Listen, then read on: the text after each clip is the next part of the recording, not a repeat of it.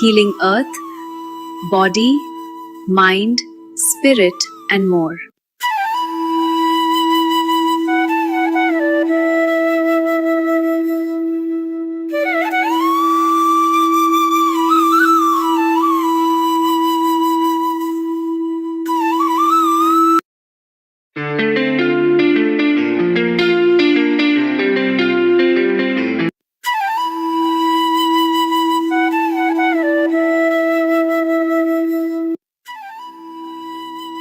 Namaste. Please join us on a free global online episode, Agnihotra Special, Healing Earth, Body, Mind, Spirit, and more.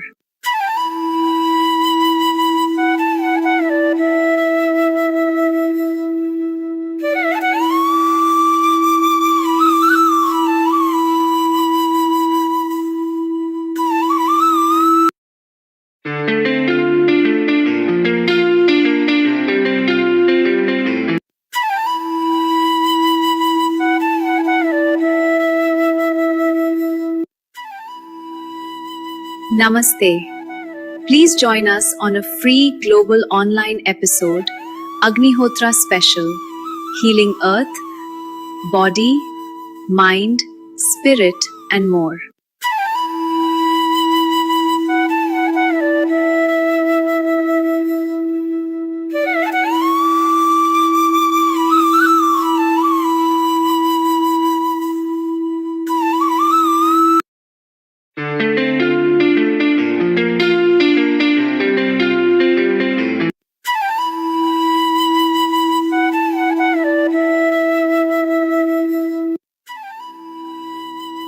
Namaste. Please join us on a free global online episode, Agnihotra Special, Healing Earth, Body, Mind, Spirit, and more.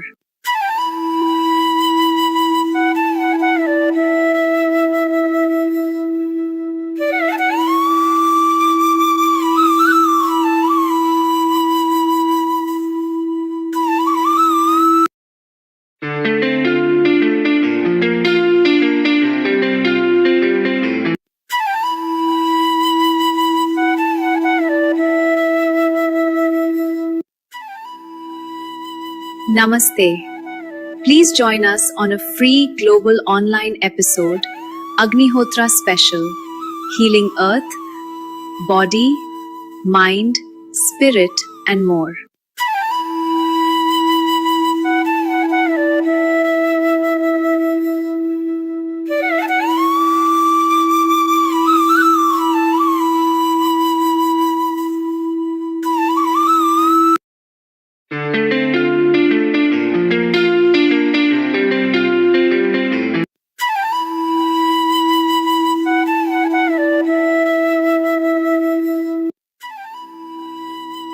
Namaste. Please join us on a free global online episode, Agnihotra Special, Healing Earth, Body, Mind, Spirit, and more.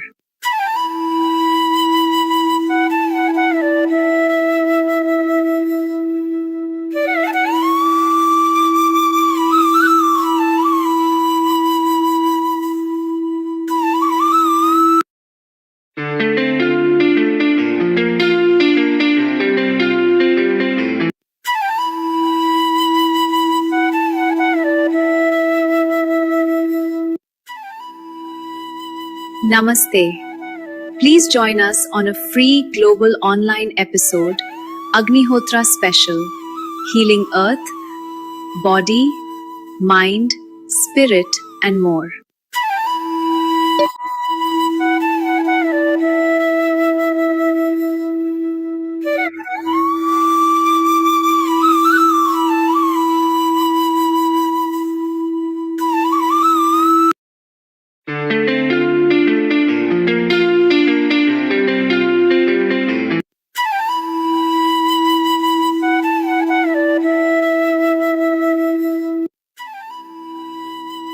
Namaste. Please join us on a free global online episode, Agnihotra Special, Healing Earth, Body, Mind, Spirit, and more.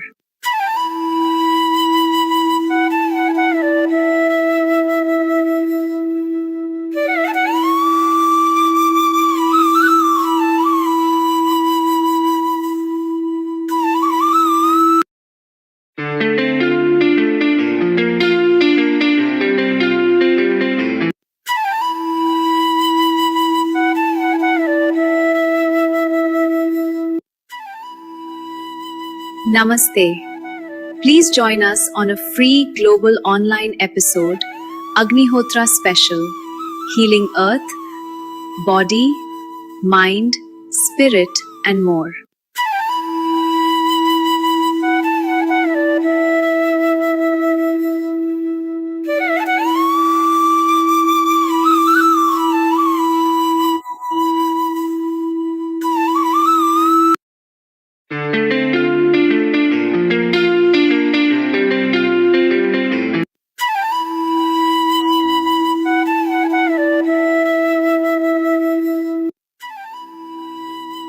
Namaste. Please join us on a free global online episode, Agnihotra Special, Healing Earth, Body, Mind, Spirit, and more.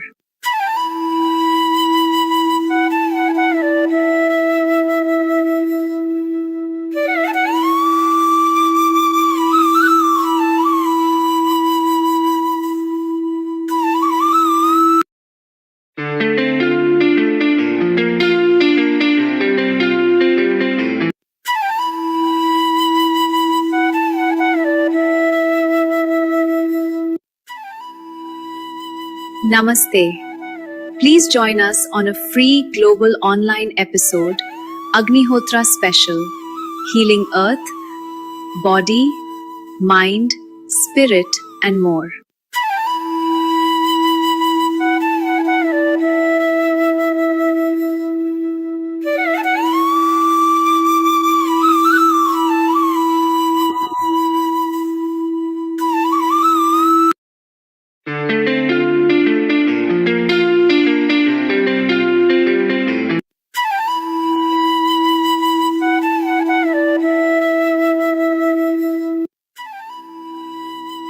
Namaste. Please join us on a free global online episode, Agnihotra Special, Healing Earth, Body, Mind, Spirit, and more.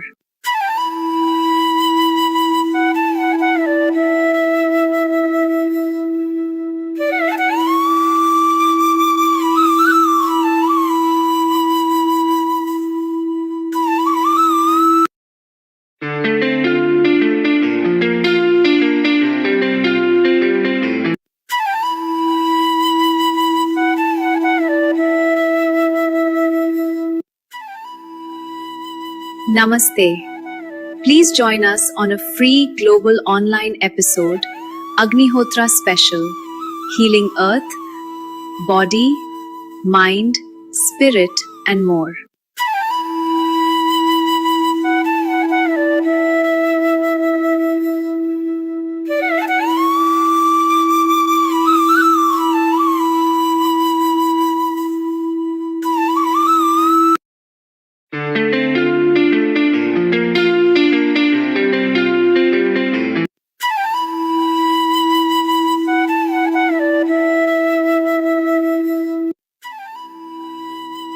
Namaste. Please join us on a free global online episode, Agnihotra Special, Healing Earth, Body, Mind, Spirit, and more.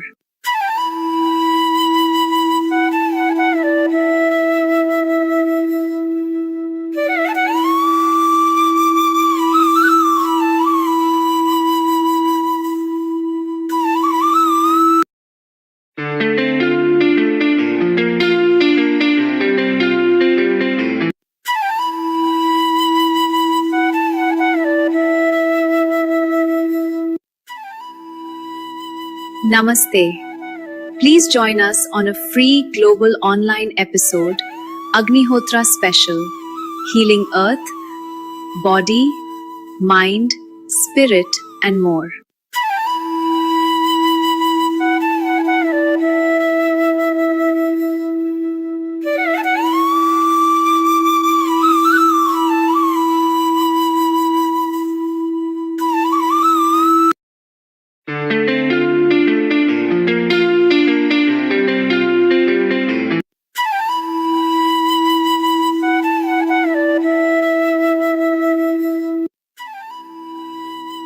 Namaste. Please join us on a free global online episode, Agnihotra Special, Healing Earth, Body, Mind, Spirit, and more.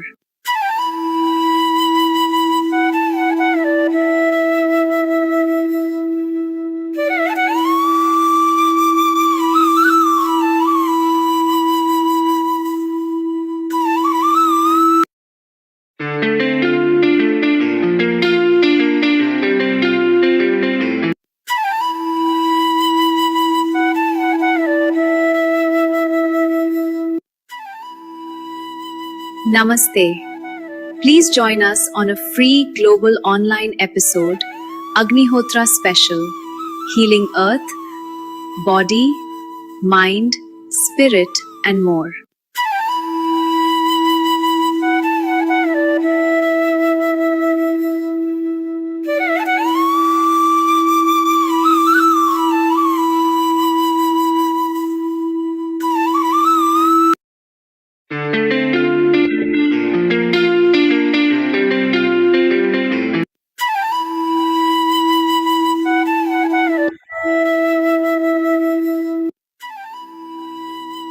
Namaste. Please join us on a free global online episode, Agnihotra Special, Healing Earth, Body, Mind, Spirit, and more.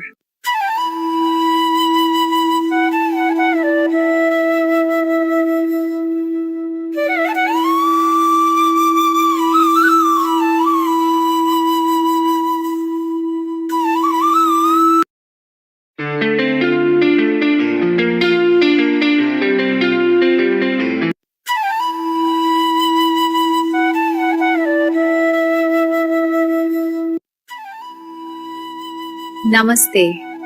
Please join us on a free global online episode, Agnihotra Special, Healing Earth, Body, Mind, Spirit, and more.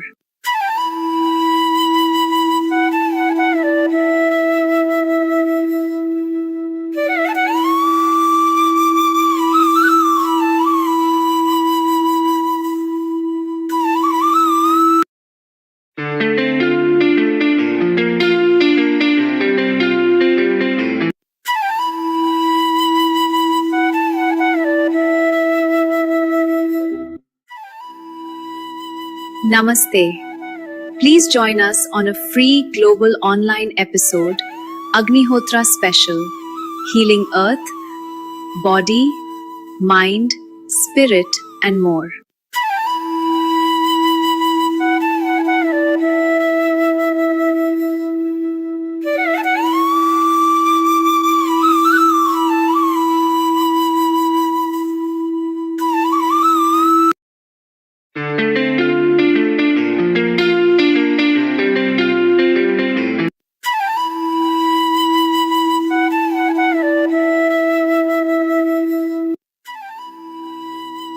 Namaste. Please join us on a free global online episode, Agnihotra Special, Healing Earth, Body, Mind, Spirit, and more.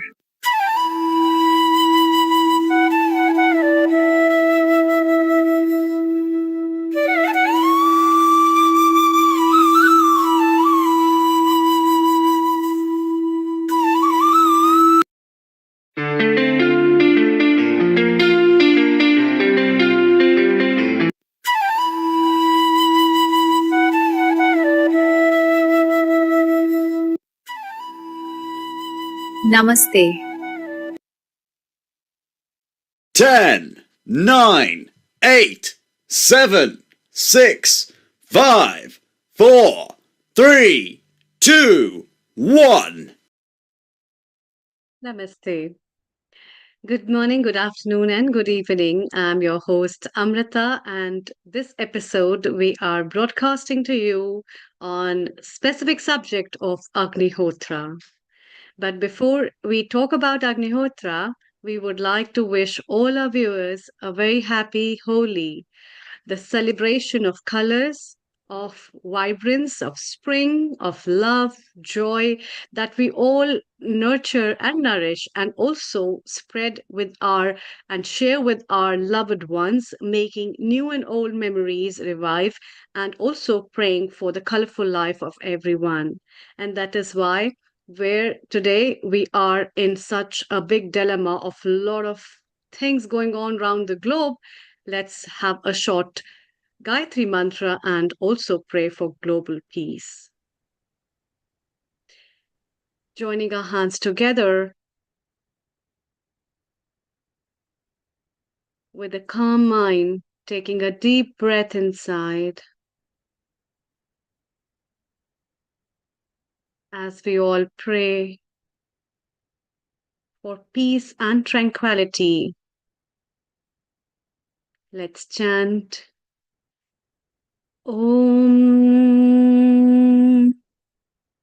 Om Bhurbhuva Swaha Tatsaviturvarenyam Bhargo Devasya Dhimahi Dhiyo Yo Na Prachodaya Om Bhurbhuva Swaha Tatsaviturvarenyam Bhargo Devasya Dhimahi Dhiyo Yo Na Prachodaya Om Bhurbhuva Swaha Tatsaviturvarenyam Bhargo Devasya Dhimahi Dhiyo Yo Na Prachodaya Om Shanti Shanti Shanti.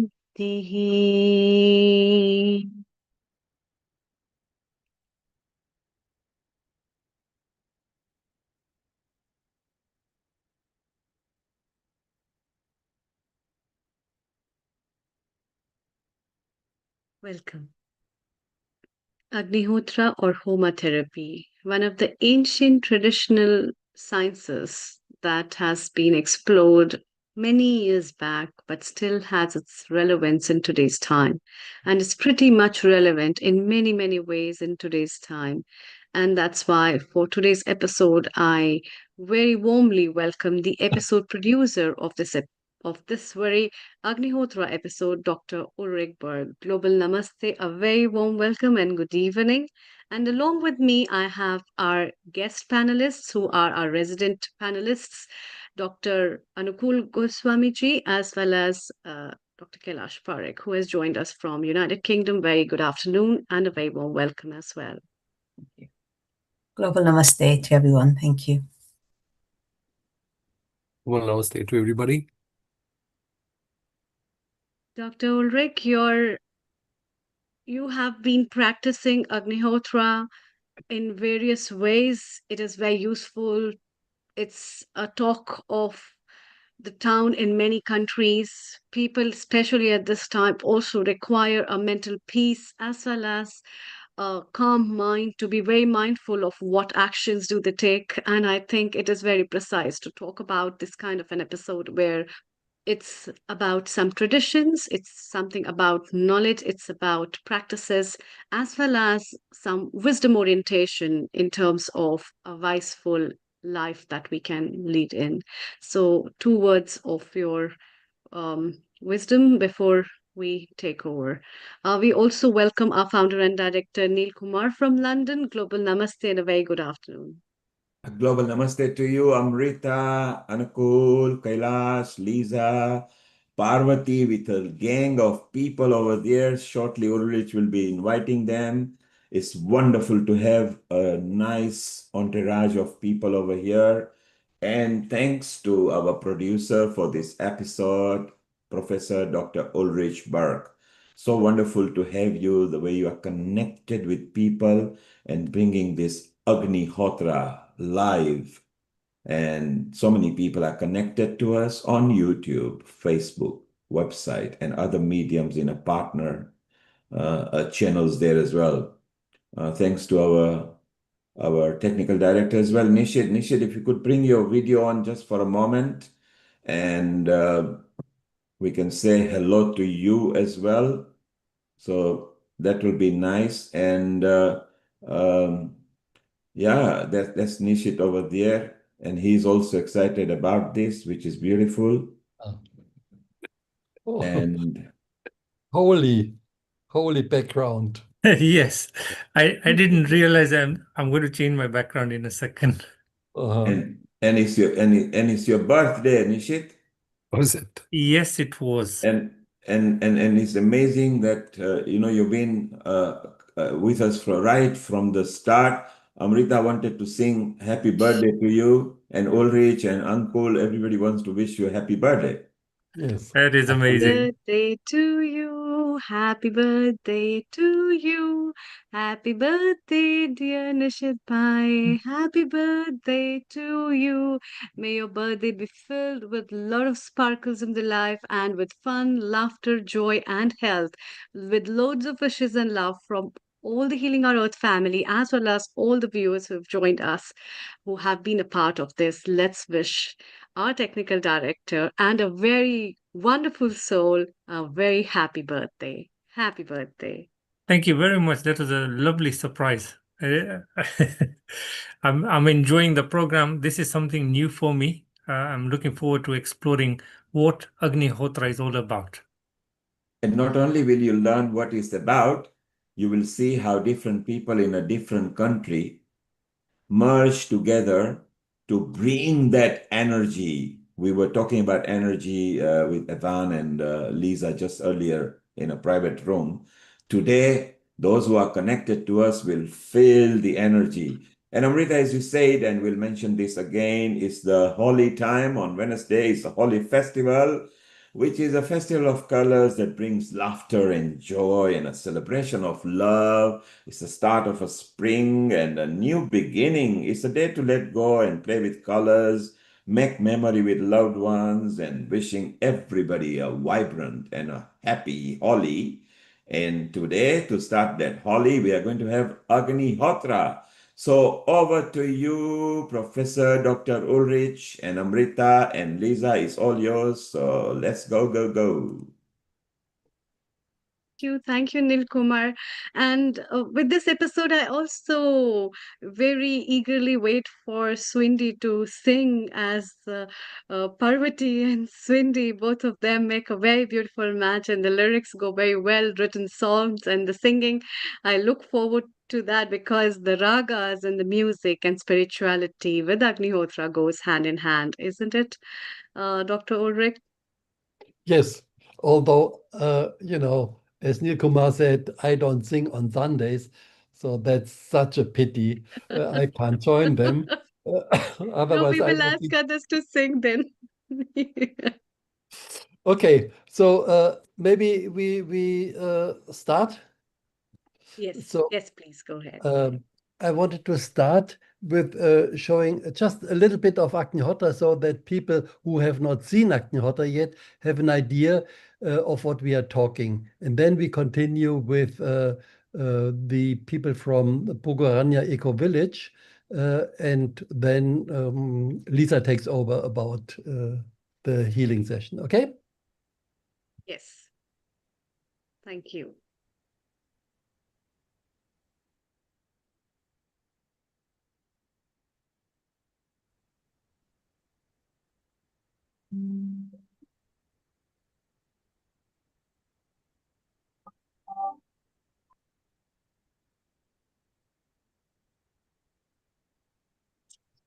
Yaya Yaya Dam Namama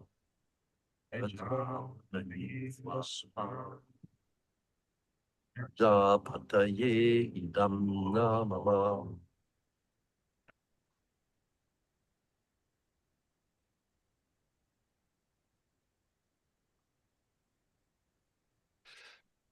So now I invite the people from Pogo Aranya Eco Village to give short statements about how Agnihotra has had an impact on their lives. So they're all there. So you already know Parvati Rosenbitzberg. Then next to her Namaste, everyone. is Suvindi Karina. Then Yes. in the background, it is Rory Maher, Jarek Bitzberg. We don't see her pretty well, only half. It is Asha Johanna Maher. And then in the front, we have Barry Ratner. We will hear more from him later on. So all these are together. It is an eco-village, the only Homa eco-village in Europe at least, exists since quite some time.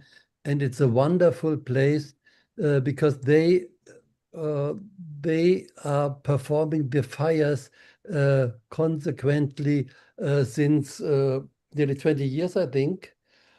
And you feel that when you go there. And that is the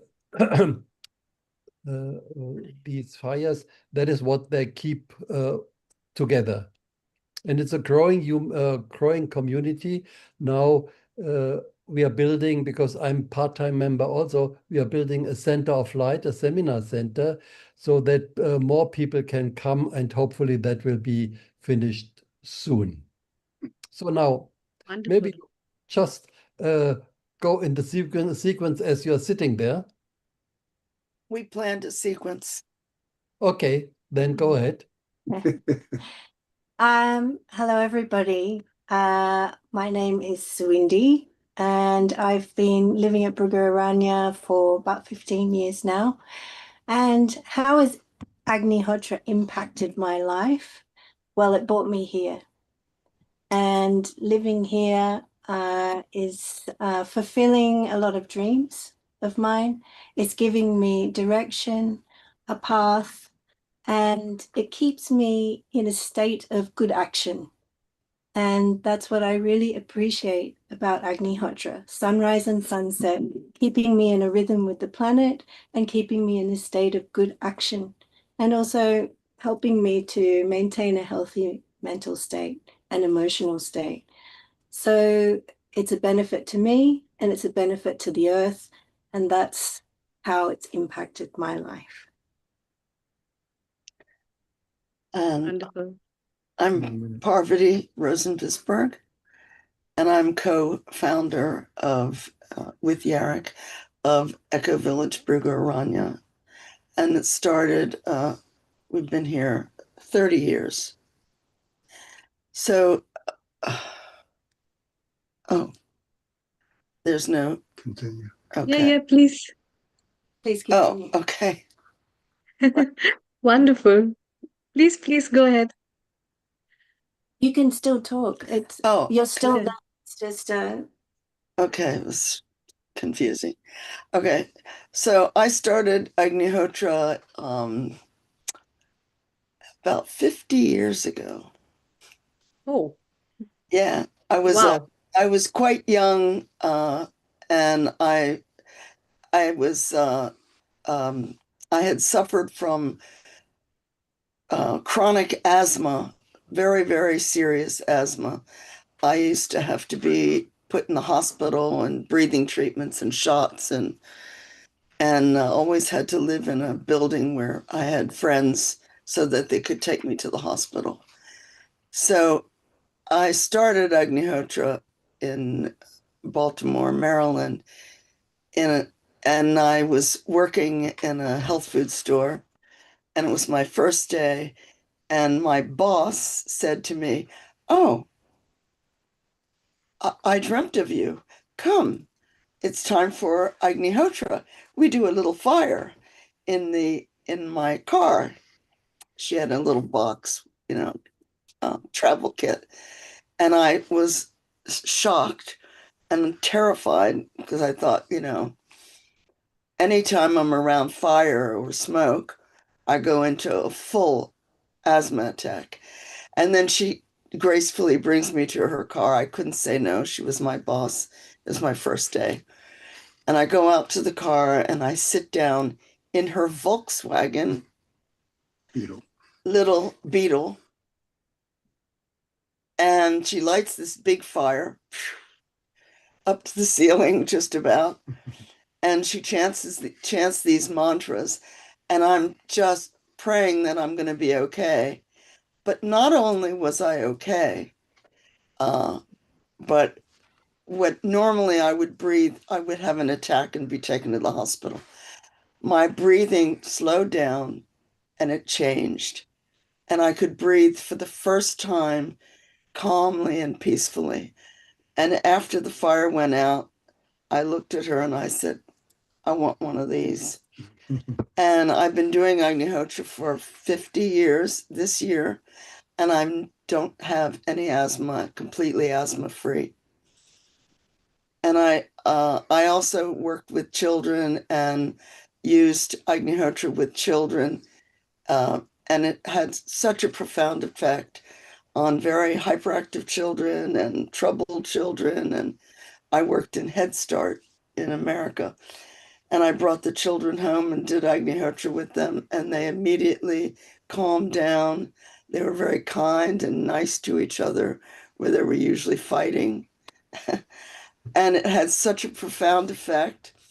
I wrote a program, Yoga and Meditation for Children, and a book about yoga and meditation for children, based really inspired by the change that I saw in the children.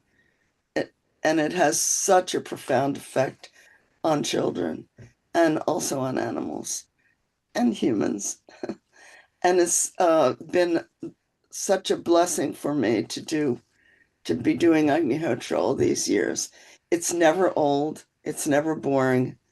It always gives me clarity of mind and peace that surpasseth understanding.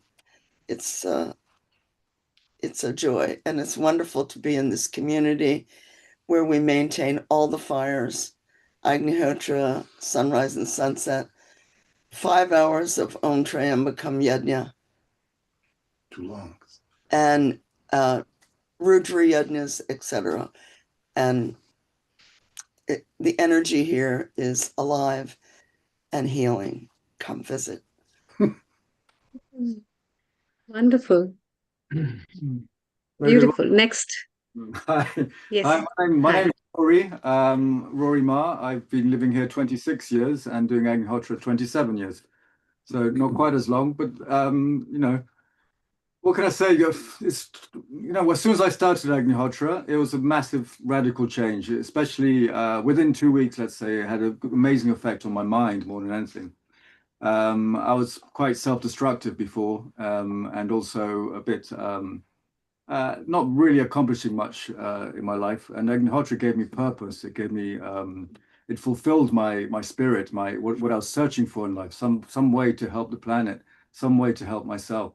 And there are many holistic practices that call themselves holistic, but nothing that I know of that actually heals the atmosphere, so that when you actually have some kind of therapy and stuff, you're living in the atmosphere all the time. You're not going out into the pollution again and getting, you know, sick again. Here, you create the atmosphere with you, and you're living in that healing energy, and that has an amazing effect on my mind, on my body, on my health, and on my spirit. Yeah, that's my story. Thank you very much. I'm Jarek Bisberg, Parvati's husband and co-founder of this place, etc.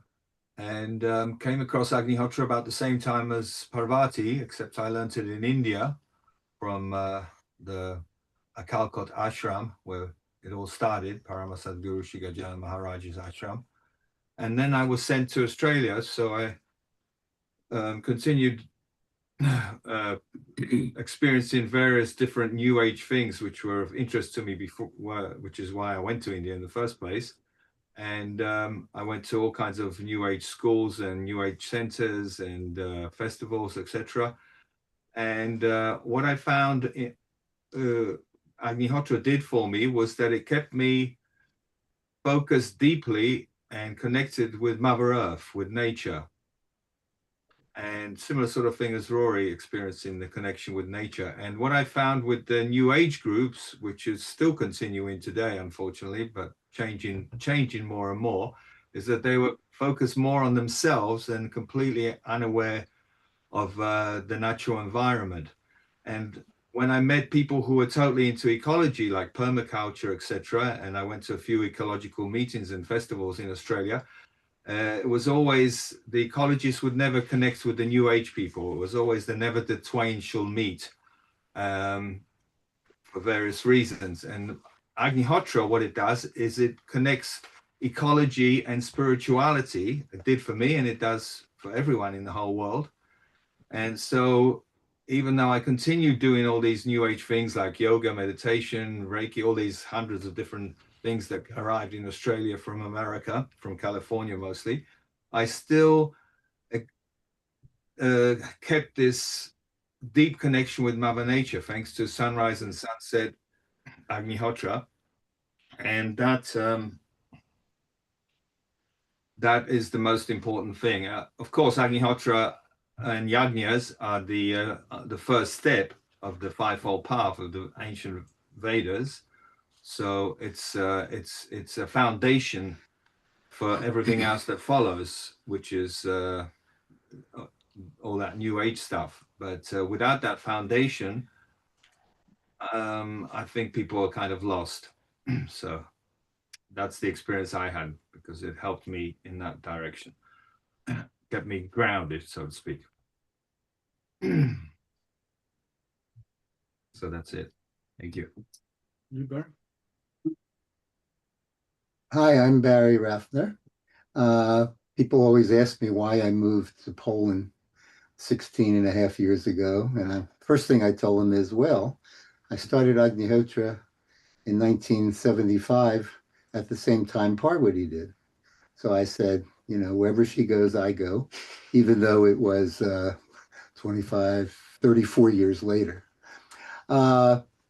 I learned Agnihotra from a psychologist, and I was actually in a therapy session, a 4.5-hour group therapy, 22 people. And the psychiatrist of the group announced, whoever wants to go into the next room with Ross Ford, the psychologist, there were 2 people running the group, can go and meditate for like that. 5 people out of the 22 went. I was one of them. After 5, 6, 7 minutes, after Agnihotra, the first one I ever saw, October of 75, I went back into the room. And I noticed that all of a sudden, I didn't feel like a patient anymore. And I felt this inclination to help people. So other people in the group would say this and that, and I would say this and that. Well, how many? 18 months later, I got my master's degree in counseling psychology, so I continue with the counseling thing. I went to India in 1979. My first trip, I stayed there for 6 years. And I was enrolled at the University of Pune in the psychology department, doing PhD study. And here I am. Amazing. Thank you. Thank you Wonderful. for our stories. Asha is going to be presenting Agnihotra Yeah. medicines later, so she's not going to talk now because I know we're short on time. So you'll meet her later. Mhm. Mm. Beautiful. Wonderful to hear everybody. And that's nice. Yes, Dr. Ulrich. Yes. Okay. So next thing will be the talk of Lisa Powers and Evan Grant. Lisa has been doing and teaching Agnihotra since 1973, also one of the first people. She is president of Fivefold Path Incorporated and editor of the Satsang online newsletter. Since 1981, she and her husband Richard have been caretakers of the Paramadam fire temple in medicine, that is the first temple in the New Age. And Evan Grant, he obtained a bachelor degree in social sciences from the Johns Hopkins University and later a Doctor of Medicine degree from the University of Alabama School of Medicine, where he also completed a residency in psychiatry. And he's practicing Agnihotra since 1978. So now, please, Lisa and Evan, you start your presentation. Okay. Thank you, Ulrich. And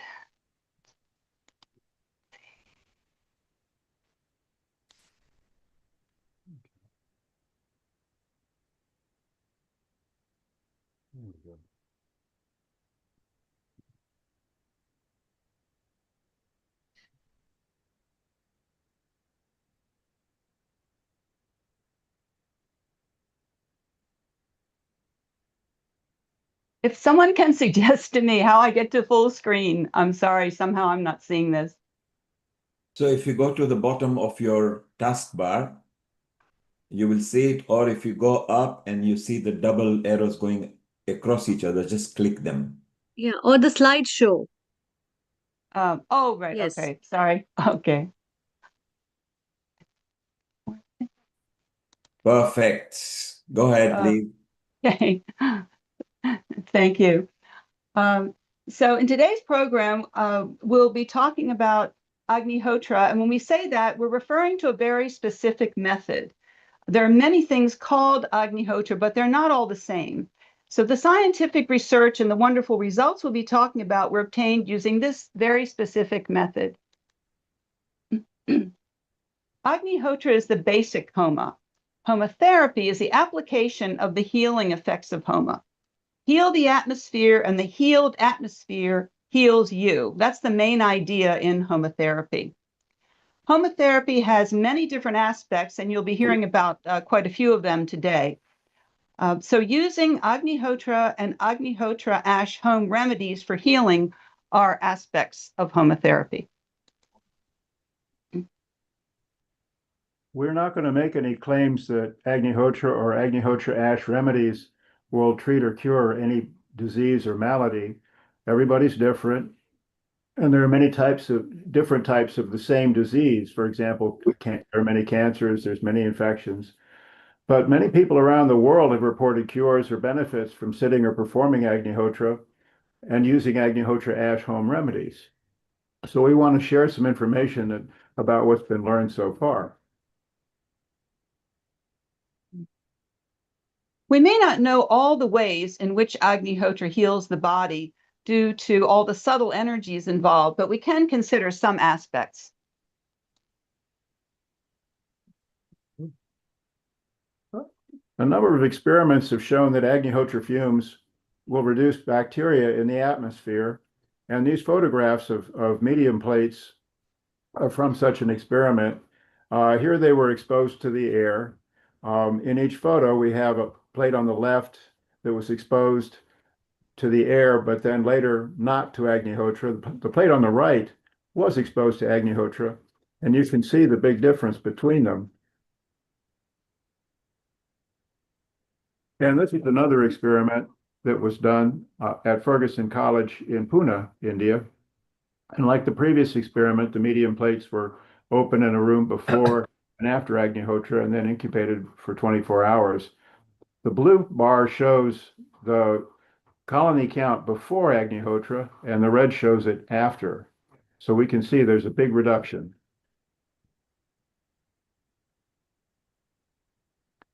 Airborne pollutants can irritate tissues and impair our ability to absorb oxygen that we need to live. Agnihotra has been shown to reduce pollutants and so can reduce their impact on our health. This is a study that looked at the air was sampled at 30 minutes at intervals before and after Agnihotra, and it measured 4 pollutants: sulfur oxide, nitrogen oxide, respirable suspended particulate matter, and suspended particulate matter. And immediately after Agnihotra, we can see a little increase because, of course, something's being burned. But later, there's a large decrease in each of these pollutants from their original baseline.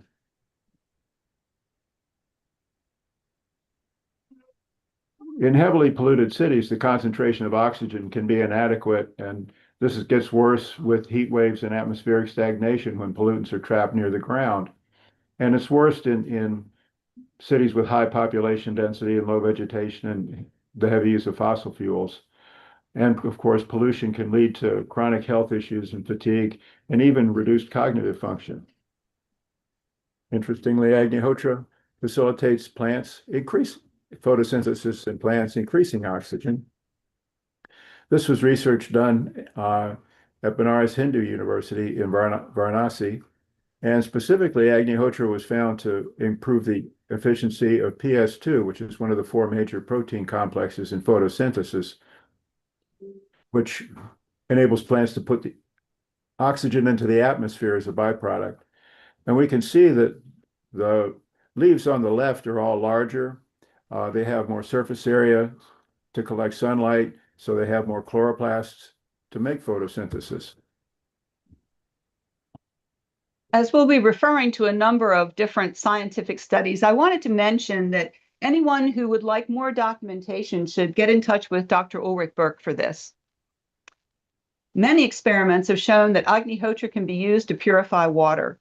In this one, contaminated water became potable according to World Health Organization standards after treatment with Agnihotra ash. This is so important because according to the World Health Organization, 1 in 4 people globally still lack access to safe drinking water. So here is where this was published, and Dr. Ulrich Burke will be telling us more about this and other research later in today's program. Certainly, it's common knowledge today that stress affects the body. When we have stress, our stomach muscles may tighten, we may get headaches, our sleep may be impaired, and so on. In upcoming portions of this program, you'll be hearing about how Agnihotra reduces tension on the mind. And I love this photo. It was taken in an inner city Baltimore neighborhood, which can be a very high stress environment. And look how calm and peaceful these children are while sitting for Agnihotra.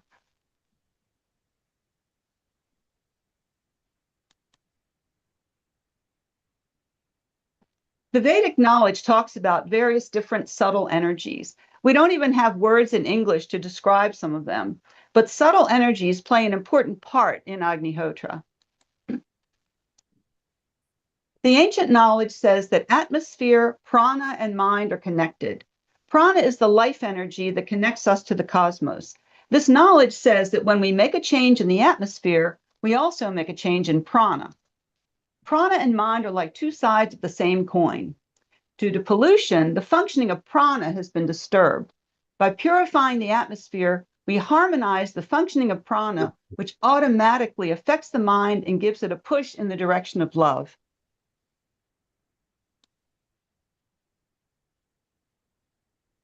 This diagram shows wonderfully what's going on at Agnihotra time. The solar energy and the subtle energies from the sun are captured at the Agnihotra pyramid and then react with the mantra and the fire. And energy is thrust into the atmosphere, clearing a channel that can reach up to 12 kilometers or 8 miles. And then prana is drawn down this channel. And then from the pyramid, it's dispersed to the entire vicinity so it can benefit water resources and plants and animals and people.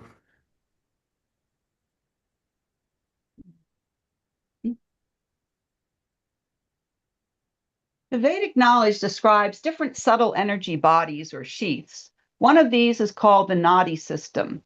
The nadi system is said to correspond to and interpenetrate the nervous system. And the nadi system is affected by our breathing. We're not always breathing in the same way. Sometimes we breathe through the left nostril, sometimes the right, or sometimes both. The Vedic knowledge says that the way we breathe affects our health. For example, if we have a cold, it's recommended to lie on your right side, so you'll be breathing through the left nostril, and this speeds up healing. If you've eaten a heavy meal, it's recommended to lie on your left side to aid digestion. If we are up at sunrise to do Agnihotra, our breathing will automatically be adjusted, which helps the nadi system. This is said to lead to better health. And this might be one reason people find that their health improves after they start doing Agnihotra. Agnihotra can reduce or help reduce a number of common risk factors for illness. Environmental factors, we've already talked about air pollution and how it can help purify water. But there are reports that it can help to ameliorate the effects of radiation and reduce recorded radiation levels. And of course, it can help with chronic inflammation and chronic stress and anxiety.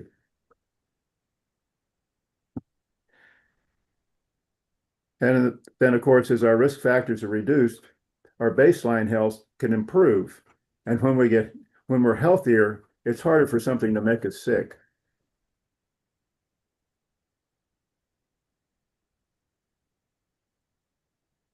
A really wonderful study on HIV virus was done in India some years ago at a home for HIV positive children. And in the study, each child performed his or her own Agnihotra. After some time, the children's viral load decreased significantly. CD4 cells are lymphocytes. With Agnihotra, the CD4 cell count increased. Normally, CD4 cell count decreases in HIV patients. The general health of all the children improved very noticeably, showing that their immune system had improved. This is an experiment that Dr. Ulrich Burke supervised, and he said that there was a doctor who used to treat these patients, these children, and he was often called out in the middle of the night. A child would come down with a fever or some infection. But after the children had been doing Agnihotra for a while, the times he was called out for those late night calls started decreasing. And the other thing that was noticeable was the children's energy level. Normally, these HIV positive children are lethargic, but after some time of doing Agnihotra, they became more energetic. They were running up and down the stairs. So significant healing had taken place. According to traditional knowledge, Agnihotra and homotherapy can bring all of nature back into harmony. And when we practice Agnihotra regularly, we can see and experience this for ourselves.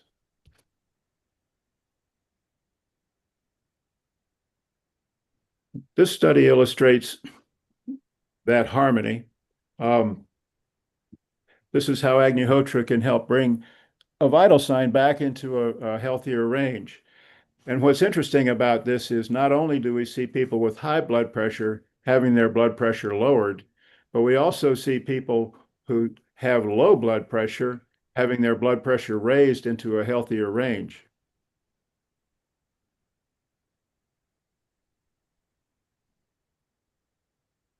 A very interesting study on live blood analysis will now be presented, the slideshow done by Lee Ringma. Lee and her husband Fritz are certified homotherapy teachers trained by Sri Vasant Paranjape. They run the Homotherapy Association of Australia and a homotherapy center and farm in the Hunter Valley, New South Wales, Australia. They've been sharing Agnihotra throughout the Australasian region for about 30 years. This is one of the few centers in the world that manufactures Agnihotra copper pyramids and equipment on site and provides information and equipment through their website, www.agnihotra.com.au. Actually, this presentation was slated to come a little later in the program. I'm just alerting in case people are were looking for it later. Hi, I'd like to share with you how rapidly healing can take place just by sitting for Agnihotra, and how rapidly one can heal just by consuming Agnihotra ash in water, that is, or by itself. I've had many experiences over the 35 years of performing Agnihotra of instant healing of discomfort, instant healing of pain. Live blood analysis with dark field microscopy is actually showing these instant results as detected in the blood. So here is a slide of sticky blood. So sticky blood is clumping blood cells clumping red blood cells. So they're not free flowing. And that means they cannot transport the oxygen and nutrients easily because they're not free flowing.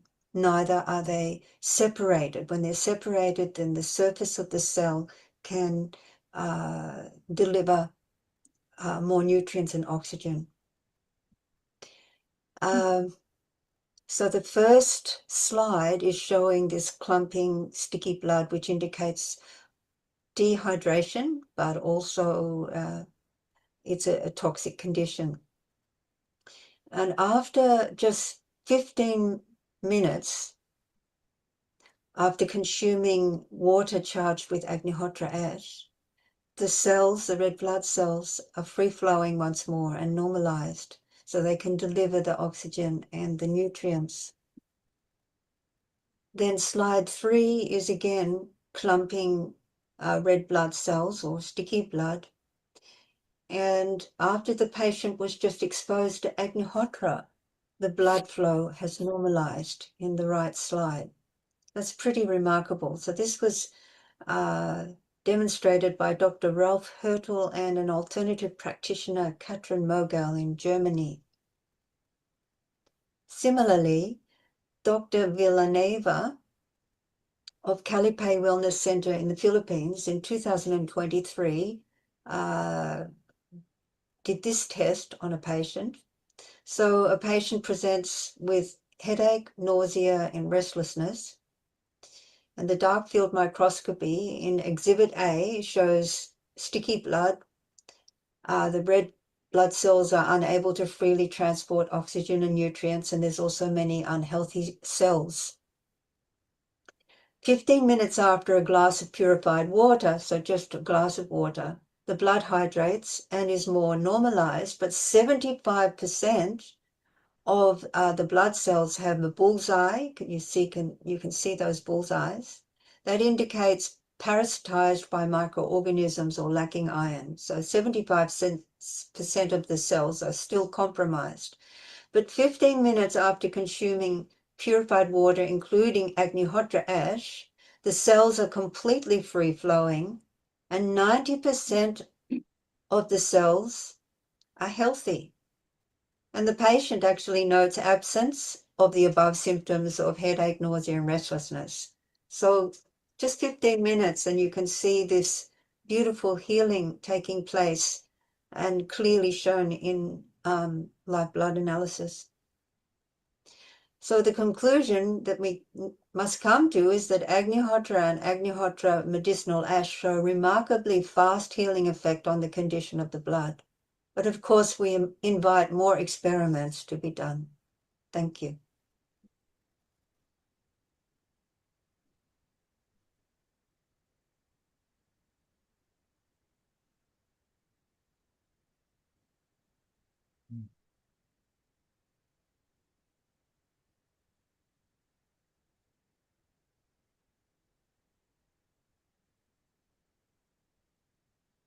I wanted to call your attention to the homahealth.com website.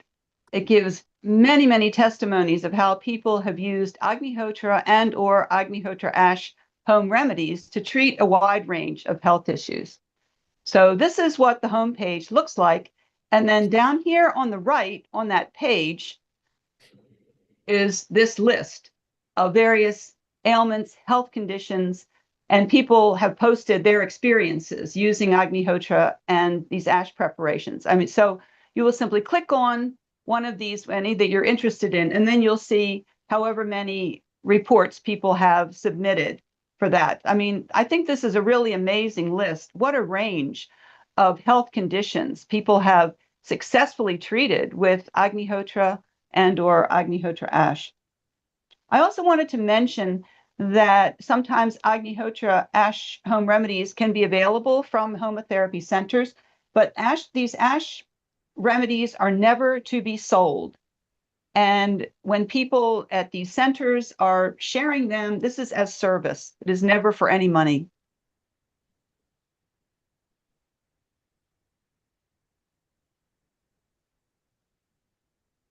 I wanted to share one of my favorite experiences that I saw of a person healing using Agnihotra. Last summer, I met this lady. She was visiting her son in my neighborhood and overheard some people who were talking about Agnihotra. This lady had suffered from horrific pain after having had shingles. It was truly unbearable. She, as you can see from what's on the slide, she saw 18 different doctors. She tried countless alternative treatments. She tried prescribed medications. She tried over-the-counter, just everything imaginable. I can't even think how much time, energy, and money she must have spent trying to get relief for such horrible pain. And she told me that for the previous 7 months before I met her, she just vegetated. She just barely survived because the pain was so severe. She didn't want to take some of the stronger meds, on an ongoing basis because they just left her so doped up, then she wouldn't do anything anyway. To get a little relief, she would walk. That somewhat reduced the pain. And she would even at 3 a.m. go and walk her dogs just to reduce the pain a little bit. So she spent her nights walking and unable to sleep. So she overheard someone at her son's house talking about Agnihotra, and she said she wanted to learn about this. So that day, they contacted me, and I met with her. And at evening Agnihotra, we each did a fire, and I told her, we'll just sit as long as it's comfortable. I mean, this lady is in horrific pain. I don't know how long she can sit. So we did our fires, and we sat quietly for a few minutes.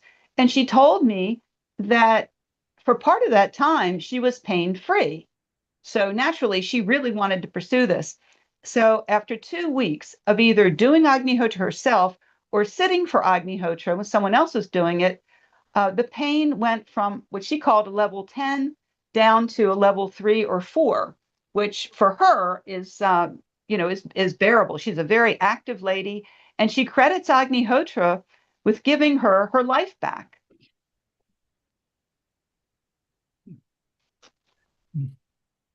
Monica Koch is a German pharmacist who's a pioneer in the use of Agnihotra ash in home remedies that can be used for a variety of conditions. I believe she's coming up next. I don't want to steal her thunder, but her book is available free as a download at the link on the screen. Yeah. And if you just Google the title, it'll actually show up on several different platforms. Mm-hmm.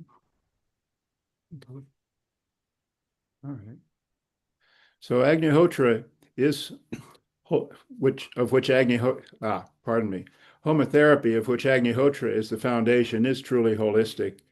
It benefits not only our minds and bodies, but the life and environment around us. We've got a lot yet to be learned about it and about the science behind it. As Sri Vasant often said, believe what you experience.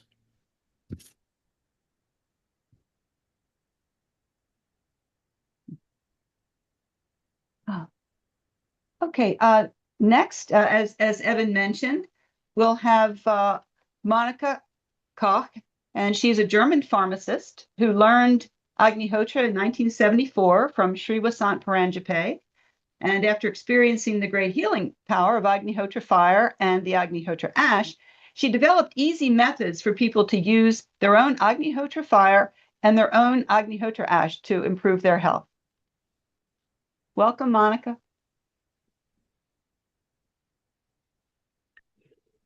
Please unmute yourself. Monika, du musst dich laut stellen. Ja. Ja, jetzt? Okay. Und einen guten Tag von mir. Ich sollte dich ja Deutsch begrüßen. Ja. Hörst du mich jetzt? Ja, ja. Good. Hello, namaste to all friends. I'm very happy to share details about this beautiful fire, Agnihotra, and about the resulting Agnihotra ash. I quickly noticed the great healing power of the fire itself, as well as also of the according ash. And as I'm pharmacist, it was, of course, interesting for me. And a special interesting point is that everybody can perform this himself at home. That means you need not to go wherever, but you can help yourself. First do the Agnihotra fire and sit with it, because this great healing power of the fire itself is so beautiful, as Parvati already has told, with the asthma and many other problems. So already the fire itself creates this extreme healing power. And this healing power is afterwards locked in the Agnihotra ash. So you can take this ash like a medicine substance with you and do your own folk medicines. This means you help yourself and can prepare your own inhalation, your own cream, your own powder, and whatever is needed according to some problems of the body. You can adjust the needed help. So the really beauty of this Agnihotra and the Agnihotra ash is you have not to go anywhere, you have not to ask anybody. You only perform and can help yourself. We afterwards will see, Ashia, how you can manage it yourself, how to do the different folk medicines. But not only these, and not only the preparations, which I describe in my book as already showed before, but also to some special disease which you might have, you can adapt the preparation. Means when you have problems with the nose or with the lungs, you can inhale nicely when you put the Agnihotra ash in hot water and put a towel around the head, then you have a beautiful inhalation. Or when you have a problem on the skin, then you can make different ointments, like together with ghee, together with honey, together with yogurt. You always can adapt the needed preparation to the problem which you have already. So the mentioned medicines, which Ashia will show you and which also are described in my book, are only proposals which you can try, but you can also invent your own preparation, how you can use it for your own special problem. And therefore, it is a possibility which is free of charge. The Agnihotra itself, you just simply perform it yourself, and also the Agnihotra ash, you take your own ashes, or when you take ashes from friends, it is always free of charge. So it is no problem of any payment, and you receive help on highest level. So therefore, I welcome Ashia to show you now how you can perform with your own Agnihotra ash simple medicines at home, and can apply it always as needed. Thank you.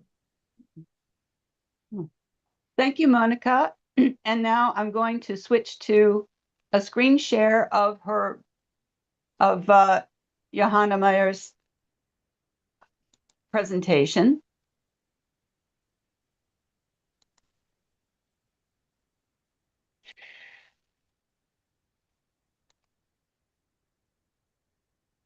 Hi, my name is Joanna Maher. I live in Poland in Eco Village Brugorania and Homa Center.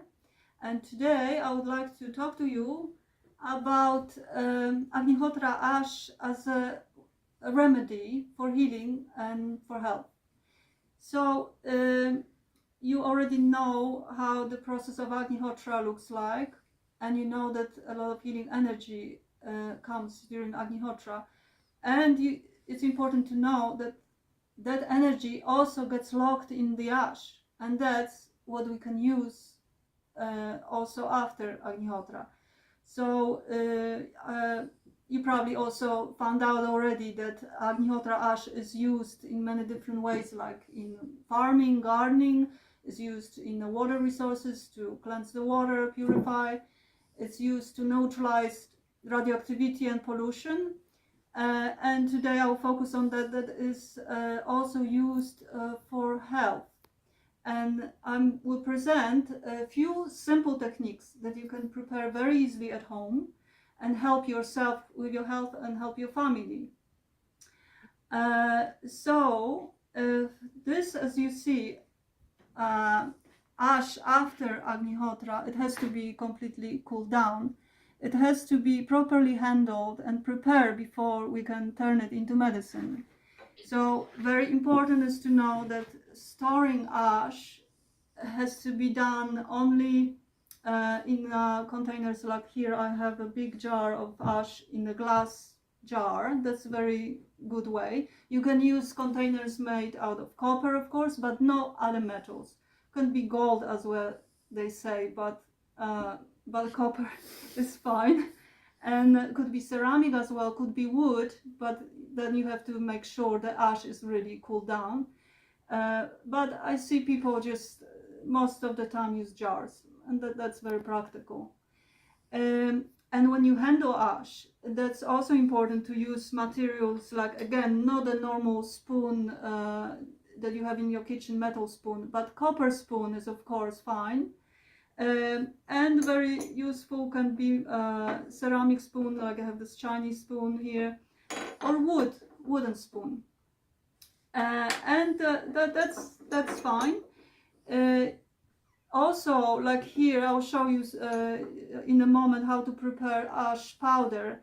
Here I'm using a plastic tool, which is okay when you're handling it just as a tool, when you're working with it, but storing in the plastic, like a plastic container, I wouldn't recommend it. It's maybe only if there is no other way, but plastic is not the healthiest thing, so we're trying to avoid it. If I would have a copper sieve, then I would use a copper sieve, but that's quite rare, I think.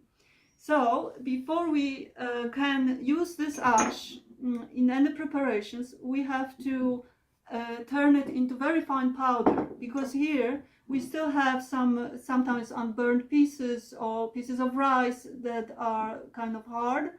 So what we do, we just put it through the sieve. And like you see, it turns into very, very fine powder, very delicate.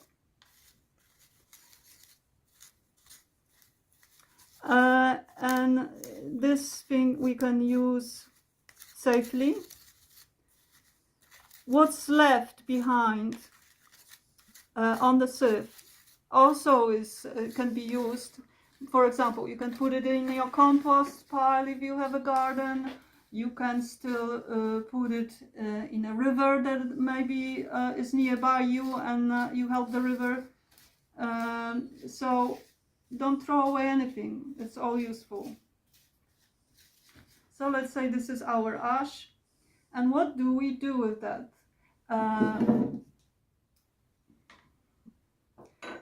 First of all, this as it is could be just used directly, so you can put it in a spoon and directly into your mouth.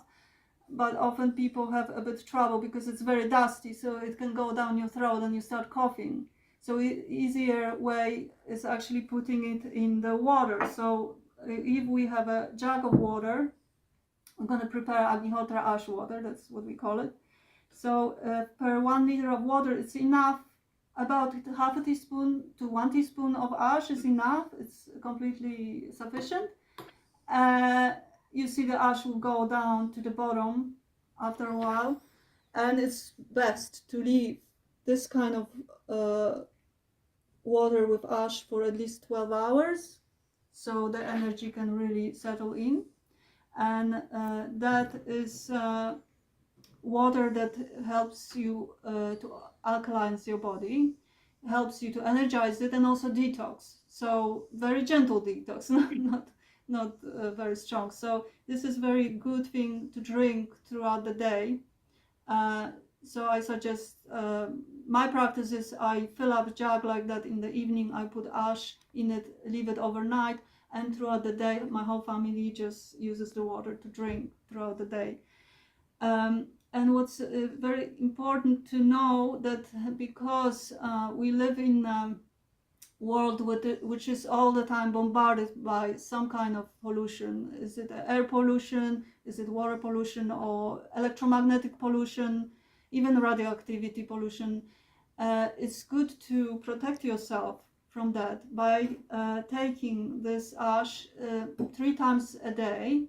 This is like, let's say, preventative dose. It can be very little amount, but this way you protect your body, you protect yourself. And if you have more acute syndromes, like let's say you have a high fever, you have maybe diarrhea or something that is it's quite intense, it's good to take ash more often, even every hour, until the problem symptom subsides. Yes, so that's the easiest thing, easiest way to take ash water. But there are other ones, like very, very useful to know is Agnihotra ash ointment.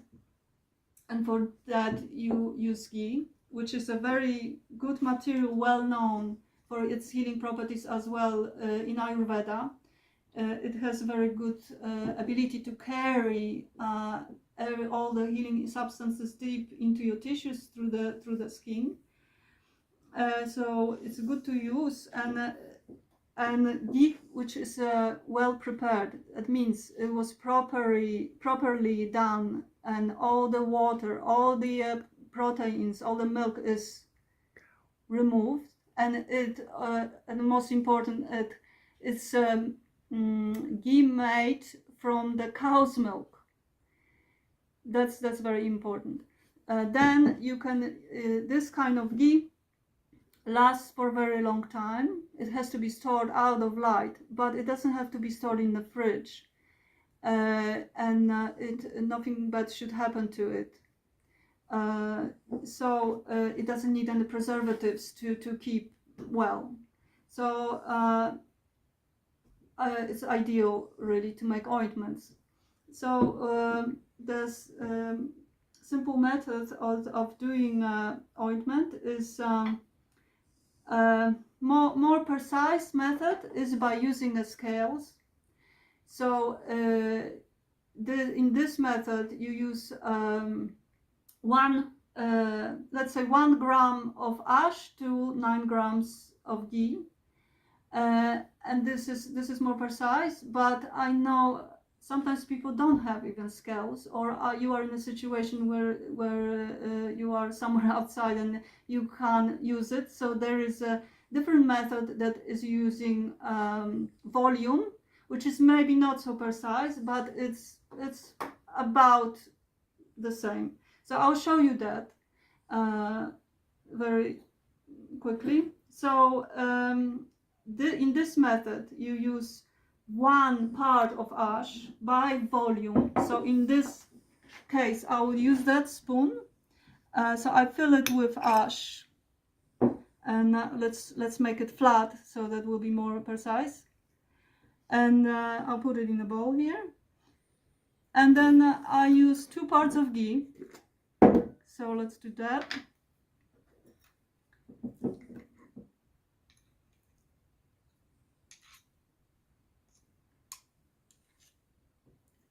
I'm trying to be as exact as possible, but that will be roughly similar. So that's 1. And the second one.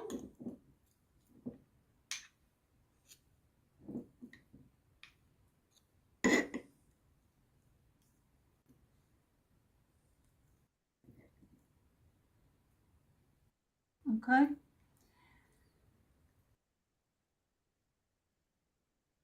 And what's left is to just simply mix it.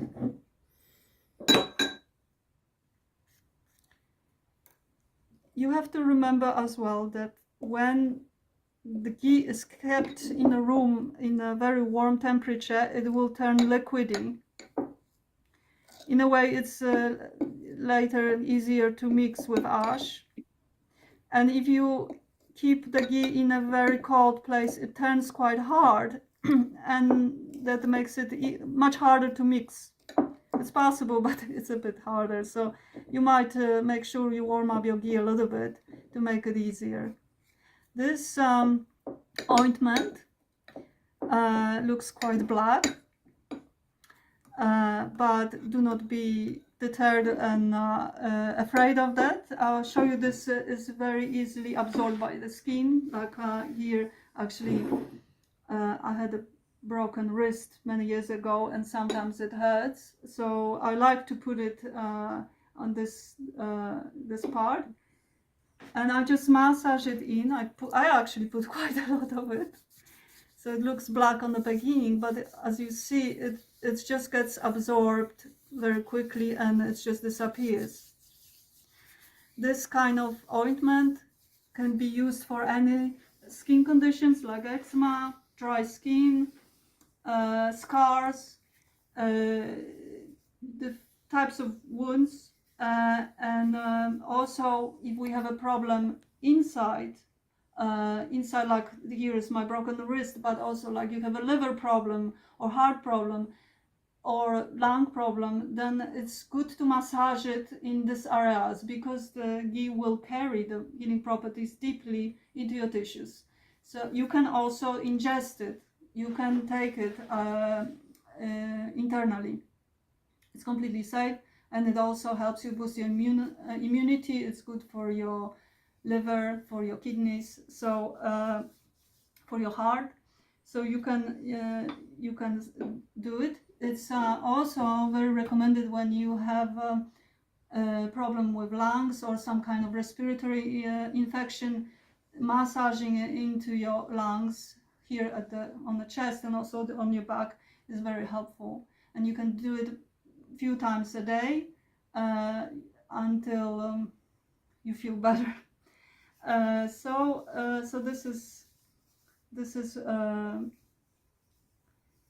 very, as you see, very simple, but can be very helpful, and anyone can do it really. So I really recommend it. I have a lot of different experiences with my family at home. So just to tell you an example is like my son had some eczema on his hands, and because I also make some herbal remedies that you can combine with ash, but I remembered that calendula is very good for skin problems. So I gave him some medicated ghee with calendula, which didn't have ash actually, and he used it. It helped a little bit, but didn't remove it completely. And then I, of course, thought I have to boost it a bit, so I put it ash, and really within one day the skin improved so much that basically it disappeared. So the power of Agnihotra ash is quite big. And there's many stories like that. Many you can read about that online. You can read in a book. There is a wonderful book written by Monika Koch, and in that book she's describing exactly all different kind of ash remedies that you can prepare at home. She explains Agnihotra and the whole process and gives you a lot of ideas how else you can use Agnihotra ash. So I recommend it. I learned a lot of things from that book, and it's very useful. So thank you so much for listening, and I hope you will make a use of Agnihotra ash.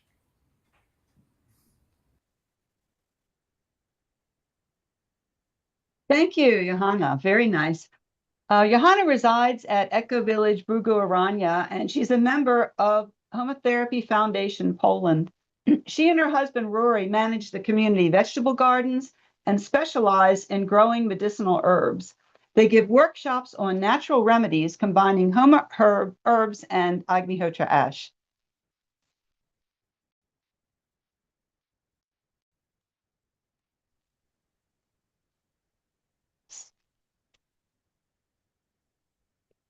That was wonderful. I think we got so much insight on there. Some things that even I didn't know. Let's ask our resident panelist, Surgeon Anukul, if he has got any comments. And before we move on, Lisa. Anukul, so far, Eco Village, Monica, Lisa, Evan bringing psychotherapy, so much to learn and so much to explore with people. Your comments, please. Absolutely. I think the more I hear about Agnihotra, the more amazed I get with how much effect it has. We don't even know exactly how it really works. But I was just thinking in terms of, first of all, I think I'm absolutely certain that sometime in the immediate future, I'll be visiting this place in Poland and even Dr. Ulrich and see how they're doing it, because it's a whole ecological system, the environment, the psychological bit, all this put together. But one thing I want to ask is, what is it that brought people to go for Agnihotra, say about 50 years ago, and why did they go into it? And it's a well-known system otherwise, but very much hidden in those books, but not widely practiced. So what exactly made them go into it, and why did they go for it? Well, I can share some things about the beginning in the U.S. Sri Vasant Paranjape brought it to us, and he just met with small groups. He came one Sunday to a very informal group that used to meet on Sundays that discussed yoga, meditation, things like that. And so that was the group that I started with. There's just maybe a dozen or so people probably started from that. But when people started, and he met with church groups and I don't know, yoga groups, whatever, anyone who would listen, and it just kind of spread. When people experienced it, that was really the key. It was what people felt when they sat for it, because back then we had no brochures, we had no literature, there was no internet, the websites or anything like that. He just came, told us, taught us, and that was it. There was nothing available like now we can share information so easily. Another thing was, back in those early days, a number of the people who first became interested in Agnihotra were recovering from serious drug addiction. There was certainly a handful of those people as well.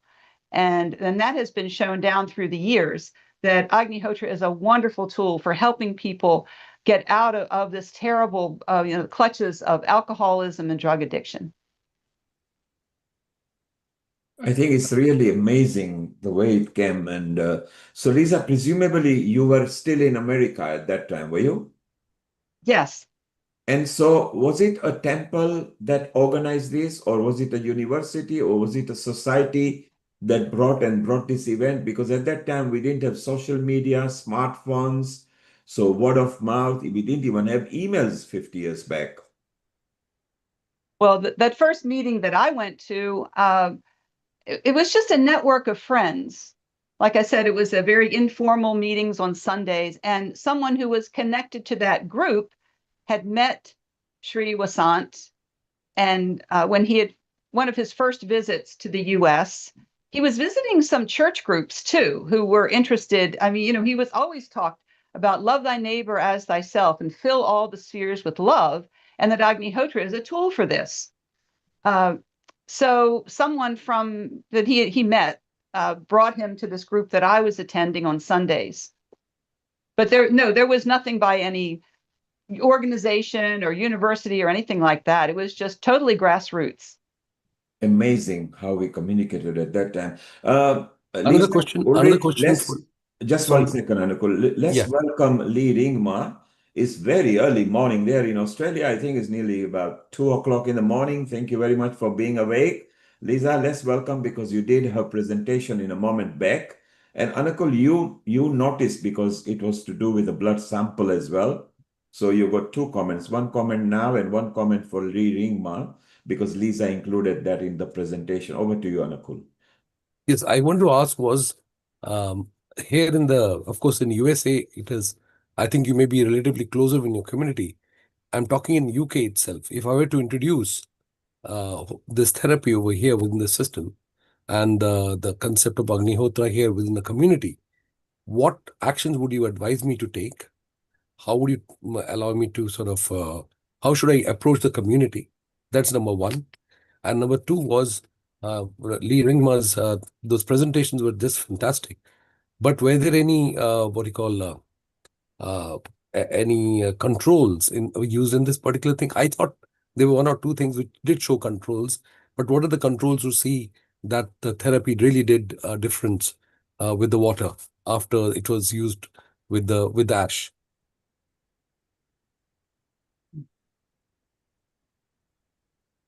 Lisa, are Okay. you answering first? Okay, well, since he asked first the question about introducing it in UK, well, people actually go at this so many different ways. A lot of times we might start by contacting organizations that maybe, you know, alternative healing people or people interested in yoga, meditations, who might be somewhat, you know, like-minded, aware of things like prana and energy, and that might be one way. But really, any opportunity for people to experience it. The most powerful teacher for Agnihotra is when we can show it and people sit for it and they feel it. You know, there's so many times when I've taught Agnihotra and I might give it, you know, a discussion, a talk, but what really matters is what the people feel. They can forget what they hear, but they're going to remember what they felt.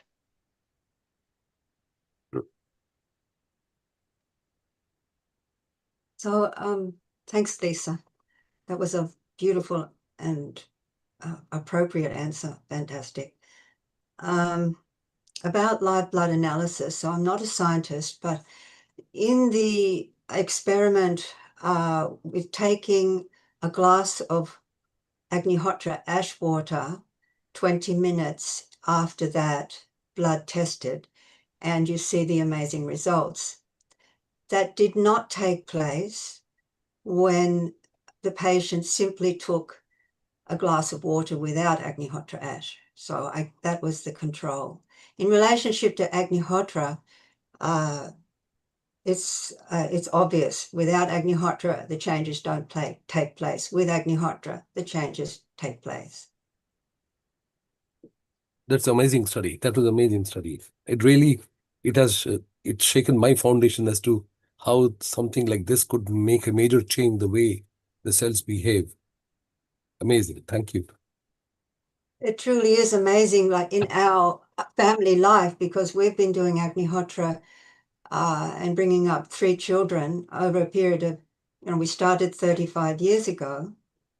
And the only medicine that we took was Agnihotra ash medicine. And the only medicine we gave our children was Agnihotra ash medicine, plus herbal medicine from the garden. But the garden was potentized with Agnihotra atmosphere and Agnihotra ash, which is shown to potentize the properties, the nutritional value of the food and the medicinal properties of herbs, for example. And that was it. My children never went on antibiotics. We never went on antibiotics. Agnihotra ash was the immediate remedy. And especially with pain, we found that pain often just disappeared almost immediately by rubbing ash and ghee over a painful area or taking the ash water. Even headaches disappearing, taking ash water. Not all the time, but a lot of the time, a very significant amount of time that it took place. How long would you keep this ash preserved? I have quite a few of this. I've saved quite a bit of it. But if I'm to use it anytime in future, can it be used anytime? Or should it be used soon after it has It can be been? used anytime. It doesn't lose its potency. It needs to be stored in a proper vessel, not in stainless steel, for example, or not in plastic. It needs to be stored either in copper or glass or ceramic, and with a lid. Mm-hmm. And basically that ash will be potent forever. Anakul, you asked a question about UK and how it can celebrate. So something that Ulrich knows, so there is a big festival taking place this year in United Kingdom, which will be the biggest of the big of the Agnihotra, will be called Soma Yagna, which will be here. Ulrich already knows. I'm going to feed him more information later when things are more finalized and people can even get an opportunity to do the Havan and the thing. So this is taking place in United Kingdom. It will be the first time over here and will be the biggest for the Europe. So it will be wonderful. And yes, it's a very good idea to bring the entourage from Germany, Poland, USA, in UK to do. As you know, UK was one of the first countries to practice, whether it's Diwali or Navratri or Agnihotra or Havan. Swami Ramdev practiced it over here as well. So it's so wonderful that we are united with a group of people here from a different continent as well. Lee, thank you very much for still being awake over there, and stay around because we've got time to chit chat. We still got a few minutes before we go to our, so Lisa, Ulrich, whatever you want to discuss before we go to our next couple guests, I think if you can just ping them. And that is Abel and Aleta, I think. Yeah, I want to say something. Please go ahead. It's all yours.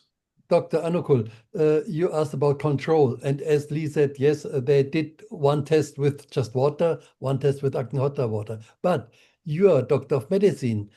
We will be happy to send you some proper Agnihotra ash because we have some rules to do it strictly, exactly. And you could do these tests yourself. Very easy. Just take Agnihotra, take water, pure water, put Agnihotra ash, let it sit there overnight. That is best. And then you can sieve it, doesn't matter. The particles are not necessary. And then you give it some patients to drink, or you can even drink yourself and make the blood analysis before and after. Very simple thing.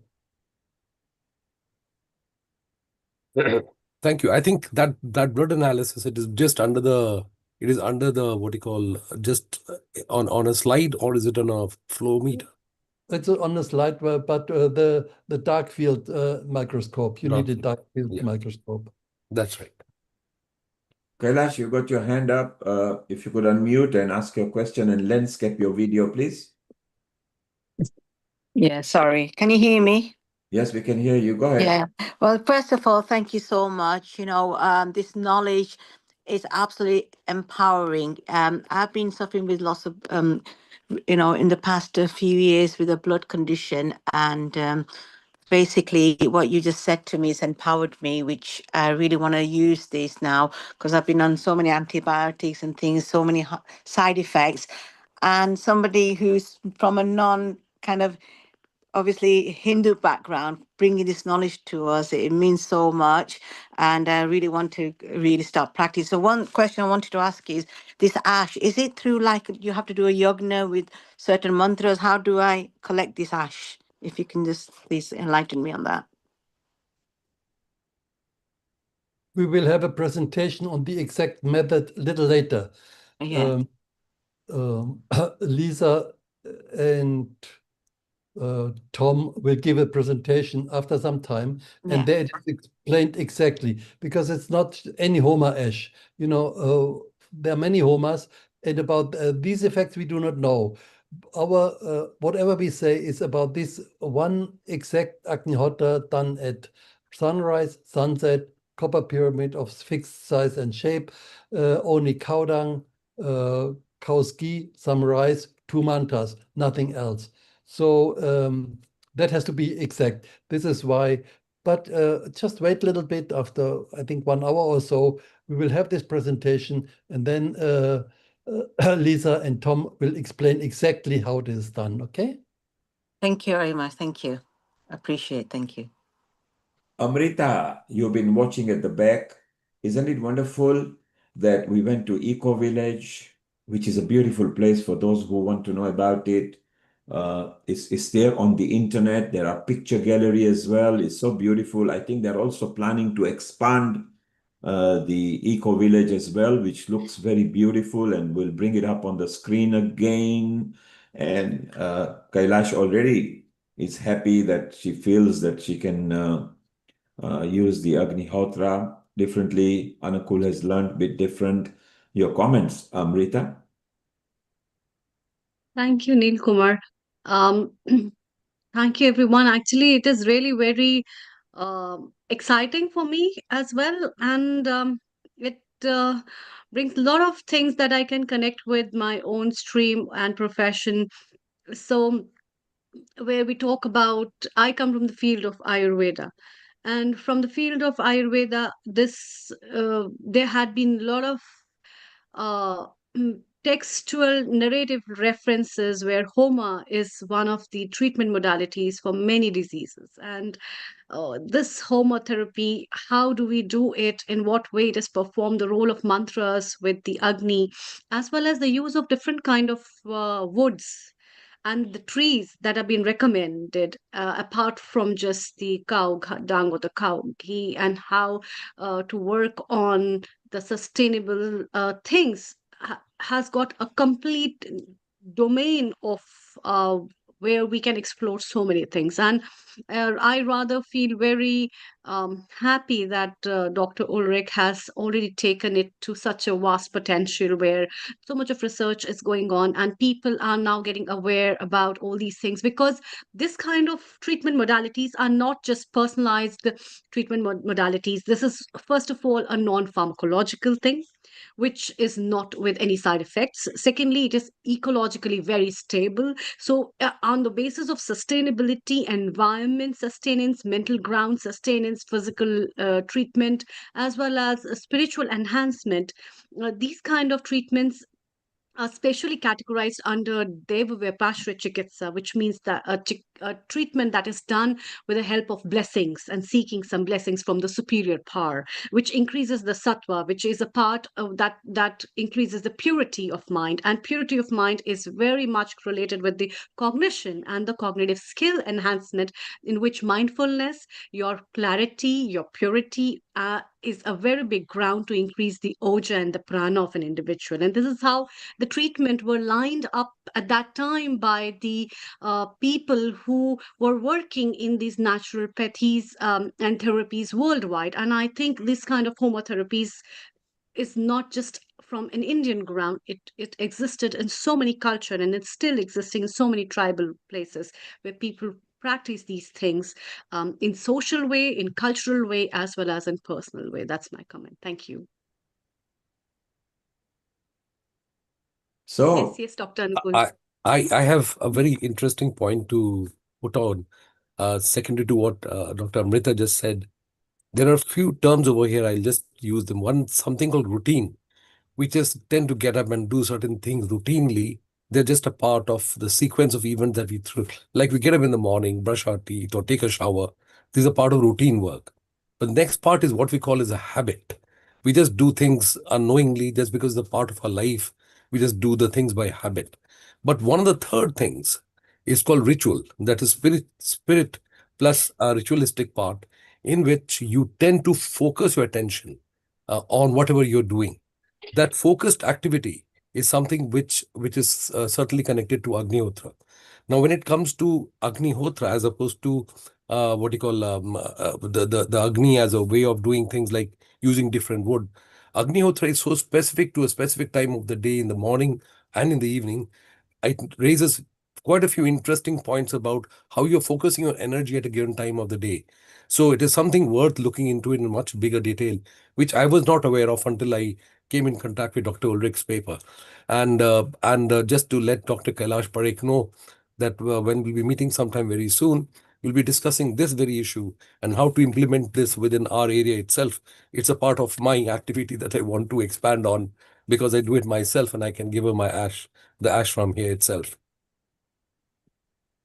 Wonderful. That's very nice, Dr. Anukul. And I would like to add on this. So the dinacharya and the daily routines are not just the part of making up your routines and the habits, but making these kind ritualistic, which has also a very key role in neuroplasticity. Neuroplasticity is a stage where new neurons are built up in the brain.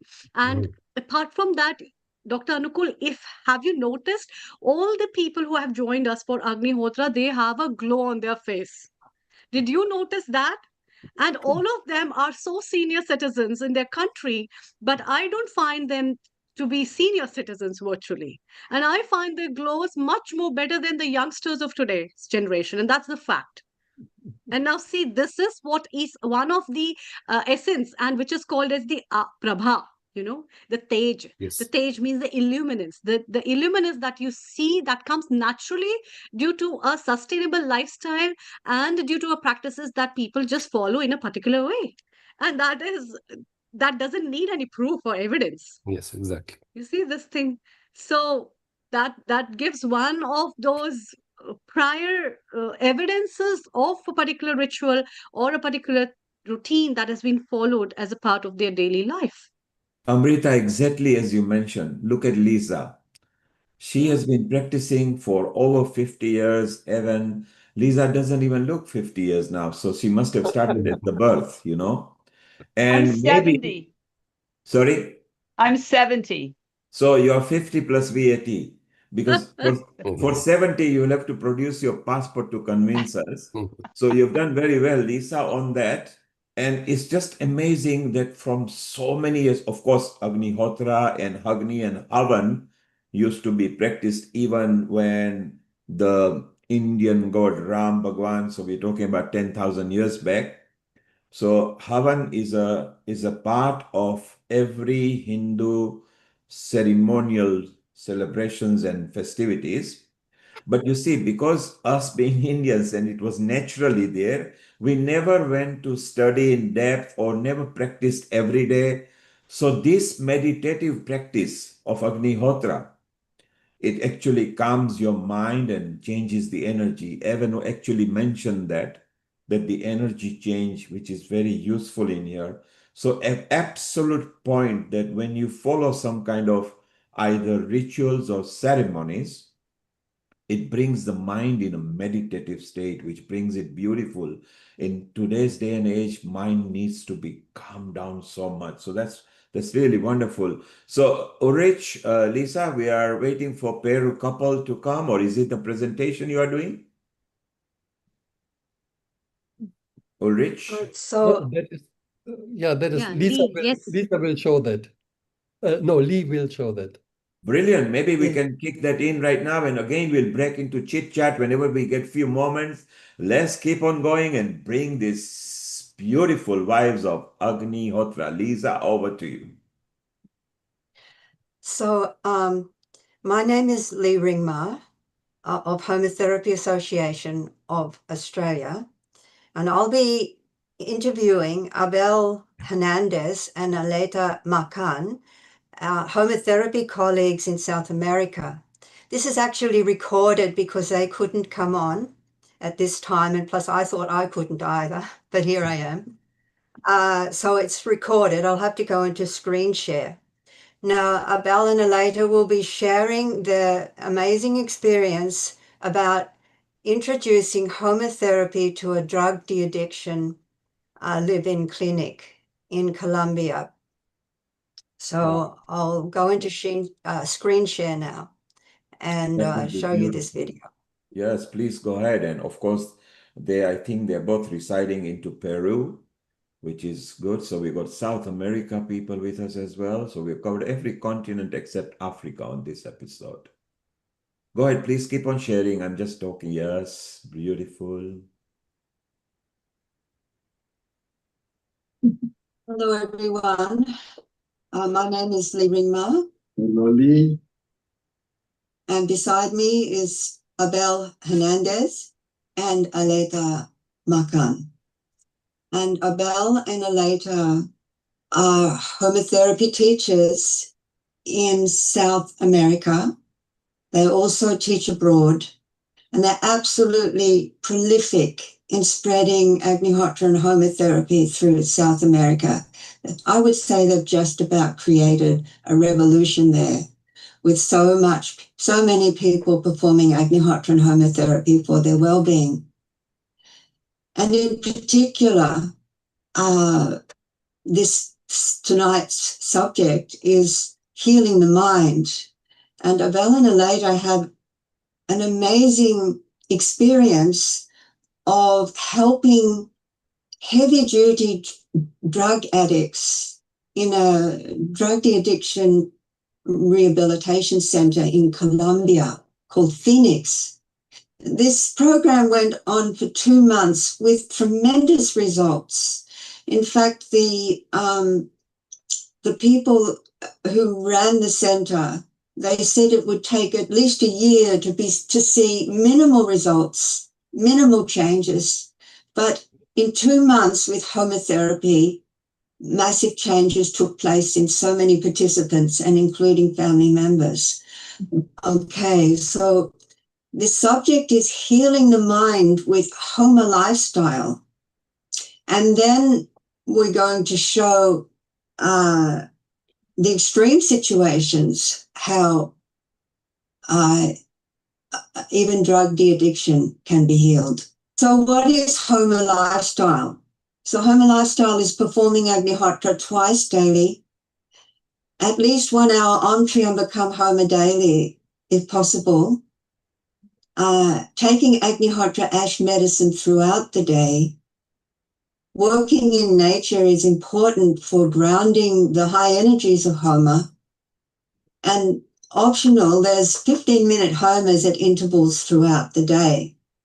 So I believe all of these things were in the program. So how does Homa heal?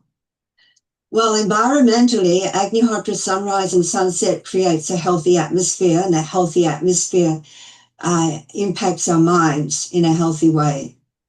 And for personal well-being, Agnihotra really facilitates meditation, clarity, equanimity, and healing, transformation. Environmentally, when we add Om Triambakam Homa, this Homa fortifies the atmosphere created by Agnihotra, which is full of life force. It creates more peace, more vitality.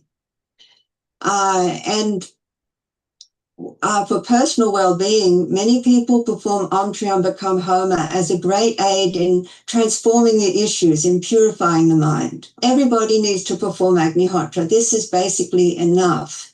But if things are more problematic, or the environment is in a difficult situation, or your life is stressful, adding Om Triambakam Homa is a great help.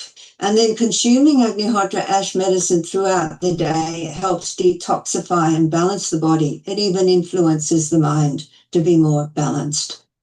And then working in nature helps with grounding and integration of the high energies. And if possible, regular Homas through the day, it helps to be more balanced and more attuned, more centered. So a powerful demonstration of healing the mind is in drug de-addiction.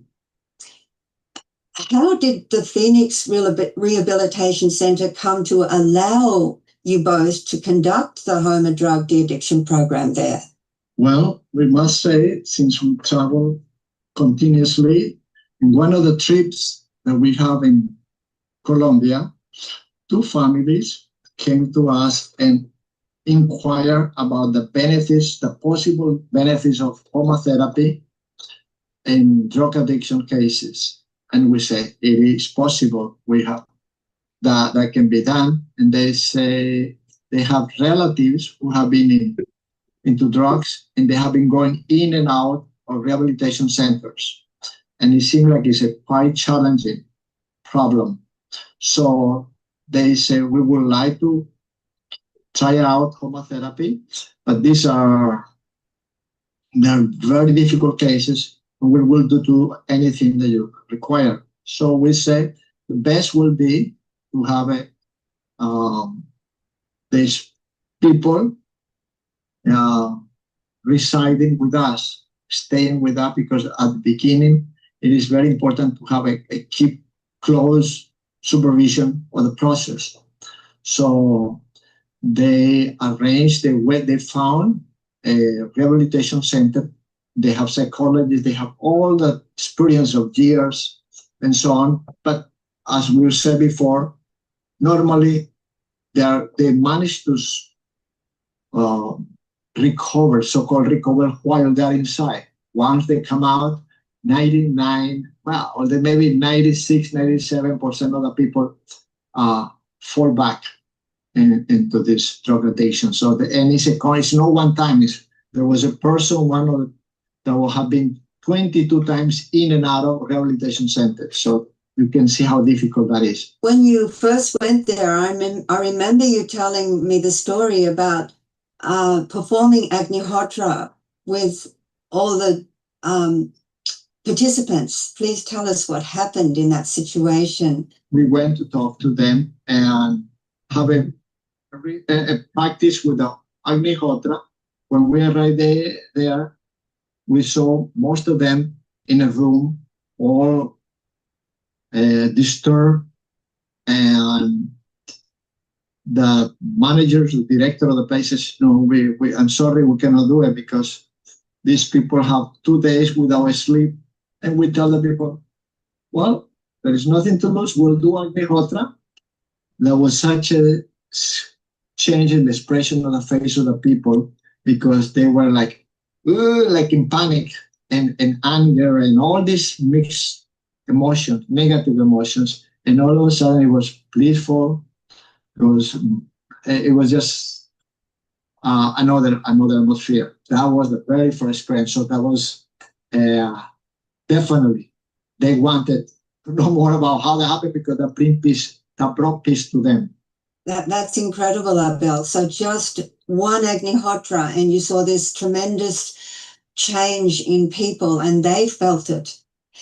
And so I guess this gave them the motivation to cooperate with the program you were about to share with them. That's correct. That's what happened. Could you just quickly reiterate what the daily program involved? Homotherapy is the base and it's everything, really. Everything is based on the fires, on taking Agnihotra ash several times a day. These people got every water they drank was mixed with Agnihotra ash. Put even Agnihotra ash in the water where they took showers and everything. So it was completely cooking. Everything was with Agnihotra ash. Agnihotra, like you mentioned, 2 times a day, morning and evening, and always showered with clean clothes. The Riambakam was performed by each of the participants at least 30 minutes. Yeah, so we got to several hours a day. Yeah, and they were not alone doing Trambakam. They were always accompanied by a Homa volunteer. There was daily yoga program, which was very important for the structure of the physical strength, because many have physical problems. And for the calming down the mind was pranaya. Day by day there were changes. From 3 to 5 usually, 3 o'clock meditation and Verite Homa. And then for 2 hours, the mind trainings program with Abel. Artistic expressions was very important. Was also an important bit of art. It was at least 1 hour in the afternoon where we did drawings, we did mandalas, we did murals with flowers, with everything we could find in the area. And you could see how with the days passing by, how the people got open. They really formed like families. They're so expressive, so creative. They're very loving to each other. In the beginning, it was not like this, but very, very quickly, the whole atmosphere changed. It just changed. There was so much love in the air. And there was also the hug therapist that was after the evening with Agnihotra, man with man, woman with woman. That was also very important because many of them feel completely excluded. They don't feel even sometimes like human beings. So that was very important also. The other thing was also very important was the work, the physical work, because it does also expel toxins, from the body when the people sweat and do things. And we created a garden from nothing. There was just a meadow. And it had to be taken out. It was a beautiful mandala garden. The gardening work, I assume you included homotherapy principles like putting Agnihotra ash in the soil and preparing the seeds with Agnihotra ash water. Yeah, it was also very joyful and very funny because how they got the cow's urine, the fresh cow dung, that was part of the work also to make, because we needed a lot of cow dung cookies for the constant fires. But when you mentioned cow urine, that the cow urine is utilized in soaking the seeds. So the seeds are soaked in cow urine with a bit of Agnihotra ash as well. And this fortifies the seeds, reduces the possibility of any fungal disease transferring from the seed into the soil and into the plant. So it strengthens the plants. And then, of course, you're talking about the cow dung, and the cow dung has to be patted out and dried for the humus.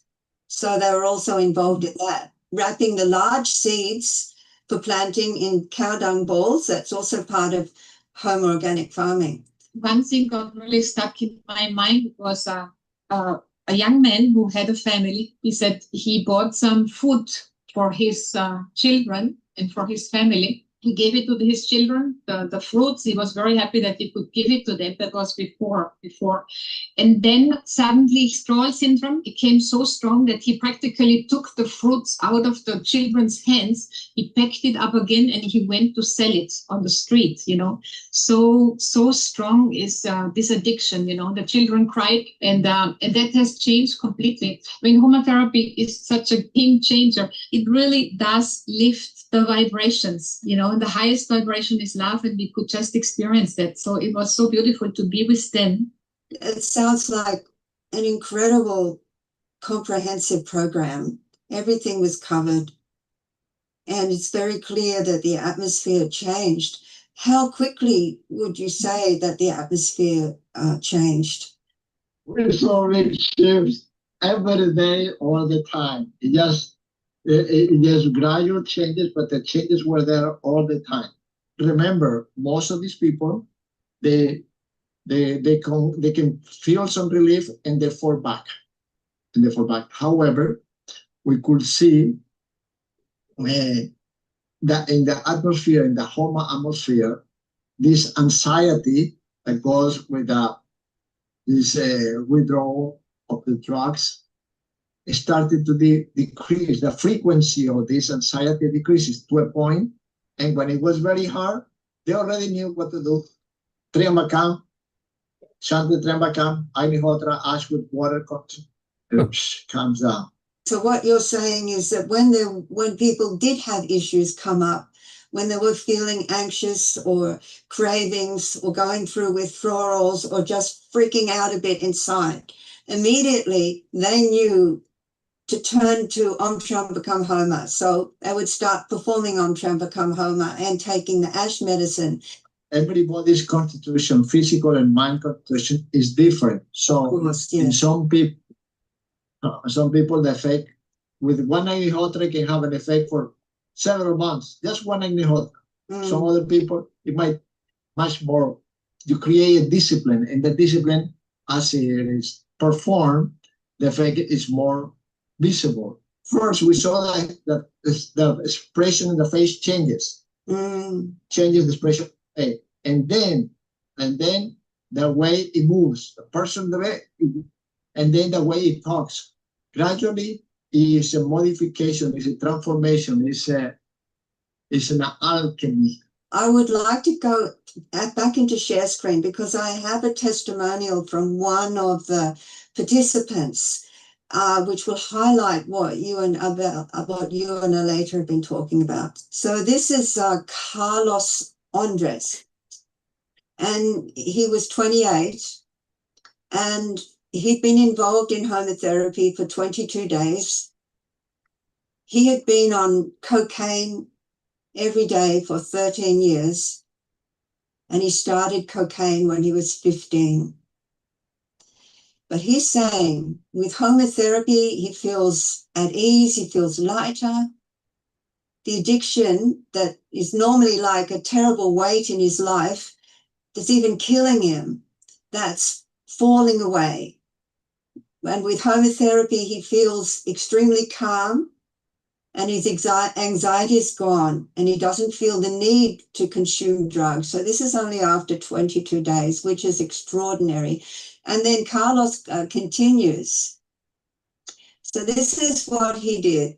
He participates in all the homas through the day. Agnihotra, Viruti Homa at 10 o'clock, Viruti Homa with Gayatri at 12 noon, Agnihotra sunset, Triambakam Homa at 9 o'clock at night, and 30 minutes of personal Om Trambakam Homa. And he says we keep ourselves busy with other activities which are later outlined. And he had difficulty sleeping normally. He would only sleep normally for 2 to 3 hours and he'd wake up depressed. But now, after 22 days of homotherapy, he has a very peaceful sleep until he gets up for sunrise Agnihotra. And he also takes a half a teaspoon of Agnihotra ash after each homa, so that's 6 times a day. That's important for detoxifying the body. And he also said that taking the ash medicine helped his mind. It helped him to clear the anxiety and the obsessive thoughts of the drug. And he says, look, I feel so good about myself that I think I can go out into the world and not fall again back into drug addiction. And he says that he's so happy that he can do Agnihotra with his own kit and Om Trambakam Homa. And sometimes till late at night, he performs Om Trambakam Homa on just because he wants to, because it helps him, and with great enthusiasm. Yeah, I would just like to say that sometimes, you know, these are very beautiful souls, very, very creative souls, very sensitive people, some of them. And you can see how the society can like really block the people out, really put them in schemes, put them in drawers where they cannot escape, you know.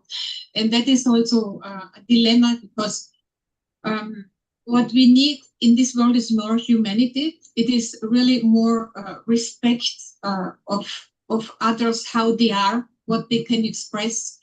And I mean, the highest thing is just love, you know. It is love, and many times they have not received that from nobody. But once they get that, and it's in the air, and it's palpable, and so these people change completely. They are really, I mean, they can communicate, they can express, they can work together.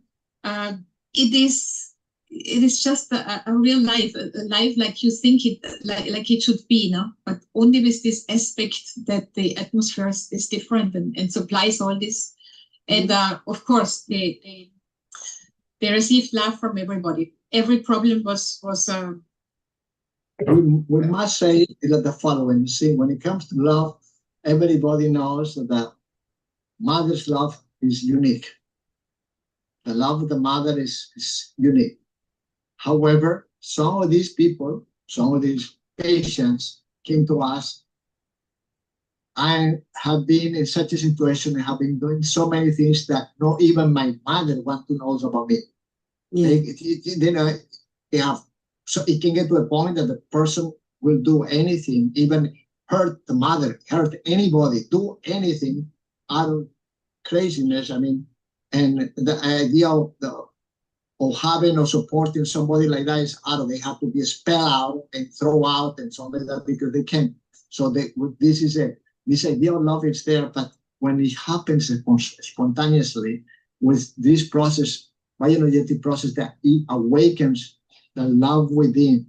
We always hear this: love the neighbor as you love thyself. If you don't love the self, you don't love anybody. Yes. Okay, you can talk about loving God and all that. So this process, this indirectly, it can touch the mind and the heart, and it can awaken this love, and the love that you start feeling toward the self start expressing toward others. Anyway, this is just some perspectives.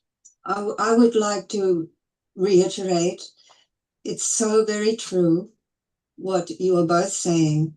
So our Agnihotra teacher, Sri Vasant, he would also always say, heal the atmosphere with Agnihotra and homotherapy. Heal the atmosphere, and the atmosphere will heal us.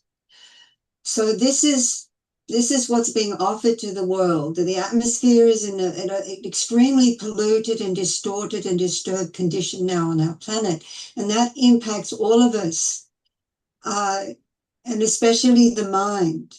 So if we transform the atmosphere with Agnihotra and Om Trambakam Homa, then we have this atmosphere that automatically is conducive to happiness, to a centered mind. And once the mind is centered, the heart is more available to just be what it is, which is love. So here we have a method, homotherapy, mainly Agnihotra, sunrise, sunset, that transforms the atmosphere, which in turn transforms consciousness. But not only that, it transforms the environment. So it's helpful for growing healthy food because the environment fills with life force. So it's dealing with the inner transformation, the mind, and the outer transformation, which is our physical planet, which needs so much help. And as you can see with drug addiction, if these people can go through such transformation in just 20 days, and if they can then have the fortitude and the strength and the willpower to continue Agnihotra and Onchambakam in their homes, in their life afterwards, then they continue with this, remaining in this healthy state, and they contribute to that for their family members and their communities. And then when all these homobiospheres join up around the world, we have a healthy planet. All right, we have to wrap up now, but I want to express my tremendous gratitude to you both. And to you, you're a beautiful interviewer. Thank you so much. Well, God bless you, and let's keep the fires burning.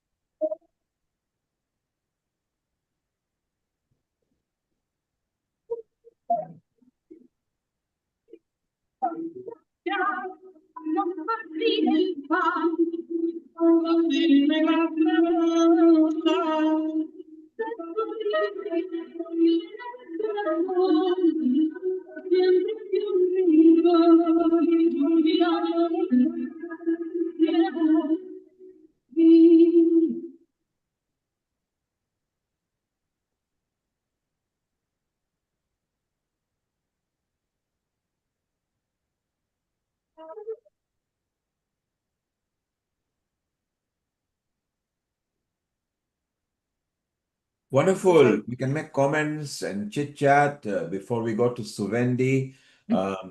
So nice of Lee to get that interview done and be here at this very early, for her, a very early hours. Anukul, your comment first. I have a few questions for Lee. One is, what is Gayatri Homa? Is it just putting the whole Gayatri recitation while you're doing the Homa?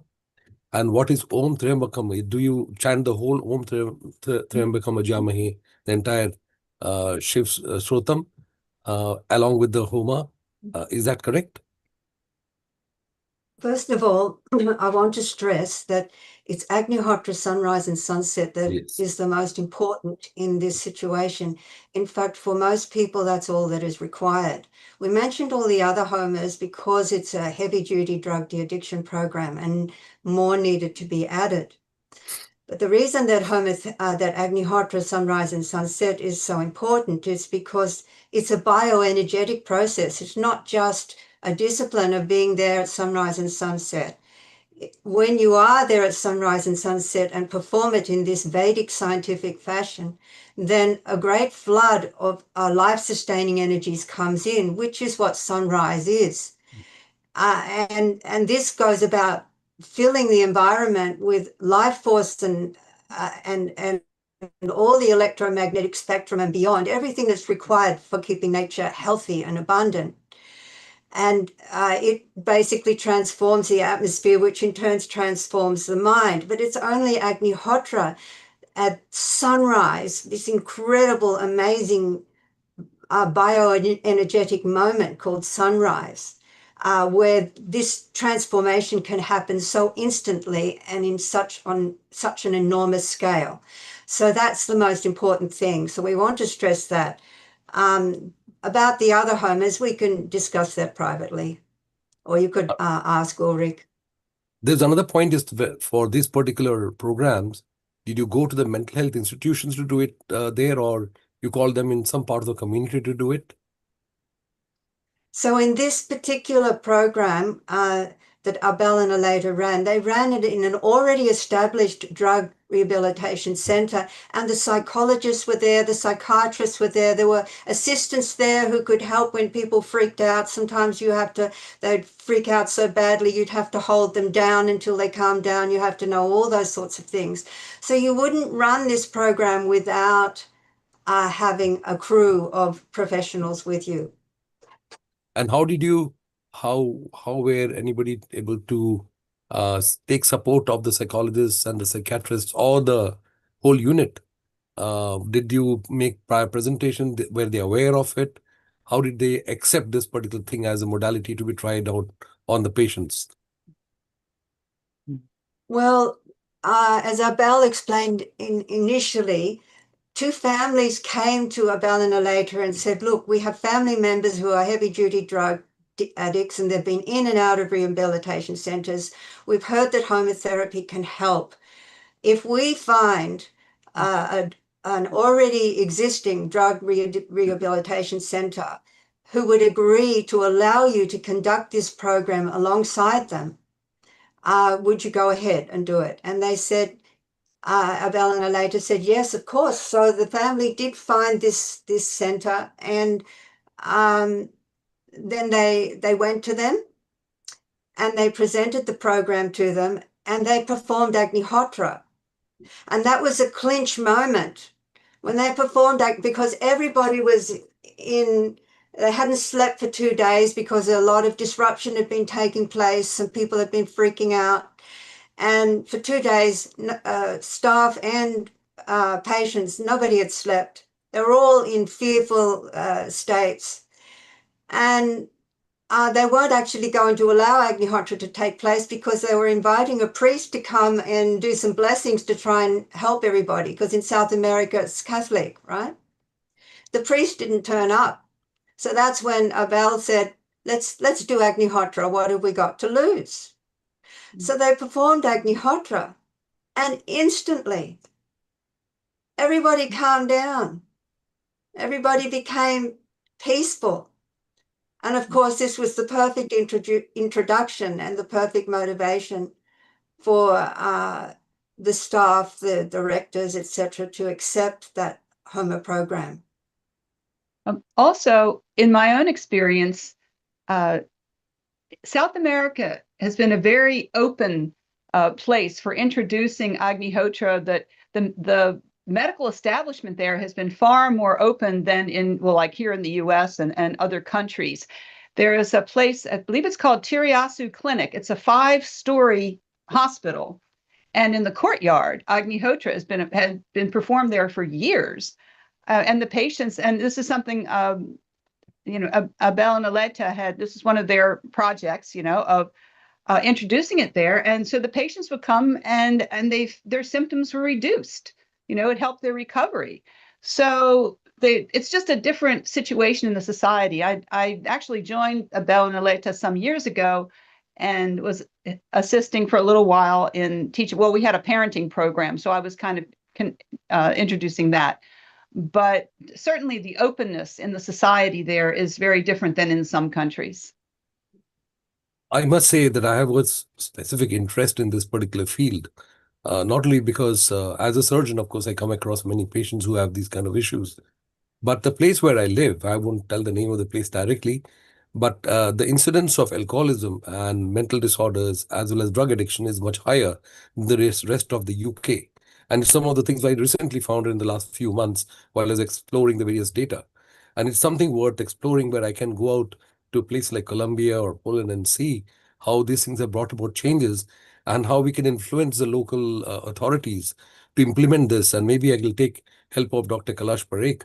Then we can approach various people and see how we can get the right type of place where we can do this gardening and things like that, get them involved in much more proactive activities, and of course, start initiate Agnihotras and all. We'll have to see how it works out. It's worth seeing. Thank you very much for wonderful presentations. And Lisa, because you had a testimony there, and I'm sure there are more testimonies there, if you could collate them, and let's try to create, if we can find a hybrid way of putting testimony and a mild scientific way of proving that Agnihotra actually helps these facets, because that is what is required. Then more authorities, societies can be convinced and say this is for a benefit of the society to create a better community. So do keep in touch with the team, Lisa, because it's and Lee. Lee. Please do keep in touch, and if you are awake at this hour, that means Agnihotra works for you as well, and you are keeping fit and smiling like Lisa and Ulrich, where it's coming in the evening time. So it's so beautiful. So let's move on, Ulrich, shall we? Now we are a little longer than I had expected. The people in Pugarania, how much time left till evening Agnihotra? Because we wanted to show evening Agnihotra over there. It is within maybe 8 or 10 minutes. Sure. Anybody there? Because I we can, to have I the can see song. Karina here. Yes, hello. I was expecting Ulrich's talk, and sorry, before the song. So, can you hear me? Yeah. Speak a little louder, then it's better. Okay, I was expecting your talk before the song, so I can change things around and do the song now. Is it still time for your song before Agnihotra? That would be wonderful. It's 11 minutes now. Yeah. Then go ahead and do the song. Others can prepare the fire. Okay. Go ahead and what? Do the song now. There's nobody here. Well, it's you and me. So it's wonderful. And Ulrich, maybe after a song, you can quickly brush up with what you want to do. When the fire is ready, let's show it live. So it's a good idea. Is that Energies are exchanging nicely over here. And while the only photo? Suvendi is preparing for the song, You Ulrich, what was your topic that you were going to talk about? I will now talk about some experiments showing the effect of Agnihotra on our mind, on brain waves, and on stress and anxiety. And do you think it's more meditational? Does it bring mind calmness, and it brings the mind into a state of stability?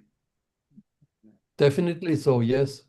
Very important in this day and age time with mental stress. Well, Karina is ready with her guitar, and let's go for a nice sing song. And then, Rich, we do want to listen about the effects. And if the fire is ready, we'll go there and we come back to you. It's all one family. We can adjust the time how we like. It's perfect. So, Indy, if you are ready, we are ready for you. Adjust your Zoom so it can pick up the guitar as well. So Ulrich, have you practiced with people subsequently to see if the minds have come down? Do you do test before and after, or blood pressures or anything? Yeah. My blood pressure, Lisa has shared one slide, but okay, Yes. Karina is ready. Let's listen to her. Can you put her on spotlight so that Yeah. it's... Let's go ahead and do that. Okay. 8 minutes. 8 minutes until Agnihotra. Yeah, go ahead. Enough time. Okay. I just put it on live music. Okay. So this song was written by Parvati. She wrote the words and I wrote the music.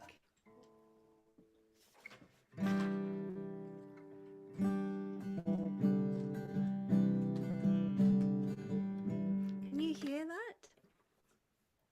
Can you hear it okay? Yeah. Okay. Go ahead. All right.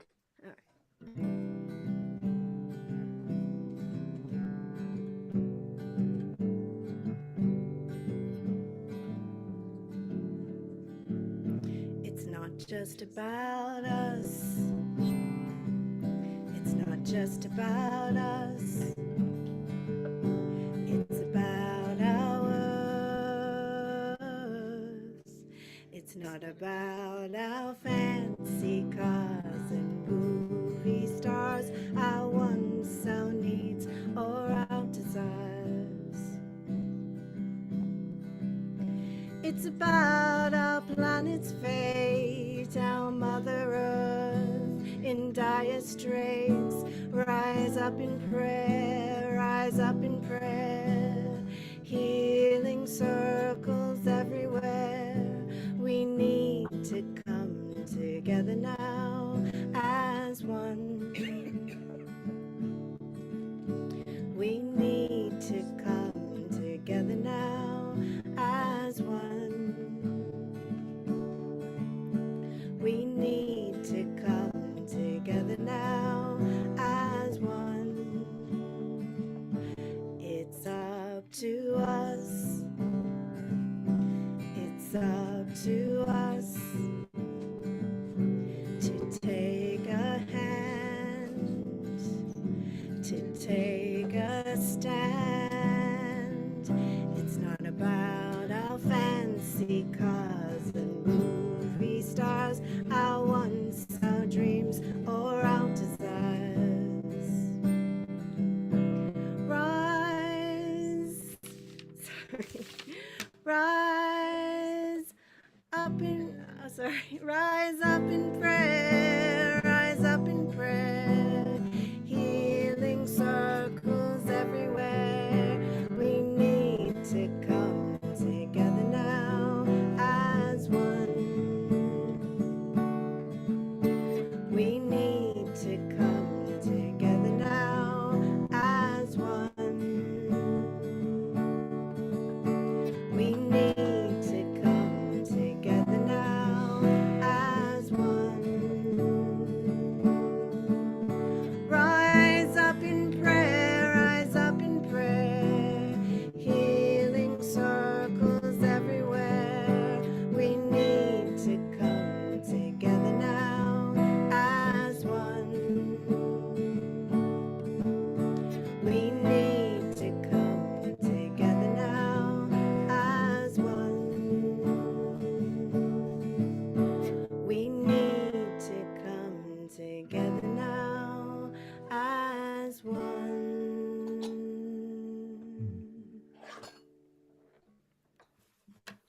Beautiful. Okay, sorry, it was a bit interrupted, but sorry about that. I'm just on the spot. Now we have 4 minutes and 52 seconds until Agnihotra in Brugorania in Poland. And here we have Parvati setting up for Agnihotra and Rory. Okay. Can you set the camera so that we see both fires? Yeah, I can. It's in 4 minutes and 27 seconds, so I don't think, I think maybe we can just show a little bit of the process. I'm just removing the broken grains of rice because we only use whole grains. Broken grains have a different energetic value. And you can see we're using Polish cow dung made here at Brugorania. And from our Homa cows, born and raised in home atmosphere. and nothing's better. Parvati's putting ghee on the cow dung. And Karina, can you increase your microphone output so we can hear you more clearly? Okay.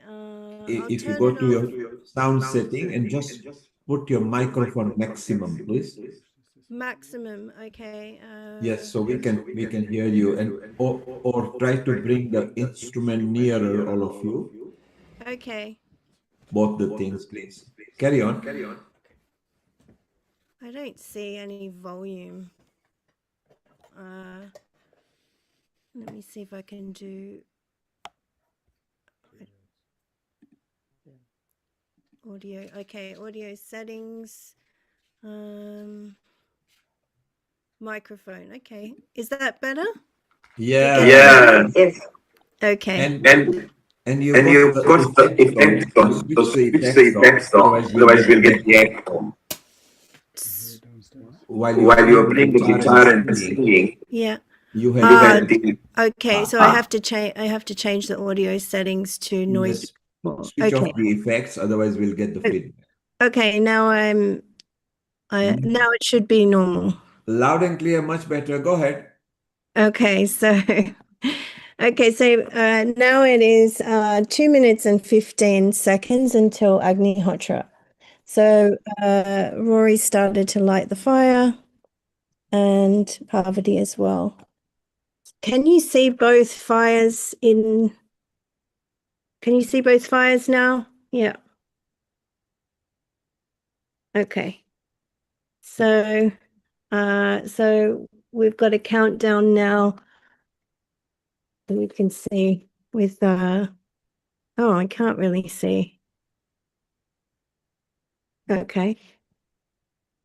We have the Agnihotra Buddy app, which Ulrich can tell you about. And we've got 1 minute, 37 seconds. Are you in a cabin or is this a log cabin? Where are you? We're upstairs in the main foundation house where we teach Agnihotra. It's a log house. Wow, beautiful. So you also get some heat as well. Yeah. So at the exact time, we'll start singing the evening Agnihotra mantra,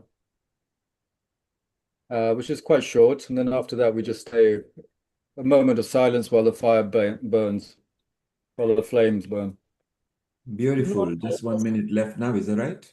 yes, yeah. Normally we sit for 15, 20 minutes or however long, Brilliant. but for this purpose.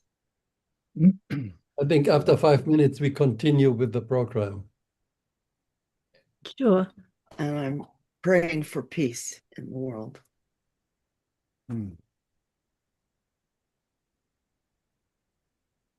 One fire at a time.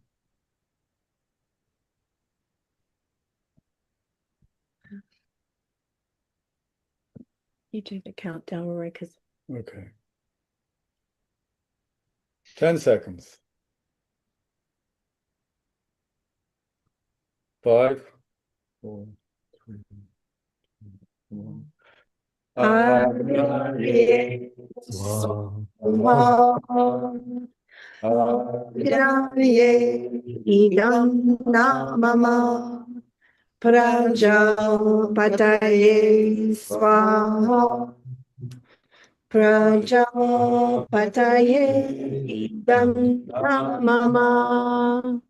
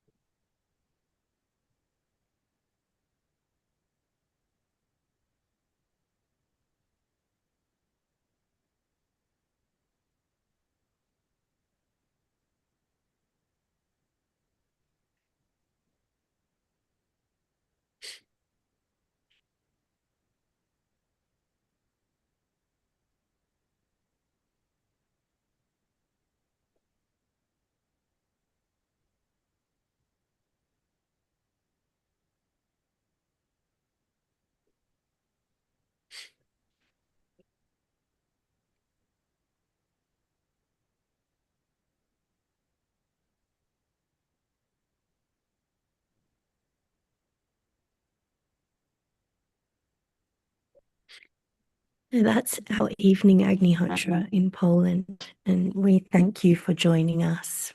Usually we meditate for, try to meditate for 10-15 minutes, but I'm sure that there's some more program to go on with. So,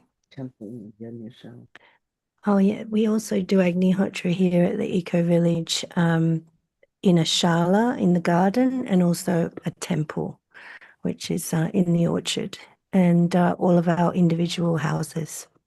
So, and we also have the healing temple, Agnihotra healing temple. It's wonderful. We witnessed a live Agnihotra session over there. So, Ulrich, let's do something before we move to Barry and Henry. We still got some time. If over the next 7-8 minutes, could you just tell us about the benefits you were discussing, which is so beautiful, because it will help people. And I think it was the results that you had collected on the brain waves and the chakras. Is that right? Yeah. I mean, I prepared a presentation for that. I can do that now. Yes, please go ahead. Do that. And then it's okay. We'll extend the time for Barry and Henry. So please go ahead, because these are very important matters. Go ahead, please. Thank you. Hi. Thank you, Karina. Wendy, all of you. It's so wonderful. We loved it. Thank you, Karina. Thanks a lot. Yeah, so now we're going to go for the Ulrich's presentation, where he has got a presentation for the brain waves and the chakras, which will help. Are you okay, Ulrich? You're ready to share? Yeah. If you go to the bottom taskbar with the green button. No, that is not a problem. The problem is that I had my presentation. So no problem, Ulrich. Find it. We can go to Henry and Barry, and we do after that, whichever way suits you.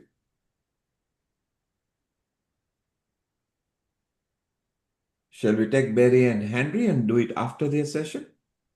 No. Oh, we got it. Yes. Ready to go. Oh, sorry. Yeah. Okay. So it's the effects of Agnihotra on human mind. And the question is, how can Agnihotra and Homa therapy help?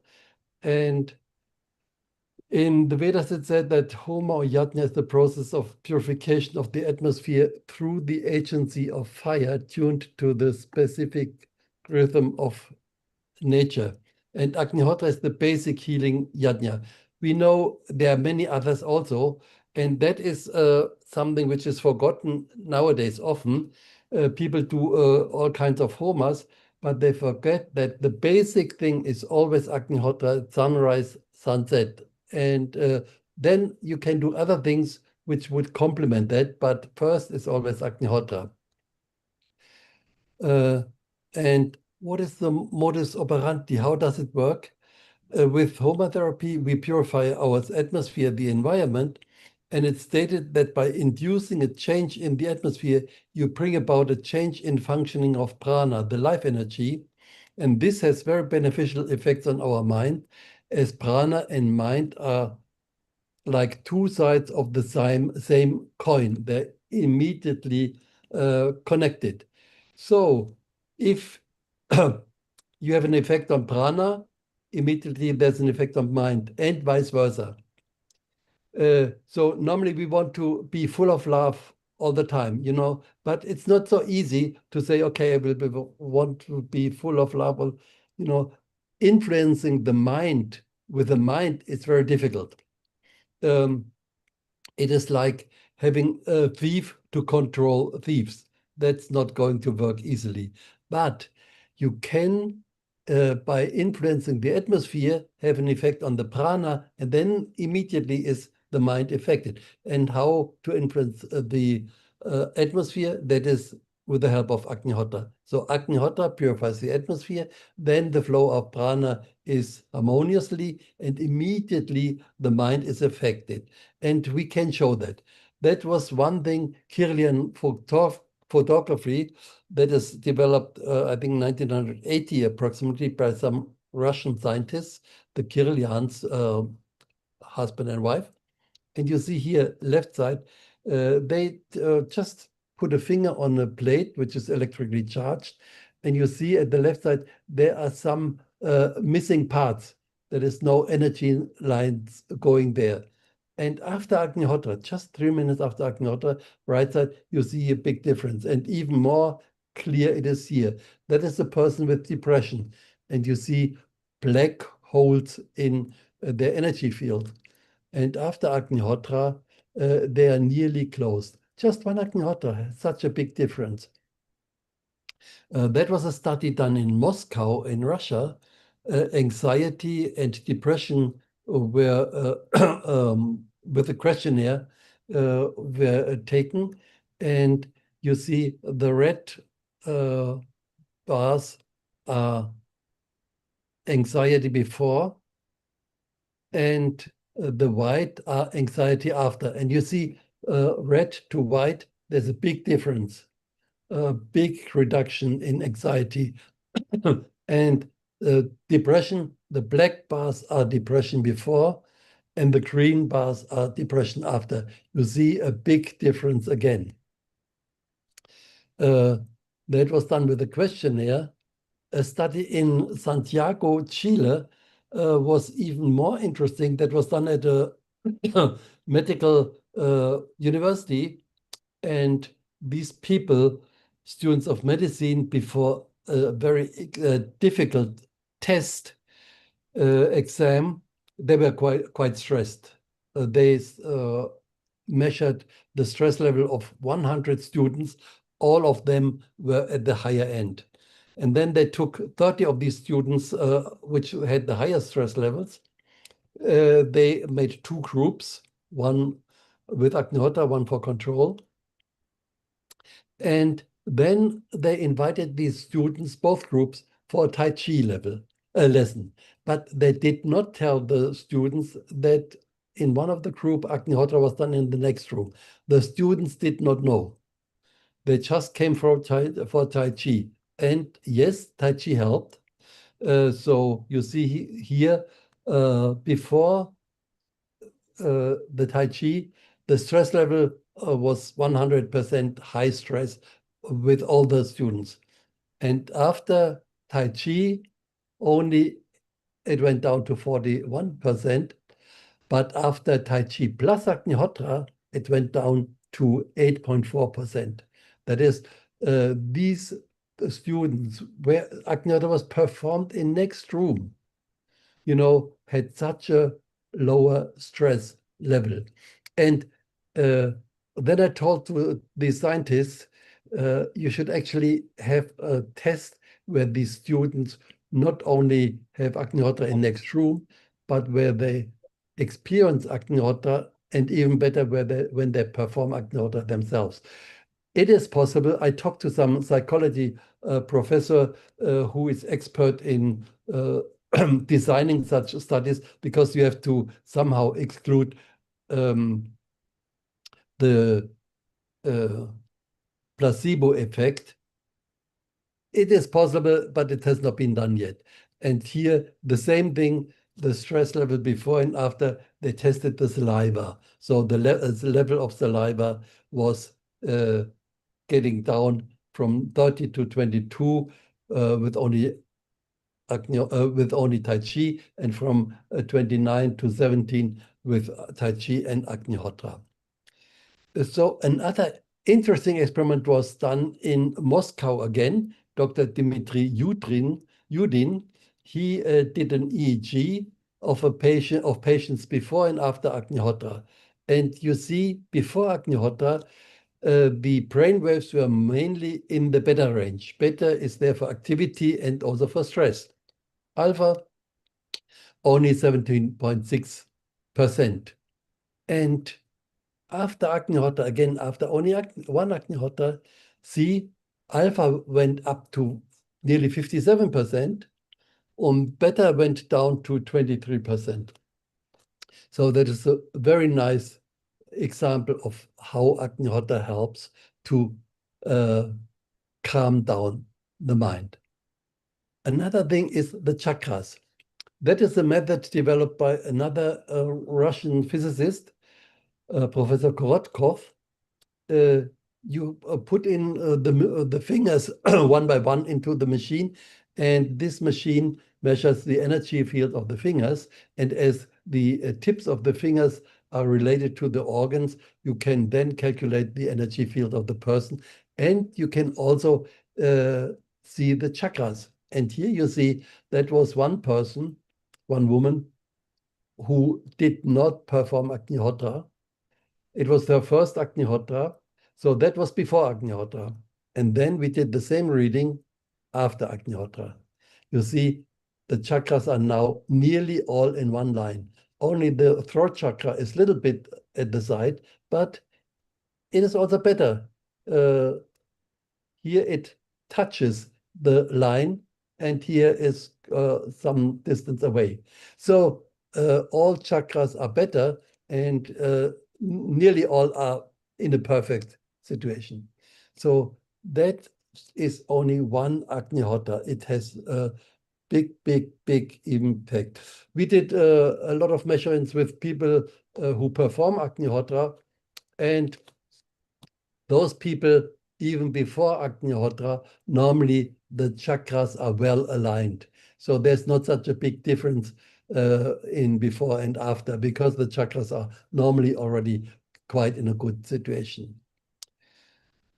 Okay, now, of course, that was already mentioned before. Agnihotra reduces stress, calms our mind, and that leads to more peaceful families, neighborhoods, and finally to a peaceful society. We start on an individual level, but if more and more people are doing that, then it has a big impact on all. Thank you.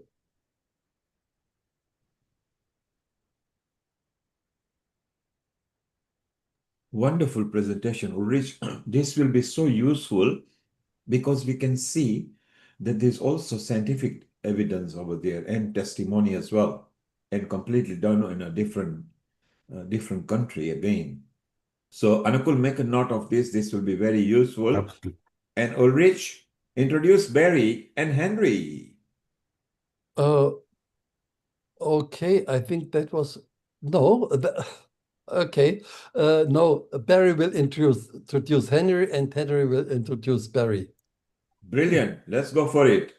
Barry, unmute yourself, and over to Barry and Henry for the next round. Thank you. Barry, you need to unmute. Yeah, that's perfect. Okay. So you saw me earlier when we were talking about Bhugu Aranya. Henry. Who is Henry?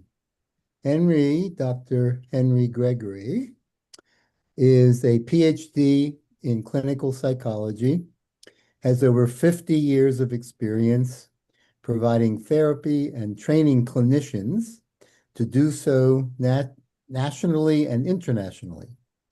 He retired as a professor at the University of Maryland and currently serves as the president of the Baltimore Homa community. Okay. And Barry Rathner. Barry is a clinical psychologist, originally from the US, currently living in Brugorania in Poland. And we started our journeys with Agnihotra and in clinical psychology about the same time with the same mentor, Ross Ford.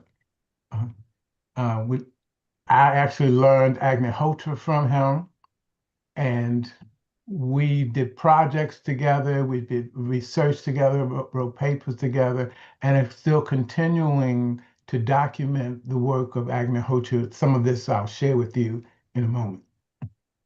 Okay. So a place that I might want to start to follow up on Aleta and Aleta's piece on substance abuse. We did a study on Agnihotra here in the US in Baltimore about 4 years ago. It's called Agnihotra and Mental Wellness. And what we did, for the control group, we used a group that was already together, that was doing Qigong, Tai Chi, meditation. And we had about a dozen of them, small group, dozen of them. And then we had about 12 folks who were doing Agnihotra for 2 weeks. For 2 weeks.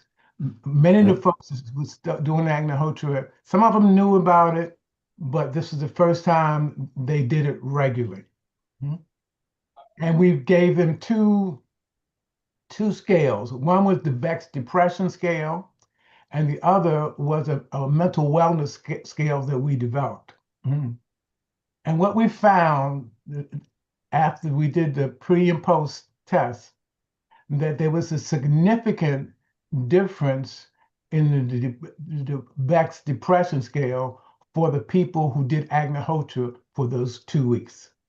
The other folks, they're doing Tai Chi and Qigong and meditation, fine. But the ones that did Agnihotra, talking about lowering stress, calming the mind, they had a more significant difference. That study is actually published in academia for anybody who might be interested in it. So part of what Barry and I are going to go over real quickly is some of the components of homotherapy, homopsychotherapy. What do we focus on? And as Barry claimed, it's 5, 6, and 7. Number 5 starts with Agnihotra, purification of the atmosphere. Now that can manifest 3 different ways. It can manifest as the client and the therapist doing Agnihotra together. It can manifest as just the therapist doing Agnihotra, or it can manifest as the client coming to some place where Agnihotra is done regularly. I see a lot of clients privately in my home, and it's very rarely that somebody doesn't come in for the first time and comment on how peaceful it feels. Because there's going to be a shift in the atmosphere with Agnihotra. And we see purification as part of the main part of therapy. All crises are opportunities for cleansing, for purification, for us getting clear about what's working and what's not working, and doing some house cleaning like that. So number 1 is purification, preferably with Agnihotra in the fire. Number 2 is Dana. In the song, it says, nothing belongs to any of us. Nothing belongs, we are all caretakers. So when we can shift folks out of that material mindset of thinking external validation is what's important, to looking more internally and seeing that whatever assets one has, materially or otherwise, are to be shared in a responsible way. That helps to give the client a sense of purpose, a sense of value, to see deeper into his or her life than just assessing it or judging it by its material acquisition. The third one, Tapa. Tapa is, to me, kind of the core. Any achievement in life requires some level of Tapa, self-discipline. Either you say you're going to study more and get up earlier, save money, not talk as much. It's going to require some discipline for any and every achievement that we make. And it's a science and it's an art. And as homotherapists, as we help people to calm mind, one of the things we want to do is help them to make some decisions about what habits they want to shift and begin that process. And the process works better if it's done gradually, because if you do it all at one time, it shifts back all at one time. Barry, you trying to get in? I can. I was going to wait till Swadhyaya, but I can come up with karma. To give a bit of an overview, we talk about the fivefold path. And what Henry has just enumerated are the first three steps of the fivefold path. Yajna, mainly Agnihotra, Dana, Tapa. And, sometimes people, they start Agnihotra, and after 2 weeks or 2 months or 2 years, they wonder why they haven't reached enlightenment yet, right? I've been wondering that myself for a while. Now, that's where the other four aspects of the fivefold path come in. I've heard it said, actually, that Agnihotra is 40% of the fivefold path, and that the other four are each 15%. So that still makes Agnihotra more than double in importance. But if you do Agnihotra, let's just say the doors are open to doing dana. You will be less attached to material things just by doing Agnihotra. Then tapa. A lot of us young people, well, I used to be young, when we started in the 70s, we weren't big on self-discipline. We were big on other things, some of which are legal now and were not legal then. Then there's karma, number 4, which is basically the law of you reap as you sow, okay? And then you come to a big one, swadhyaya. Swa means self, the adhyaya means study, self-study, self-study. Now, what is that? That's especially important for Homa psychotherapy. It's an attempt to answer the question, who am I? Who am I? And you need to go within to find that answer. And this is what I came across this morning. Neti, neti is a Sanskrit expression which means not this, not that, or neither this nor that. It's found in the Upanishads and the Avadhuta Gita and constitutes an analytical meditation helping a person to understand the nature of Brahman by negating everything that is not Brahman. So, Swadhyaya, you can look at in a couple different ways. And one of the ways is this neti, neti. And if I can find this, I'm going to read you something, if I can find it. Not luck. The point is this. I, Barry, Henry, Ulrich, all of you, all the humans watching, you're not your personality. You're not your personality. You're also not your job. You're also not how wealthy you are. This is neti, neti.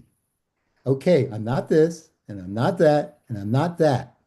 So that gets me closer to figuring out who I am, because I've eliminated 3 or 4 or 5 or 5,000 things that I'm not, and what's left is me. You can say my soul, you can say my inner fire, whatever.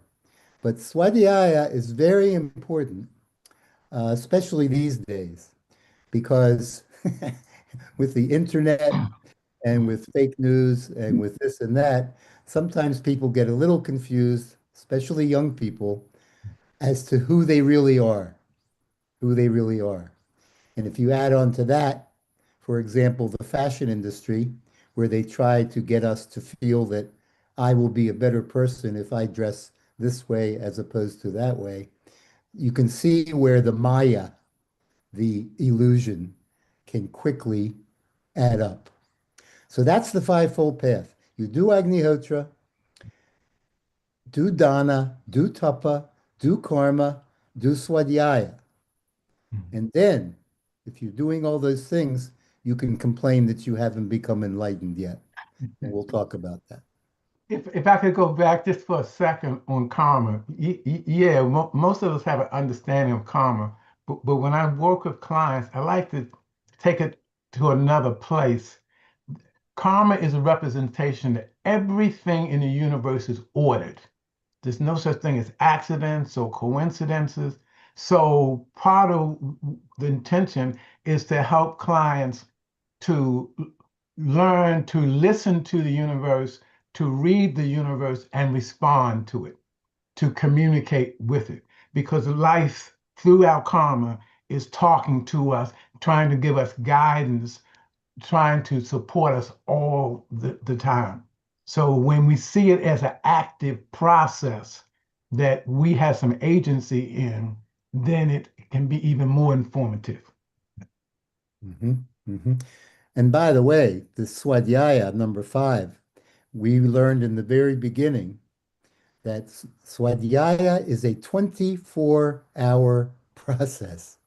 You can do Swadhyaya every moment of your life, because depending on your point of view, there's something for you to learn, or there's something for you to unlearn, like this neti, I'm not this, I'm not that. And that's the fivefold path. And then Henry and I wanted to talk about what we also learned back in 1970s. 6 crocodiles. 6 crocodiles. Now, the 6 crocodiles are always like snapping at our minds and bodies, like a crocodile, right? And what are those 6 things? Attachment, greed, pride, envy, lust, and which one did I forget, Henry? Well, you started off anger, lust, greed, pride, envy, and attachment. Okay. And I don't think you can forget anger, because to me, anger is the most toxic energy on the planet. If you allow somebody to make you angry enough, long enough, no matter how righteous your anger, it's going to create self-destruction. It's going to create. So these are the challenges that all of us have to deal with one way or another. Yep. So our choice, and again, what you focus on is what you empower. So in a lot of traditional, how should I say, psychotherapy in the West, it's so much pathologically oriented. It's really looking at what's wrong with people. But from this homotherapy piece, although we want to be aware of what the challenges are to deal with them, what we want to focus on is what's right with you, what your strengths are, what your capabilities are. Because it starts with the assumption that everybody is born with what they need for their mission in life. So that takes us to what we call the 7 rules of thumb. The first one is single pointedness. Today they call it mindfulness, doing one thing at a time. As Barry was indicating, most of us are overstimulated in society today. And I don't know about all over the world, but in America, the research says the average person sees 4 to 10,000 commercials every day. 4 to 10,000 attempts to get in our heads, influence how we think, how we spend our time, energy, money, and all of that. So our job is to focus our minds. The minds can go deeper and get off the surface and get to the deeper, the deeper states of being if it's focused on one thing at a time. So like I say, now we call that mindfulness, but it's about helping people to be focused, to be present, and to be responsive rather than reactive. Reactive is being in the back of the brain. That's fight, flight, or freeze. That's on automatic. Mhm. But responsive is when I take a deep breath and when I settle and allow my energy to come up into the prefrontal cortex, then I can ask myself, what's the consequence? Do I really need to do this? Is this going to be helpful? I can really, that's where real thinking takes place. So there's a difference between being reactive and responsive. Then if we go to the second piece is that no fault finding. We're looking at what people's strengths are, capabilities, aspirations. We're looking at what makes them unique. I mean, part of what's happening in our society today is so much of it's about putting everybody in the box and judging everybody about how they fit in the box. But this starts with the assumption that everybody has something unique to contribute. Well, Henry just said a very important word, judging. This is a problem. Judging is connected with expectation, which is also a problem. But the way I always feel about that one, I have a very strong tolerance for misbehavior. One of the reasons is before I came to Poland in 2009, I worked for 10 years in the jails and prisons of Los Angeles County, California. And I've heard everything, seen half of the things, heard everything. And I also like the biblical quote of people who live in glass houses should not throw stones. So, throwing stones is judging. Throwing stones is judging. And I haven't met anyone yet who hasn't spent some time living in a glass house, who have their own. It's like this. I saw a poster once in India. It was an American poster, but it said this: if you're wondering whether your work here is finished on this planet, if you're here, it's not. If you're here, it's not finished. So, I worked with depression and I work with addiction also. And for example, in Alcoholics Anonymous, they have a no tolerance for alcohol. Zero. Zero. You stay clean. You haven't had any substance that affects the mind, alters the mind, you might say, like that. So they aren't perfect, but they strive for perfection. They strive for perfection. So, and this is connected closely, I think, with number 3, Henry, discrimination, freedom of choice. You want to wax on that? The only thing we really get on this planet as humans is freedom of choice. Not about what happens to us, but again, about how we respond. And a little earlier in the conversation, when I first got on, I could hear people talking about the heart and the mind. Real discrimination is not just being logical in your left brain. The right brain integrates stuff, and that doesn't do it all by itself. You gotta let the heart play. Gotta let the heart play. So it's, you had the cognitive part, you have the emotional part. Sri Vasant used to say, emotions are messengers. And we do better when we receive the message and then we can release the emotions. Because if we don't deal with the emotions are going to deal with us one way or another. So it's the cognitive part, it's the affective part, and the gut, the intuition. All 3 of them moving together for our decision making. As our frequency rises, as we settle more, we may get more downloads. Don't know where it came from, but the voice, that still small voice within, will give us some direction. And when we follow through with that and listen to that, it gets stronger, and we maintain more contact.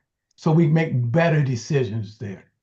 So that discrimination is integrating all of those faculties. The one that I think is one of the most powerful ones, though, is non-attachment. Non-attachment. In society, so much in society now is about outcomes, achievements, and all of that. What I can, what I have, and what people call me, and all of that. We attach to all those things. But what this says is we do better when we're not attached. We make better decisions. We're calmer. We are more connected to our source when we're not attached to outcomes. When we're more focused on the process, trusting the process. Yeah, we have our goal, but we do our best to live in our highest values, be the best versions of ourselves, and accept that whatever comes out of that is what is divine will. And idam namama, not my will, but thy will. Now, in case anybody's wondering, why should we go to all this trouble? You know, we've talked all day about how simple Agnihotra is, and it is, and it is, and it's like magic as far as I'm concerned. But these other things, Ulrich talked about prana and mind being like two sides of the same coin. Now, in the very beginning, Sri Vasant said, is anyone in this room happy all the time? And no one could say yes. Then the next question was, have you even heard of somebody who's happy all the time? Same answer, no. Now, training the mind to react with love under all circumstances is probably a key to being happy. Because as Aleta said in the de-addiction video before, if you're feeling love, I'm pretty sure you're not going to be angry, and you're not going to be attached, and you're not going to be full of pride. And lust shouldn't be a problem either, because we're talking love as in real love, as in divine love. And if we're really going to love thy neighbor as thyself, yes, we have to practice swadhyaya, self-study, and to try to be as positive as possible. And I'll read 5, 6, and 7, and then Henry can speak on them. Number 5 of these 7 thumbs, what are they called? Thumbs of what? 7 rules of thumb. 7 rules of thumb. Number 5 is think something good. Number 6 is say something good. And number 7 is do something good. I see that as an act of faith. Again, if we're focusing on what's wrong all the time and what's not happening, we are energizing that. But if we're focusing on what is good in our thoughts, in our speech, and in our actions, then we are raising the vibration. But let me go back just to one thing said to Agnihotra will not do the work for you. It will provide the opportunity to do the work. As Sri Vasant said, it is a tool. It is a tool, but we still have to make informed decisions about how we focus, what we do, and what we don't do. And that's what the rest of this is about. And as homopsychotherapy, it's about not telling people what to do, but gently helping them on a road of self-discovery, because everybody has it inside of them, but helping them to listen to that voice inside, get clear about what their attributes are. I've been working in substance abuse 50 years, and I hear clients who just got out of jail and they and been addicted for years and whatever. And when you sit down with them and you start asking them, say, how did you survive all that? He said, huh? He said, so yes, or what do you like about you?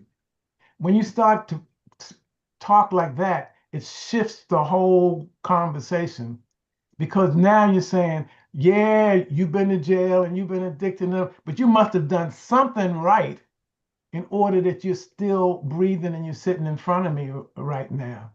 So let's start unpacking that. And when we start unpacking that, that's when things shift. The other thing I just want to say about the addiction piece, it's my experience is that addictions are about trauma. Whether it's food, whether it's sex or drugs, it's about trauma. And trauma is not what happens to you all the time. It can also be what doesn't happen for you. If you don't have anybody saying, I love you, or supporting you, or nurturing you, that can be traumatic too. Now, but earlier I said people in glass houses shouldn't throw stones. I just want to say one more thing about glass. We have a choice, and we've alluded to it, but we haven't said it.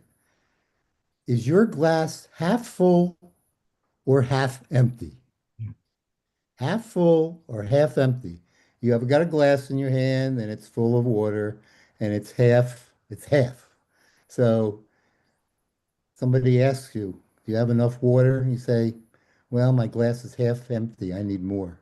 And somebody else says, my glass is half full. I don't need any more. So this is attitude. Now, we don't have too much more time, but I just wanted to make it clear that when I see patients, I see results. The video about addiction from Abel and Aleta spoke to this, but even with less dramatic cases, families that are in crisis. I was trained in what's called structural family therapy. And one essence of that is to go for the love. When you have the family in the room, go for the positive, go for the love. You don't want the mother sitting there saying, I don't like my teenage son because he does A, B, C, and D. We want her to say, I love you to her teenage son. And as simple as that sounds, it's profound.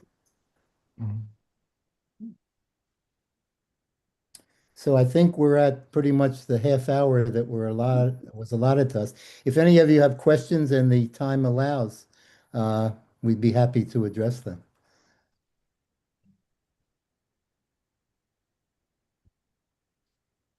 Yes, sir.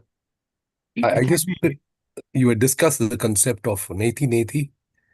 There is a Upanishad in the name of Drik Drishya Viveka. Fundamentally, it says there's a difference between an observer and the observed.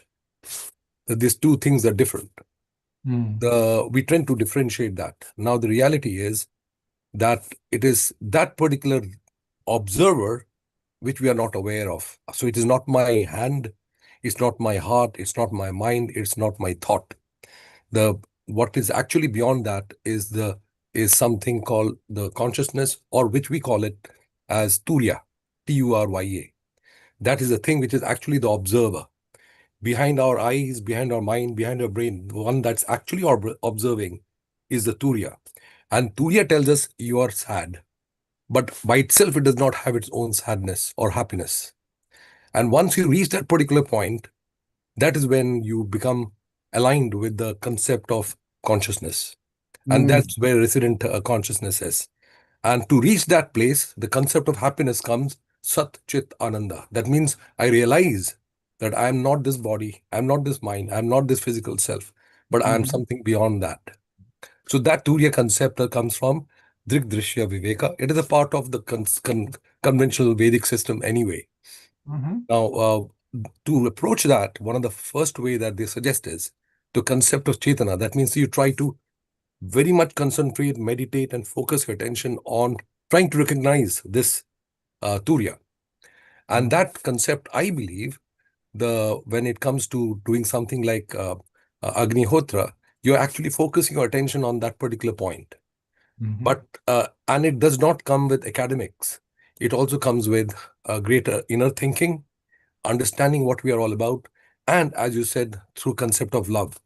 Other Well, being point an which observer, in my mind, we say twice in Agnihotra mantras, idam namama. That's right. That's Not right. my will, but thy will be done. So, I'm trying to take myself out of the equation. In Alcoholics Anonymous, step three is I'm turning my life over to my higher power. That's right. And he or she can take the reins. So, yeah. It's Thank you, also Barry. also Thank you, another Barry. interesting point that I got to know was the concept of anger and frustration and all these things and lust.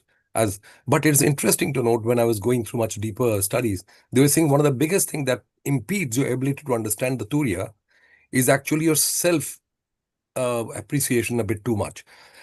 Somebody says good about you and you feel very elated about it, and so to forget your identity is very, very important. That's what they suggest. Yeah. Thank you, Anakul. Thank you, Barry. Thank Thank you. you, Henry. What a wonderful session. We learned so much. I want to ask just a quick question before we go to Lisa and Tom over here. And we are okay. We'll extend the time as well. Barry and Henry, do you feel, and just a quick 30-second answer will do you feel that you are at the stage because of your seniority and age and you've captured wisdom? Do you think that the youngsters can be taught to understand this without the experience of a wisdom? And Henry, you hit the nail on the head. When you say we are attached, we can be attached to our profession, our car, our TV, our house, our wife, our spouse, our daughters, our son. That is when we get drawn down because you are weighed down of your possession. Once you are completely unattached, you are a very powerful soul that can fly higher than a kite and travel further than a butterfly because butterfly can go up to 3.5 to 8,000 miles. So Henry, that was a very good point. Now, Barry and Henry, a quick answer. Is it because of your wisdom for accumulating this salt and pepper hair that you are at this stage now? Or do you feel we can find methods that we can teach youngsters to adopt now rather than waiting for the salt and pepper hair? Over to Henry first and then to Barry. Yes, it's a journey. At every stage, there's something to learn. And like I say, if there's nothing for you to learn, we're going to know because you're going to spontaneously combust and disappear. But yes, it makes a difference when we are exposing the young people to some of these concepts, when we're helping them to move through their traumas, when we're validating them by helping them understand what we see as their strengths and capabilities. It makes a difference. So everybody can be in the higher consciousness at whatever stage. Every stage has a different challenge and something else to learn, but everybody can maximize their stage with the right support. Thank you, Henry. Superb. Barry, your wisdom. When I started Agnihotra in 1976, I thought I was on top of the world in 76, 77, 78. And I thought I knew a lot. I thought I was pretty wise, right? Well, 50 years later, I see that not only was I not as wise then as I might have thought I was, but I've still got a long way to go. Still got a long way to go. So my salt and pepper hair might remind me that I should not act like a teenager at least half the time. But all I can say is that Sri Vasant says, believe what you experience. And if you're older, by definition, you will have had more experience than someone who is younger. So to that extent, yes. Thank you. Thank you, Barry. Lisa, Tom, don't worry. We are going because your subject is also very important, introduction to Agnihotra, because it's in a gentle way. Those who are new or about to learn, they will get some idea. But while I've got you there, Lisa, because you've been practicing for 50 years, and Ulrich, you are there as well. Same question to both of you. How can we instill these points and the youngster can still our knowledge rather than wait till they turn 50, 40, 60, 70, 80? Lisa, first to you for a quick answer, and then Ulrich. Okay. Well, I was 18 when I started Agnihotra. So I was a young person, and then and certainly immediately received benefits. And then, getting married, raising 3 children, trying to incorporate these teachings, truth, nonviolence, forgiveness, self-discipline, and so on. This was, we certainly strived to set the example, but also to instruct as well. So to whatever extent, at every age, there are different ways in which these teachings can be applied. So really there's something for any person to learn at any age. How beautiful. And Lisa is an example. She started at 18. We will give her age away. She's 70. And she believes in what she does because she's still carrying on. And now she has got so much wisdom. Shortly, Lisa and Thomas is going to give us a bit of introduction so we can all zoom into Agnihotra. Professor Dr. Ulrich, when did you start practicing? And ever since you started till now, what wisdom have you accumulated that we can steal from you? Over to you. Oh my God. Yeah, I was 30 years old, very young then. I was a hippie, but also a teacher at the university. So I had also at some point a clear mind. I don't know what to say. But what I see is that young people, and I meet a lot of students because I go to so many conferences, and the young people are very much open for this kind of knowledge. And many contact me, and also many are interested to do research. And that is my way to teach. It is through science, because that is what nowadays most people accept. And there is, and that has changed the last 10 years. Definitely, it has changed a lot. So there's a lot of response which I get now in these conferences, in my talks, and so on. So that is quite positive. And yeah. Wow, superb. So let's take a pledge, all of us, both from the Sata and Healing Our Earth, that let us empower the youth of today to preserve the past and shape the future. And together we will bring and nurture them and create better, harmonious, loving, united community. Lisa, Thomas, welcome once again, and bring the introduction to Agnihotra in a nice, cool way. Thank you. Actually, Tom, I don't know that anybody introduced you earlier, so I'll introduce Tom. So he was introduced to Agnihotra in the early 1970s, and in 1977 he became a part of Agnihotra Press, which was a printing company back in the early days of Agnihotra spreading here in the U.S. That was a business that was set up to earn money to support the work. So since then, Tom has certainly been doing Agnihotra daily. He's a certified homotherapy teacher, and he has helped maintain a property in a suburb of Baltimore where Agnihotra and other homas have been done for more than 40 years. Thank you. And I also just wanted to contribute something about the young people. I think a lot of them come in with a lot more knowledge and wisdom than we did when we were young. So teaching them Agnihotra, I think, is a little bit easier because I think they're a little more evolved. And also today we have so many wonderful ways to spread this knowledge. The social media and so forth. It's a two-edged sword, but let's make the best use of these tools. Use them for good purpose. Okay. So as I mentioned earlier, when we say Agnihotra, we're referring to a very specific method because there are different things called Agnihotra. They're not all the same. The results that we'll be talking about and the scientific research was all based on this particular method.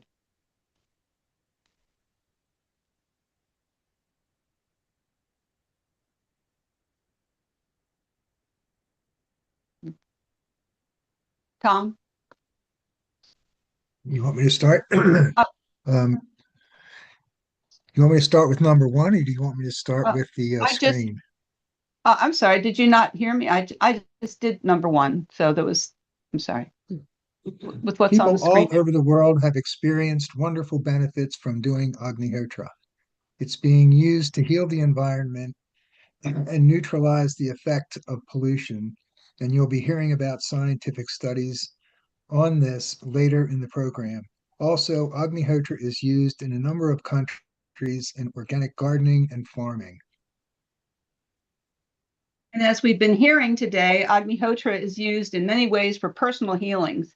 And as we said before, we make no claims or promises, but so many people around the world have successfully used Agnihotra to treat many different health issues, and home remedies can be made from the Agnihotra ash.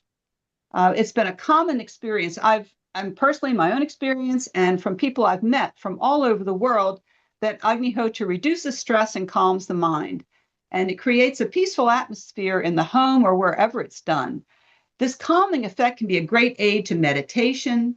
And as we heard earlier, people have also used Agnihotra to help overcome alcoholism and drug addiction. Agnihotra is a process of purification of the atmosphere through a specially prepared fire performed at exactly sunrise and sunset. Agnihotra, as we observe it, comes from the Vedas, the most ancient knowledge known to man. Remnants of Vedic knowledge can be found all over the world. Virtually all ancient civilizations had some form of purification through fire. In the course of time, the science was lost, but due to conditions we are in today, this ancient knowledge is being revived to undo the effects of pollution and restore balance to the planet and its life forms. This is ancient universal knowledge that all people can use for their own benefit. Agnihotra is open to all people. There is no restriction by sex or gender. There are Christians, Jews, Hindus, Buddhists, Muslims, and followers of other faiths who do Agnihotra. A person may follow any guru and do Agnihotra. An atheist or an agnostic may also do Agnihotra. There are no prerequisites to doing Agnihotra. A person doesn't need to become a vegetarian or stop drinking alcohol or smoking cigarettes and so on before they start Agnihotra. And actually, it's been the experience of many people that their habits become healthier after they start Agnihotra. And as we also heard many examples earlier, that Agnihotra can be a tremendous tool in overcoming drug addiction and alcoholism. It's also important to note that Agnihotra is always taught for free.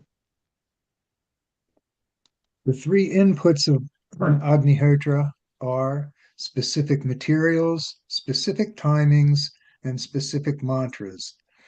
Nothing is to be changed or added. So the materials we're using are the copper pyramid, dried cow manure, raw whole grain rice, and ghee, nothing else. The copper pyramid is an important part of the process. The Vedic knowledge states, just at morning Agnihotra time, all the electricities, energies, ethers are attracted to the pyramid in its shape.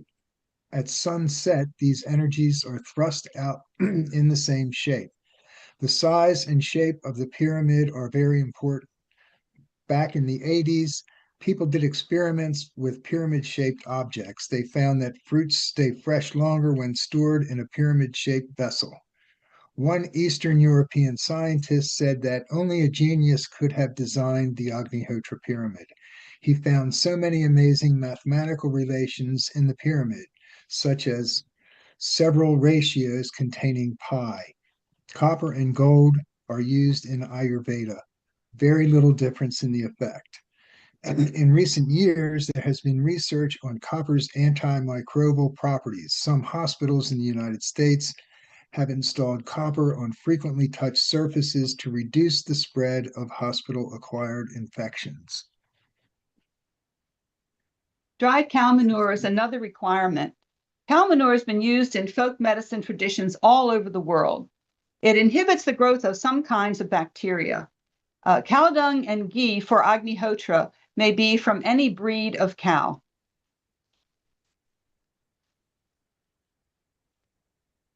Whole grain, unpolished rice is another essential ingredient.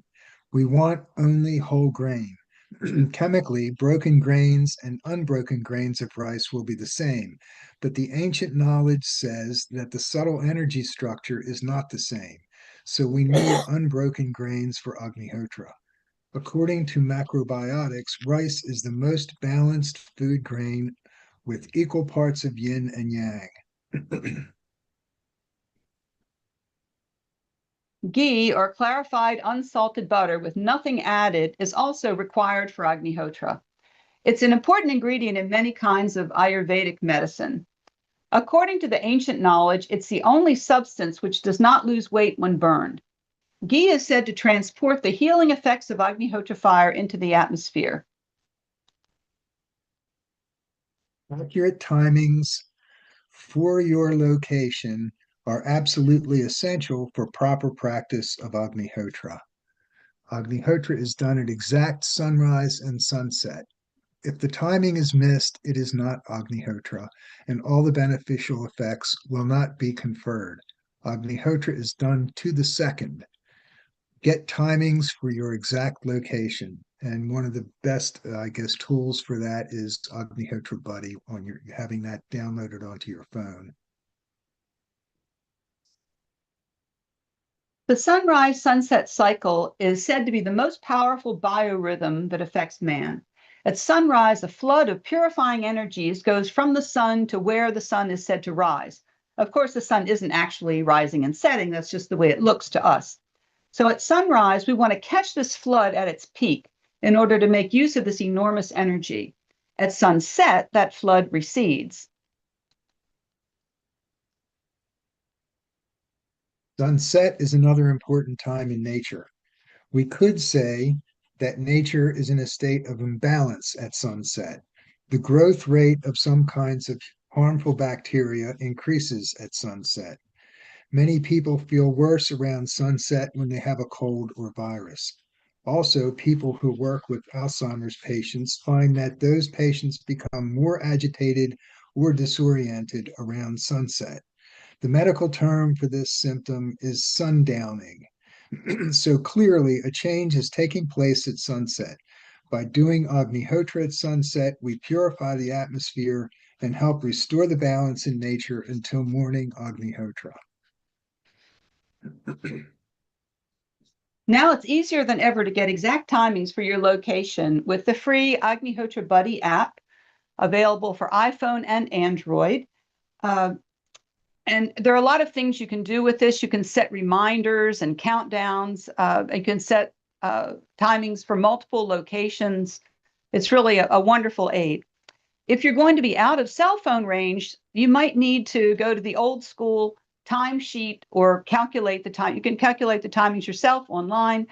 If anyone needs help getting a timesheet, then you just contact a homotherapy center and we'll be happy to send that to you. The third input to Agnihotra is mantras. It is well known to science that different vibrations have different effects on living things.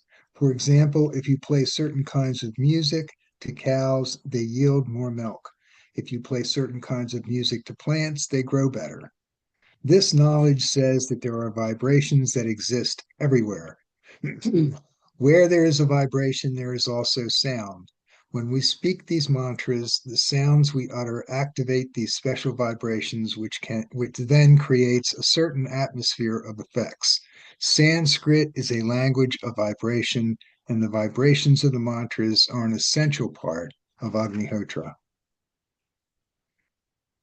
So the morning Agnihotra mantra.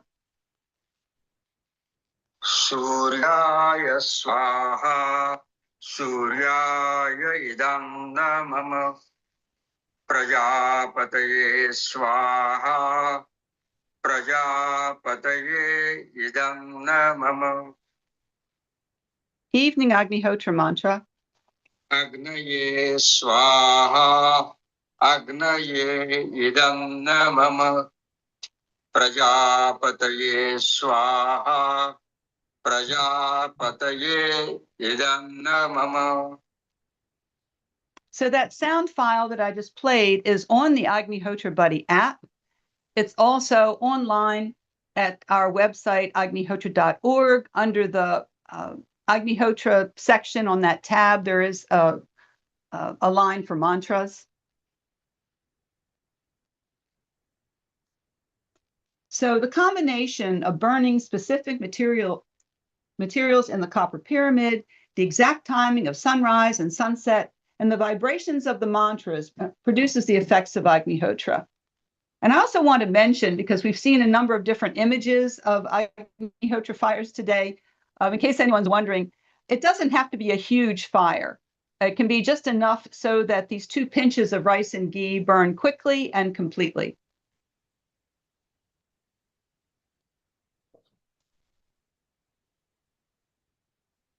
We can't fully explain everything that takes place in Agnihotra, but this diagram gives an idea.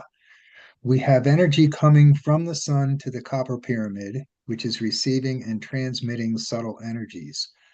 A channel is created in the atmosphere. It is said reaching up to 12 kilometers or 8 miles, bringing down prana energy. Prana is the life energy that connects us to the cosmos. Energy is thrust out to the plants, animals, humans, all life forms, and water resources.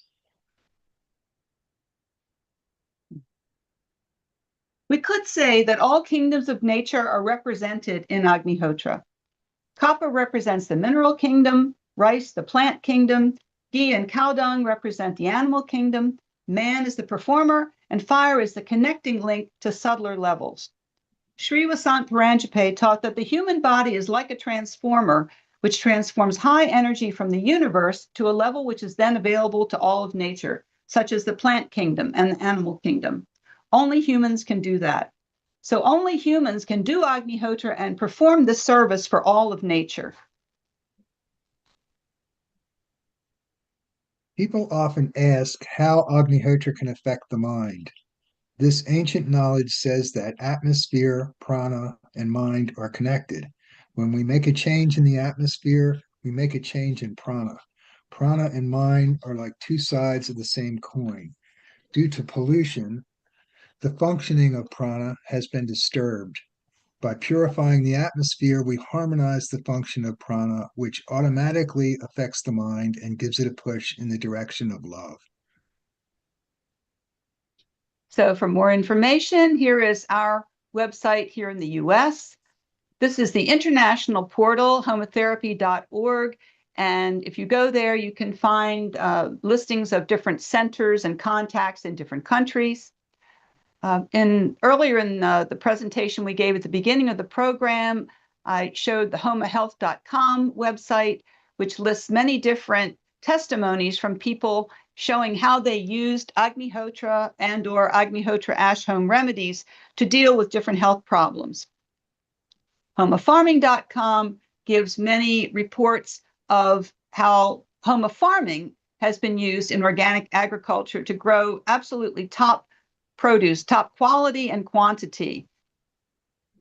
Agnihotra is the foundation of homofarming.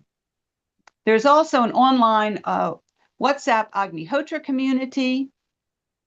I also wanted to mention that since several of us here today were taught Agnihotra by Sri Vasant Paranjape, the books that he wrote are available online as ebooks from Amazon.com. So now they're available everywhere. Some Homa centers may have some hard copies, some are out of print, but at least they are available now online.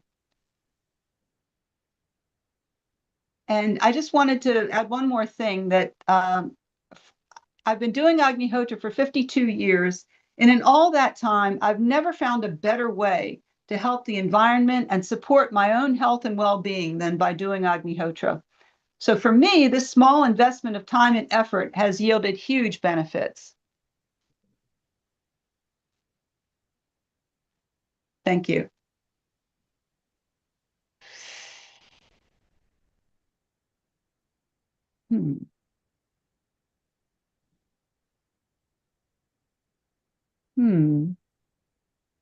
I'm looking for the end share screen. Okay, here we go.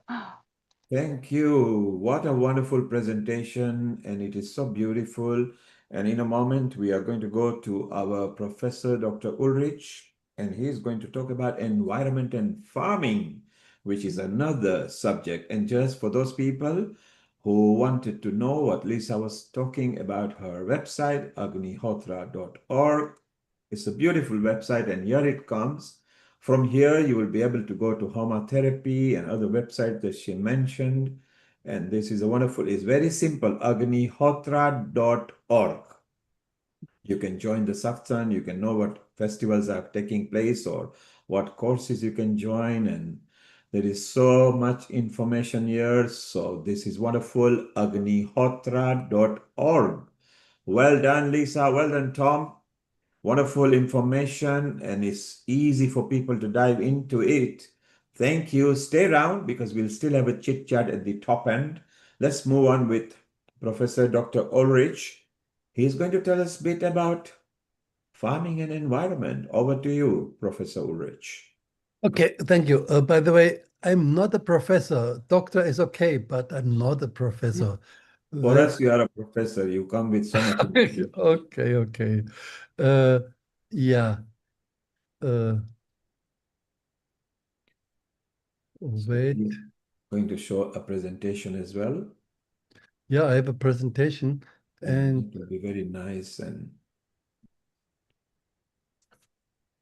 before I had it.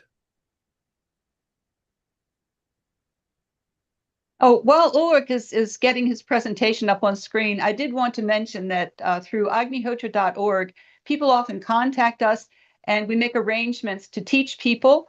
I have a monthly Agnihotra Zoom meeting, and because sometimes people don't have an Agnihotra contact in their area, so they can come to the Zoom meeting, they can learn how to do Agnihotra, and they can even just order supplies and get started. If possible, we do try to connect people to a contact in their area. Brilliant. So once again, visit the website, connect to them, and it's beautiful. While Ulrich has got something exciting lined up for us, healing the environment, healing planet Earth, and healing humanity, just the healing our Earth way. Over to you. Ulrich, excuse me, is Yarek on, he's on tape, right? He's not live. Yeah. Okay, thank you. Okay, I was already introduced. So that is something which I found recently here in India. Science of ICAR, the Indian Council of Agricultural Research, the top institute for agricultural research here in India. They have found that the nutrition has gone down by 45%, but the content of toxins has come up by 1,400%. That was after the Green Revolution. So that shows how really bad the situation is nowadays. And that, of course, has serious effects on our health. And according to information from the World Health Organization, already now 20 to 25% of all deaths are due to environmental pollution.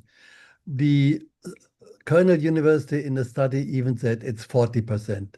Okay, whatever statistic is correct, it's a lot. And this problem was definitely not there when thousands and thousands of years ago Ayurveda was received by the rishis. So that is a big problem also for Ayurvedic doctors. How can Agnihotra help? So Tom and Lisa just showed how it is to be performed. What is the effect? Agnihotra purifies the environment, the atmosphere, water resources, and soil, and thus brings all nature back to harmony. And let's first look at the atmosphere. Modern science normally speaks only of soil analysis and water analysis, but not so much about the atmosphere. But ancient science of homotherapy, and by the way, also biodynamic farming, they say that more than 75% of the nutrition to plants and soil come through the atmosphere. So if the atmosphere is polluted, this may not happen as nature has planned it. But if you make the atmosphere more nutritious and fragrant by Homa, there will be a type of protective coating to the plants, and diseases, fungi, pests, and so on do not thrive. The plant's capacity to breathe increases, and the toxic effect of choking to death due to atmospheric toxins is eliminated. You remember there was one slide which Lisa and Evan showed in the morning, in the earlier session, about the photosynthesis activity. You know, that shows, yeah, if in Agnihotra atmosphere, photosynthesis activity is more because the atmosphere is purified. This slide already has been shown. That is the bacterial count before Agnihotra and after Agnihotra. And that experiment was done several times. Also here, it was mentioned before, SOx, NOx, and particulate matter go down with Agnihotra. One thing is negative ions in the air. Negative ions in the air, they sound negative, but actually they are very positive. They are an indicator for fresh air. And normally, a smoke reduces the amount of negative ions. We had done 40 years ago an experiment in Germany. I went to the man who had the instrument to measure negative ions. And when I said, there's this fire, and he said, there's smoke. And I said, yes. He said, we don't have to measure. Any smoke reduces the number of negative ions. I said, okay, let's try. And to his utter surprise, there were more negative ions in the air.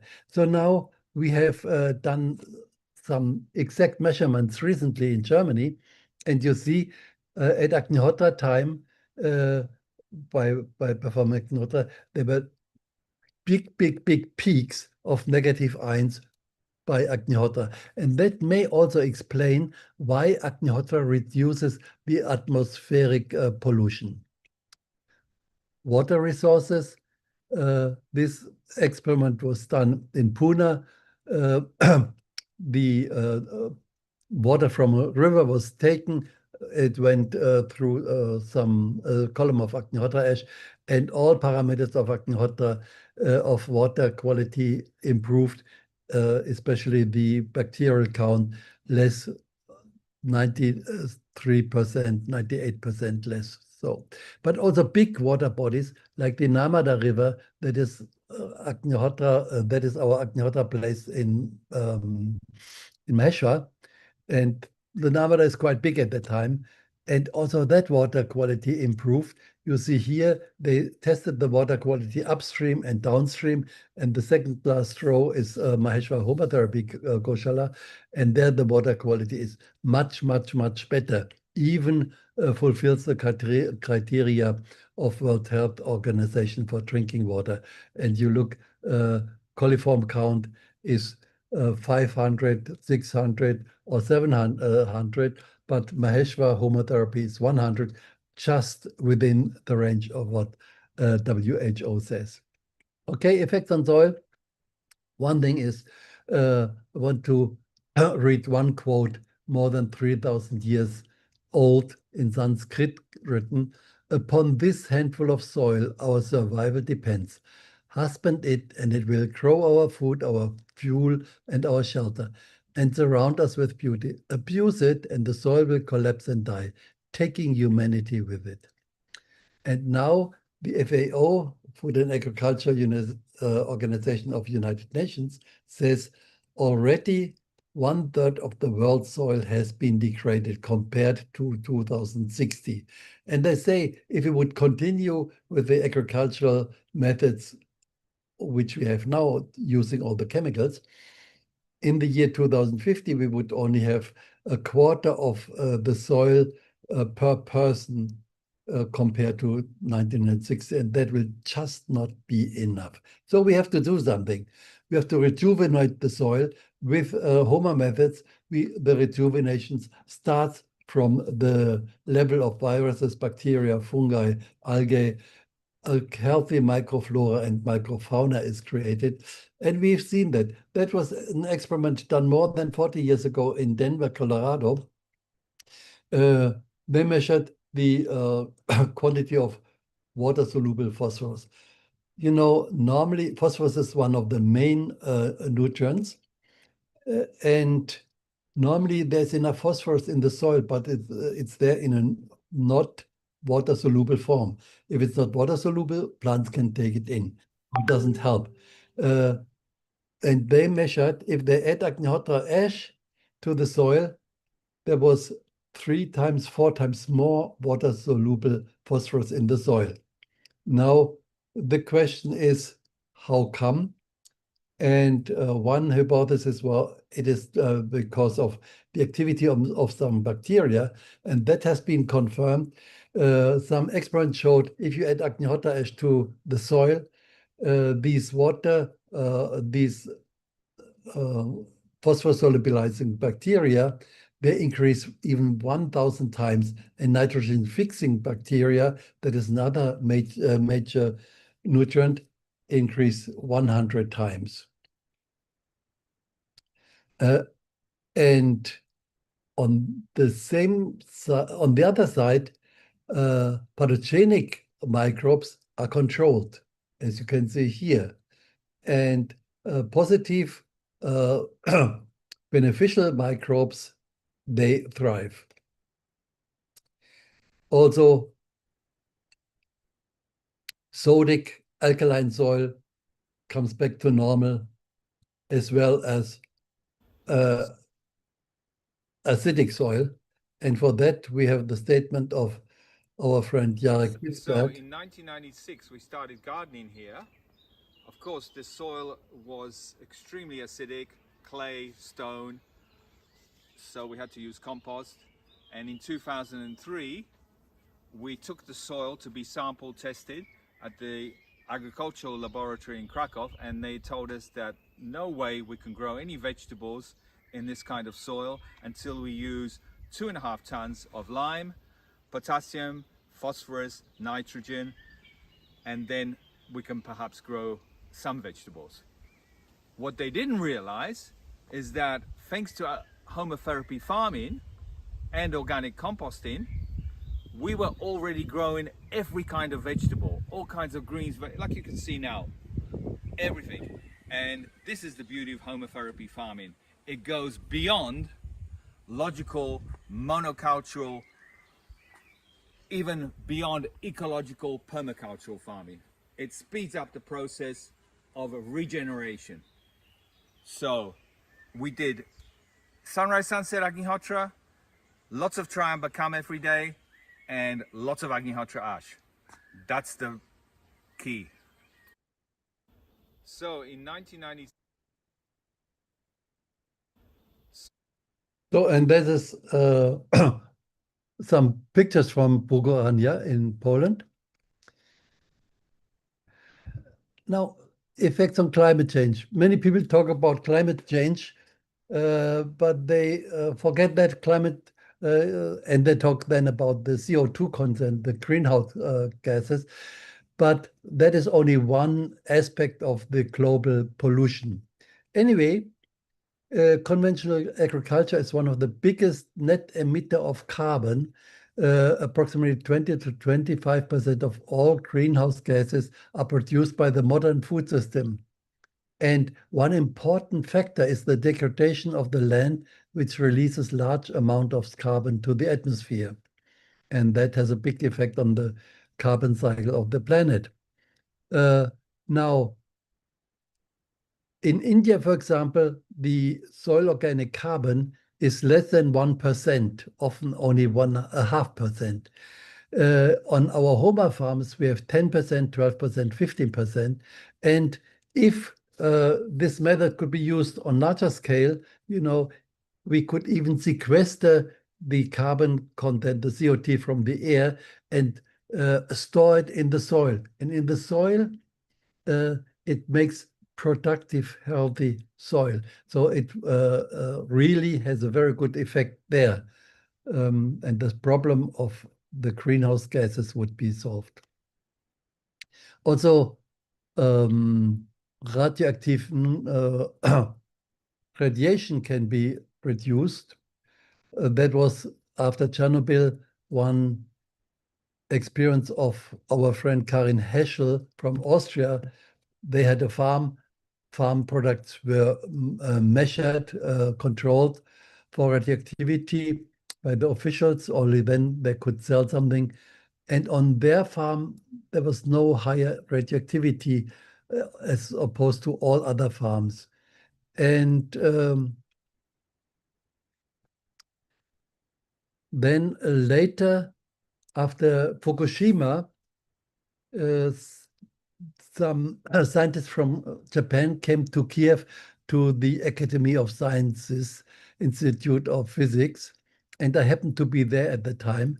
And they brought radioactive rice from Fukushima because in Kiev they had developed a nice instrument to measure radioactivity. Okay, I said, nice. And I suggested, soak this rice in Agnihotra ash water. They did that, and within 1 week, the radiation came down to a normal background level. So all the radioactivity was wiped out by just soaking the rice in Agnihotra ash water.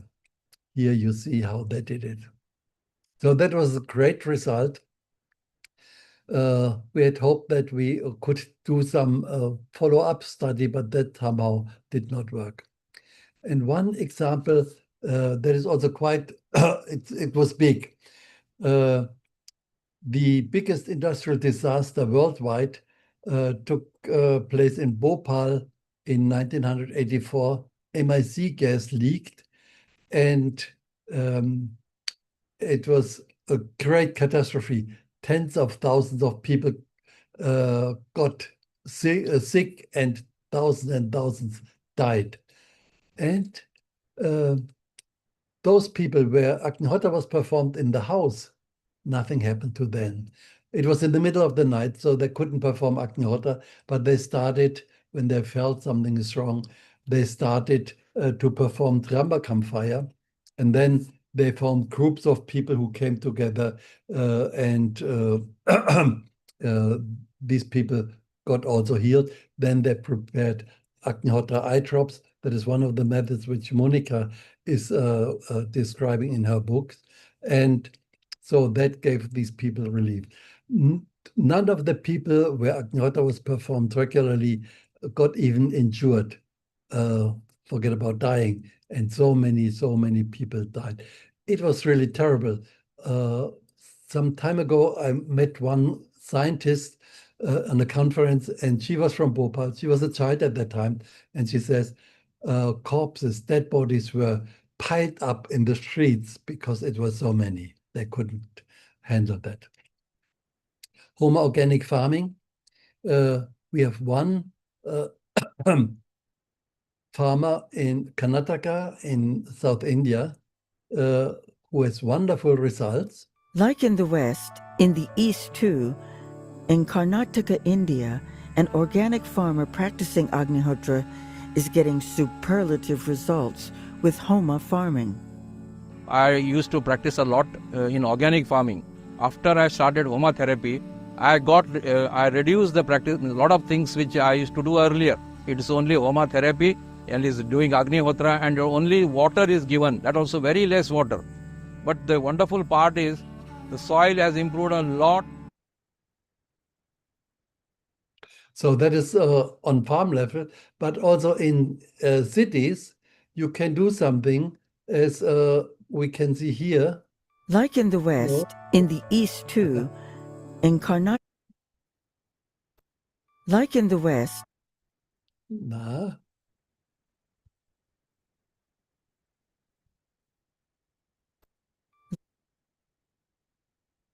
Okay. Now this slide I don't find. Anyway, that was Arun Anand from Indore. He has a nice garden on his rooftop, and he has wonderful results there. So we have several farmers in India, especially, but also in Europe, in Germany, in Poland, in South America, many, many, many, also on big farms in South America, in North America, some. But there were some controlled experiments also. Some were at the University of Palampur in Himachal Pradesh, North India. And they compared Agnihotra ash with other organic fertilizers, produced lemongrass and Tagetes minuta, and found with Agnihotra quantity increased, oil content increased, and the disease resistance was higher. Then there was one very extensive study in Dharwad Agricultural University, Karnataka. They had 4 MSc theses. They studied tomatoes, cabbage, soybeans, and okra. And the parameters studied were the yield, pests and diseases, and the quality, nutrient content. And the result was wonderful. There was a reduction of pests and diseases, an increased nutritional value.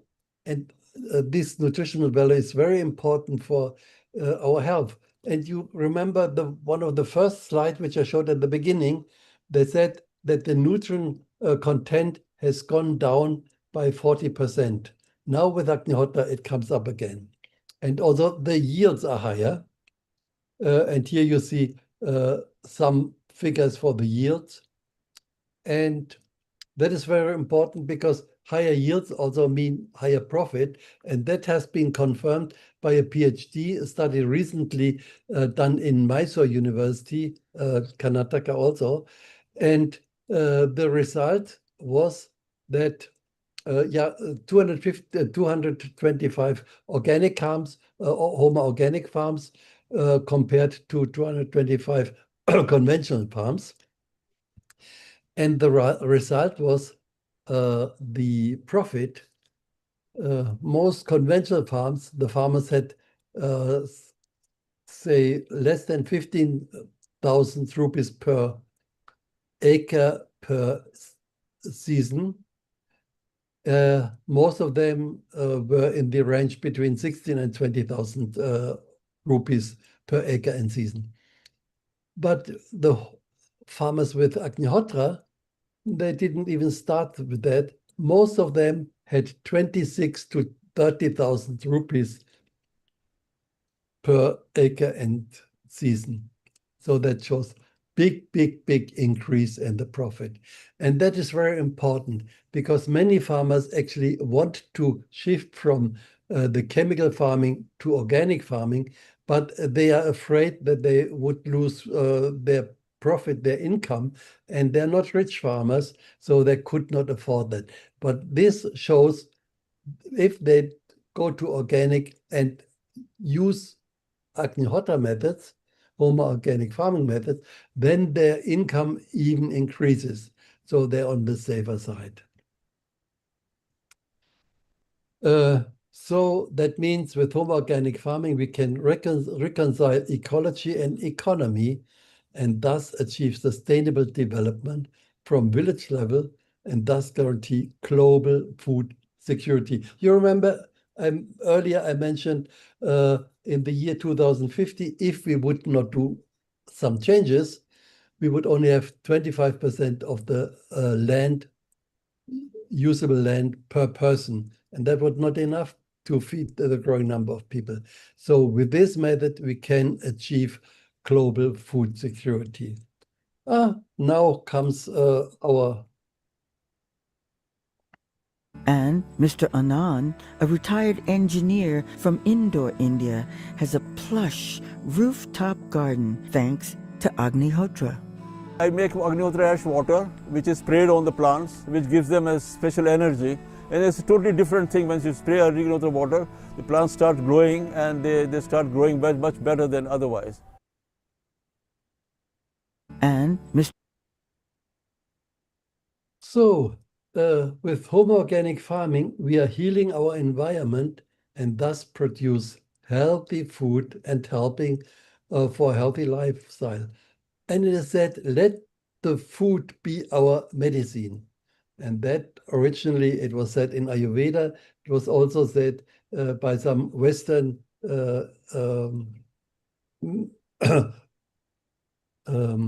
teachers of medicine. And as conclusion, it is said that many thousands years back, there was a Vedic time on this planet when in each and every household, Agnihotra was performed at sunrise and sunset. This was a golden era of peace and prosperity all over.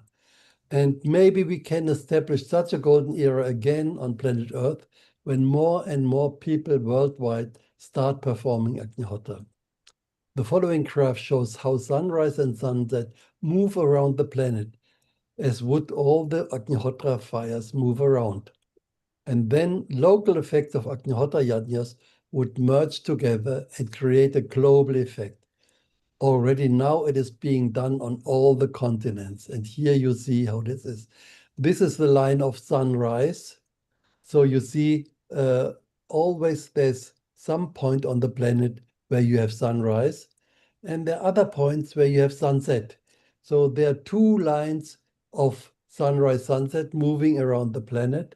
And if more and more people perform Agnihotra, that would also mean there were two lines of Agnihotra fires moving around the planet Earth. So all the time, Agnihotra would be performed somewhere, and these energies would then come together. That's it. Thank you.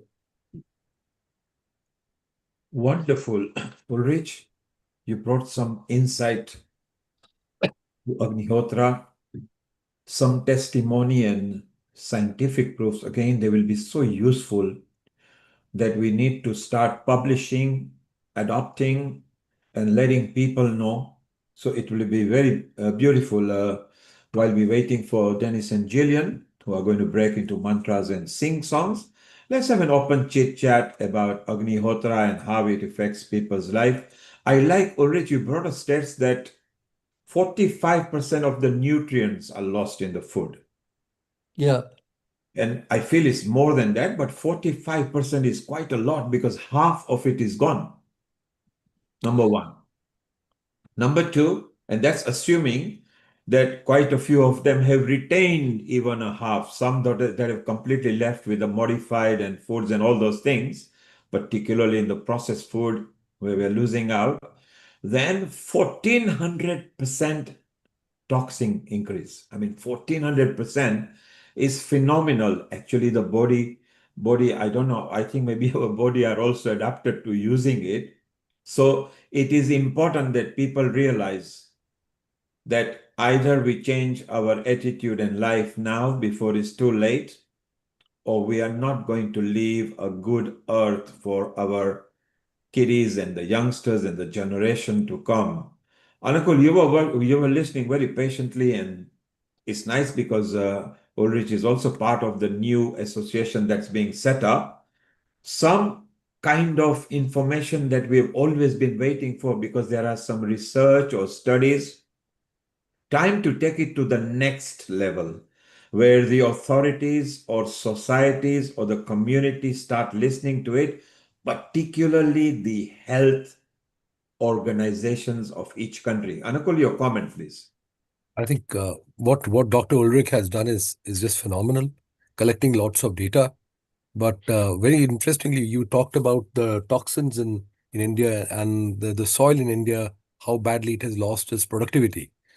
The Green Revolution that started sometime in 1965 or 70s, that introduced quite a few interesting things. First of all, use of pesticides has been a major cause of problems cutting down the organic material in the soil.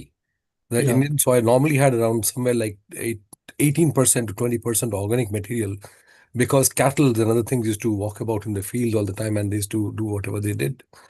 But now that thing has stopped.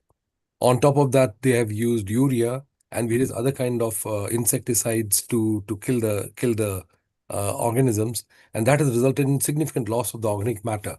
Some places which have got the highest level of organic matter in the Indian soil is still in Madhya Pradesh and parts of Uttarakhand, if I'm correct, with about 20, almost 18 to 20% organic matter, and the food that they make up over there is just fantastic. So that is one small comment. But I have one question to ask Dr. Ulrich is about Lisa had told about that any kind of cow dung or honey or ghee would do the job. What I learned about, and I would like you to clarify that it is A2 ghee and Bos Indicus, what you call this cow dung, which is specifically used. I'm not very certain of that, mainly because possibly I'm still a part of the Indian product, so I know you knew as Bos Indicus cow dung, and it has interestingly Bos Indicus cow dung. Good amount of research has been done recently. It is one particular cow dung which does not absorb water. So if you take normal cow dung and mix it with water, it tends to sort of all mix up and become a big bundle. But in cow dung, if you dry it and keep it on top of a roof, then the water does not stay and it drains out. One of the factors why it has resulted in patenting of the Bos Indicus cow dung as well as the urine in USA is because of these characteristics. Yeah, that is a question which I get often in India, especially. Yeah. Yeah. And okay, one thing is these desi cows in India, the cows with a hump. I would say, yeah, they are better. They're more original, and the cow dung and the ghee also is preferable if you get it. But we have seen Agnihotra is practiced all over the world. And in Europe, we don't have these cows with a hump. In US, we don't have them, with very few exceptions. In South America, although normally we don't have them. But the most of the results in medicine, also in agriculture, come from these countries. And the Agnihotra and the Agnihotra ash also work. We asked our teacher, Srivasant, and he said, the dung from any cow can be used. It should be a cow. And even the dung of cows which live in Agnihotra atmosphere, this dung is better than if you have cows with hump are not in Agnihotra atmosphere. But the thing is, if you have access to cow dung and cow's ghee from these desi cows, then yeah, go for it. And but the bigger problem, especially here in India, is, or maybe in general in Asia, is it is difficult to get pure cow dung and pure cow's ghee because most farmers, they have both cows and buffaloes. And I think last year or 2 years ago, there was a big analysis of ghee in it was published in Times of India, I think, and they analyzed all the major brands, including the one very known brand from Haridwar. I don't want to mention name. And it showed, although, that label always says pure cow's ghee. None of them was pure. And also, I understand it's not a bad intent of these people. It's nearly impossible because they don't have millions of cows. So that they collect the milk from many, many, many farmers. And they can't control that. It's not possible. So what we always tell people, go to a dairy farm where you are sure that they only have cows. Then you can be sure the cow dung is okay and the ghee will be okay. So that is a very important point. Thank you, Ulrich, for not mentioning any names or a company because we can't, because they're not here to defend. But you're very right that Yeah, what you and get also in they are my friends. I mean, they are really nice people. They do great work. They do great research work. But okay, they do amazing work. I know them yeah, very well because it was me who made them famous in the world in yeah, 2006. you told me. However, bearing that in mind, as you say, they do fantastic work, as do others. Purity comes from a natural farms. The Swedish cows actually produce so much good products. Up in India, sometimes the cows end up even eating newspaper and anything they can find. Oh, So terrible. Yeah. so it's depending where you are and everything, but you are very right that there is a room for improving the products, and you brought some very good statistics there. People are asking on the social media with our partner channels that will this be recorded? So those who are listening, whatever medium you are watching from, at the end of the episode will become a recorded version. It will stay there on a Facebook. After 30 days, it's removed. If you are on a YouTube, it's permanently there. You can watch it at your leisure, fast forward it, move it, learn, pause it, and capture whatever you like. And also the person who has invited you will also send the link again in case you want to share it with the people. I want to ask, we've got a bit of time, so I just want to ask to everybody on a quick fire round. So it can just be a 30-second answer. I particularly want to ask one question. How has Agnihotra impacted your life for each one of you? In a 30 seconds. So we start with Evan first. Oh, briefly, long ago and far away, when I was at Agnihotra Press, we had a Om Trambakam fire that went on 24 hours a day, 7 days a week. It went on for years, and I was fortunate enough to participate in that. And I quickly discovered that if the fire is at the center of my life, everything else will take care of itself. So I'll never quit. Brilliant, Evan. Never quit. Keep on going. It's brought the youth in it. Look at you, you're fit. All faculties working. So it's beautiful. Barry, let's come to you. You've got vast experience as well. How is it? Okay, I just want to say one thing quick about this cow dung. What was disturbing was we would hear from people, more so in India, that I can't do Agnihotra now because I can't get Desai cow dung or Desai cow's ghee. And Busy, not Desi. busy. And we wanted to just tell them, as Ulrich pointed out, any cow dung will do. And one should not miss Agnihotra because they can't get ghee or dung from those particular cows. Uh, what has Agnihotra done with me? I was going to say something interesting. Uh, can you come back to me after Sure. the other? Barry, think of it. It's very important. Yeah. We go to smiling Monica. Guten Abend, Monica. And how has it impacted you? Guten Abend. For me as a pharmacist, it is great that Agnihotra and Agnihotra ash can provide healing even when school medicine is at an end. And this is always the proof when nothing else helps and Agnihotra and the ash is healing still. So what better proof can you get? Brilliant. There you are. Lisa, for more than 50 years, still smiling, still enjoying and helping the globe. How has it impacted you? It was complete transformation of my life. When I started Agnihotra, I was a teenager going through difficult time. My father was diagnosed with cancer, and there was terrible stress in the house. And right from the start, there was a real transformation happening at home, and it just continued. Every Agnihotra, I just felt this improvement. All these years, I've been connected with the Agnihotra community locally and internationally, and it's just been such a journey of joy.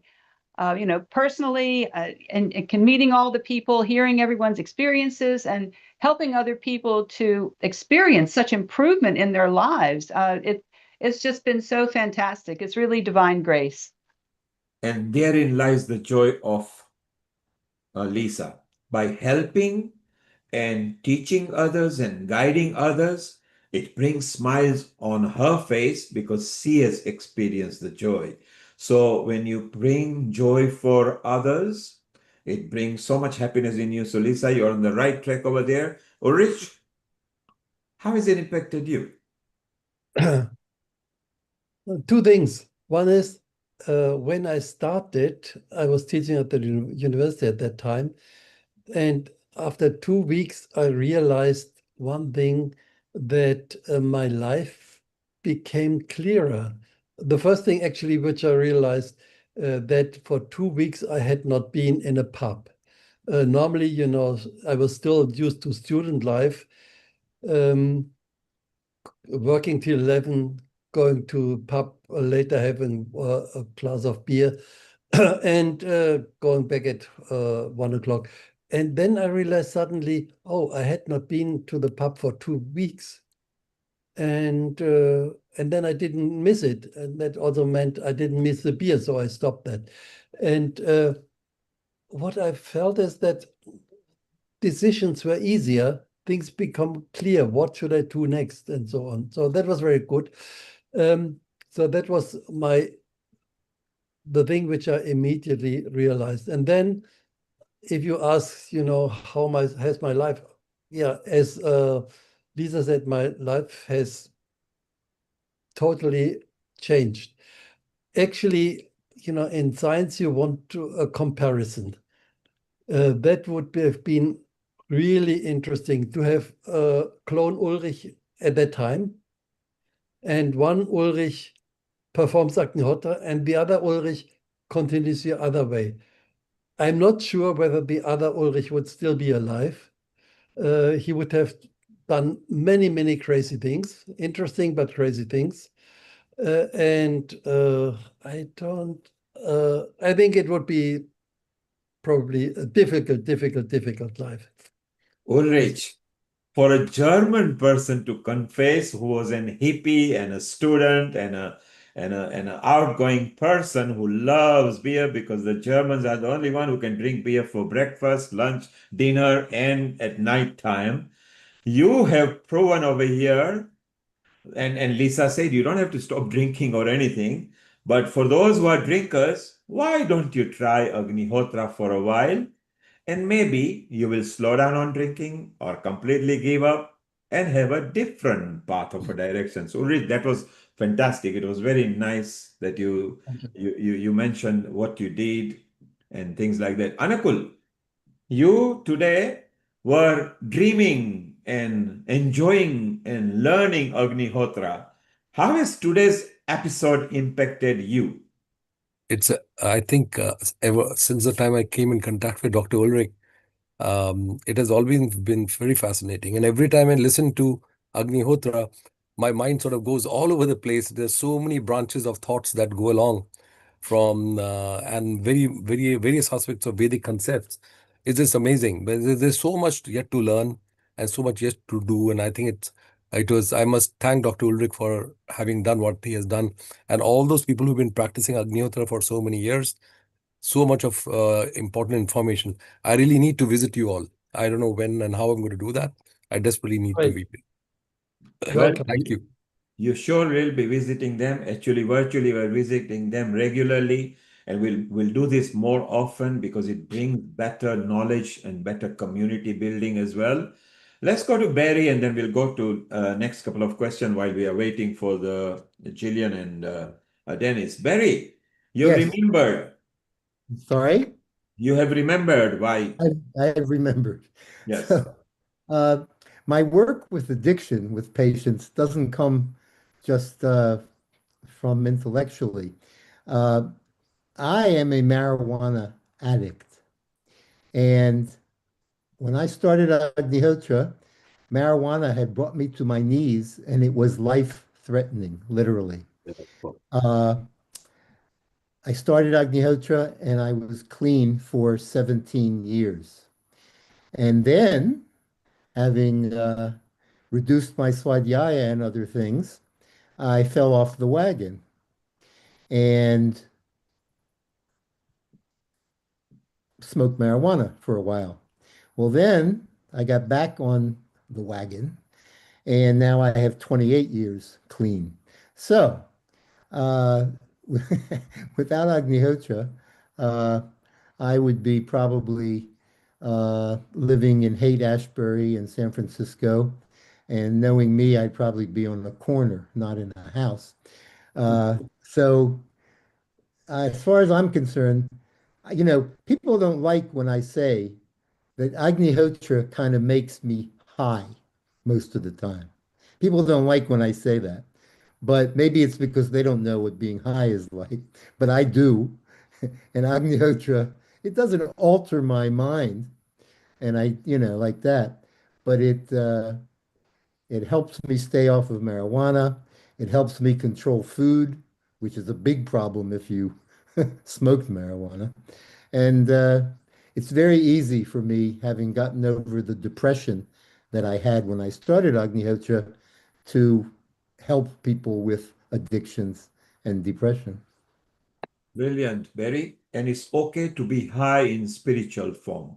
Because when you are high in spiritual form, then you are connected to the Almighty or the Supreme or the God or even somebody you know, your mother.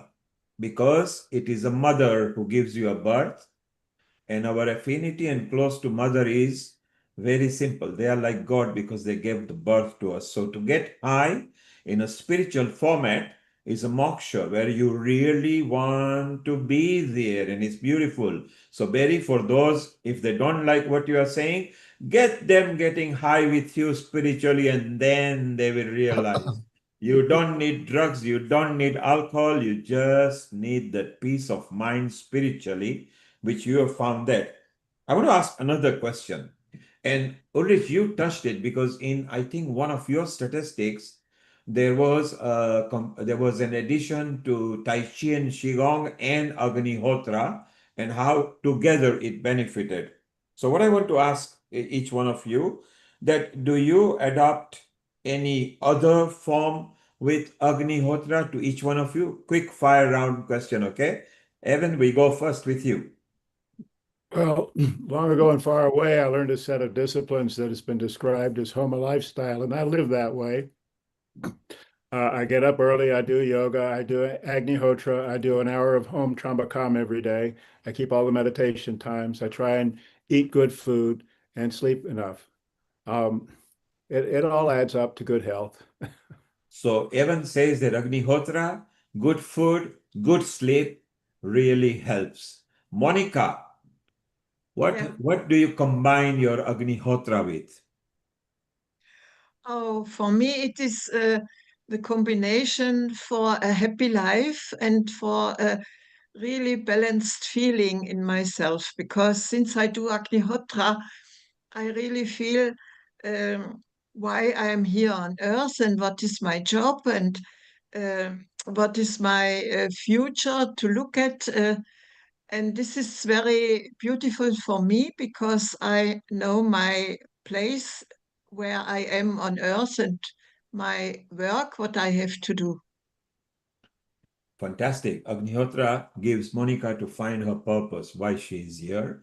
So that's beautiful over there. Lisa, do you combine anything with Agnihotra? Yes, well, actually, the disciplines that Evan referred to, we do certain meditation timings and fires throughout the day. And Yajna and the Om Chambakam Homa in our fire temple that my husband and I are responsible for. And I have, well, one field of interest that I find really complements. For 16 years at a small private school, I taught dances of universal peace. And whenever I have the opportunity to attend one of those dance sessions, I like that. And I became a dance leader also, and that's a very joyous experience. And on a few occasions, we have been able to perform the fire during a dance session, and I found it to be very powerful. Wow, I love that. Lisa, do you know Sharon Rose from Colorado, from the mountains? Do you know her? I don't. Okay, she's quite a big name there in America. She actually, just like you, she's 77 now, but just like you, 50 years back, she traveled to India and learned complete classical dancing, and she is now spiritual. Anakul, if you could take care to introduce Lisa to I will. Sharon, because they're both in America Mhm. and slightly away from each other from a time zone point of view.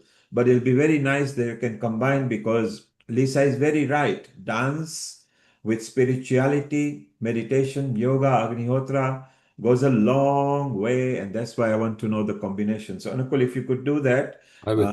and then it's nice because at Healing Our Earth, we grow family and introduce each other. Barry, Yes, what combination? I walk 1 hour every day, and I do 1 hour Om Trambakam Yajna every day. It's easy to do that responsibly because we do 5 hours here every day at Brugoranya. So like there's pressure for me to do my 1 hour. And then you know, I teach Agnihotra, and that seems to be, well, through writing. I do a lot of writing. That seems to be close to my Vikarma, my allotted task. And then lately, I've been more engaged in fundraising for the Center of Light that we are constructing here at Brugoranya, a 12-bedroom research and conference center. And it's about time for us to raise enough money for the doors to open. So I try to help with that. Wow, fantastic. So the eco village is expanding even more beautifully. Walking, which is brilliant because, as long as we are walking and breathing, we are alive. And that's very, very important. And riding, Barry does riding as well. So that's very beautiful. I love that idea. Ulrich, what combination do you like?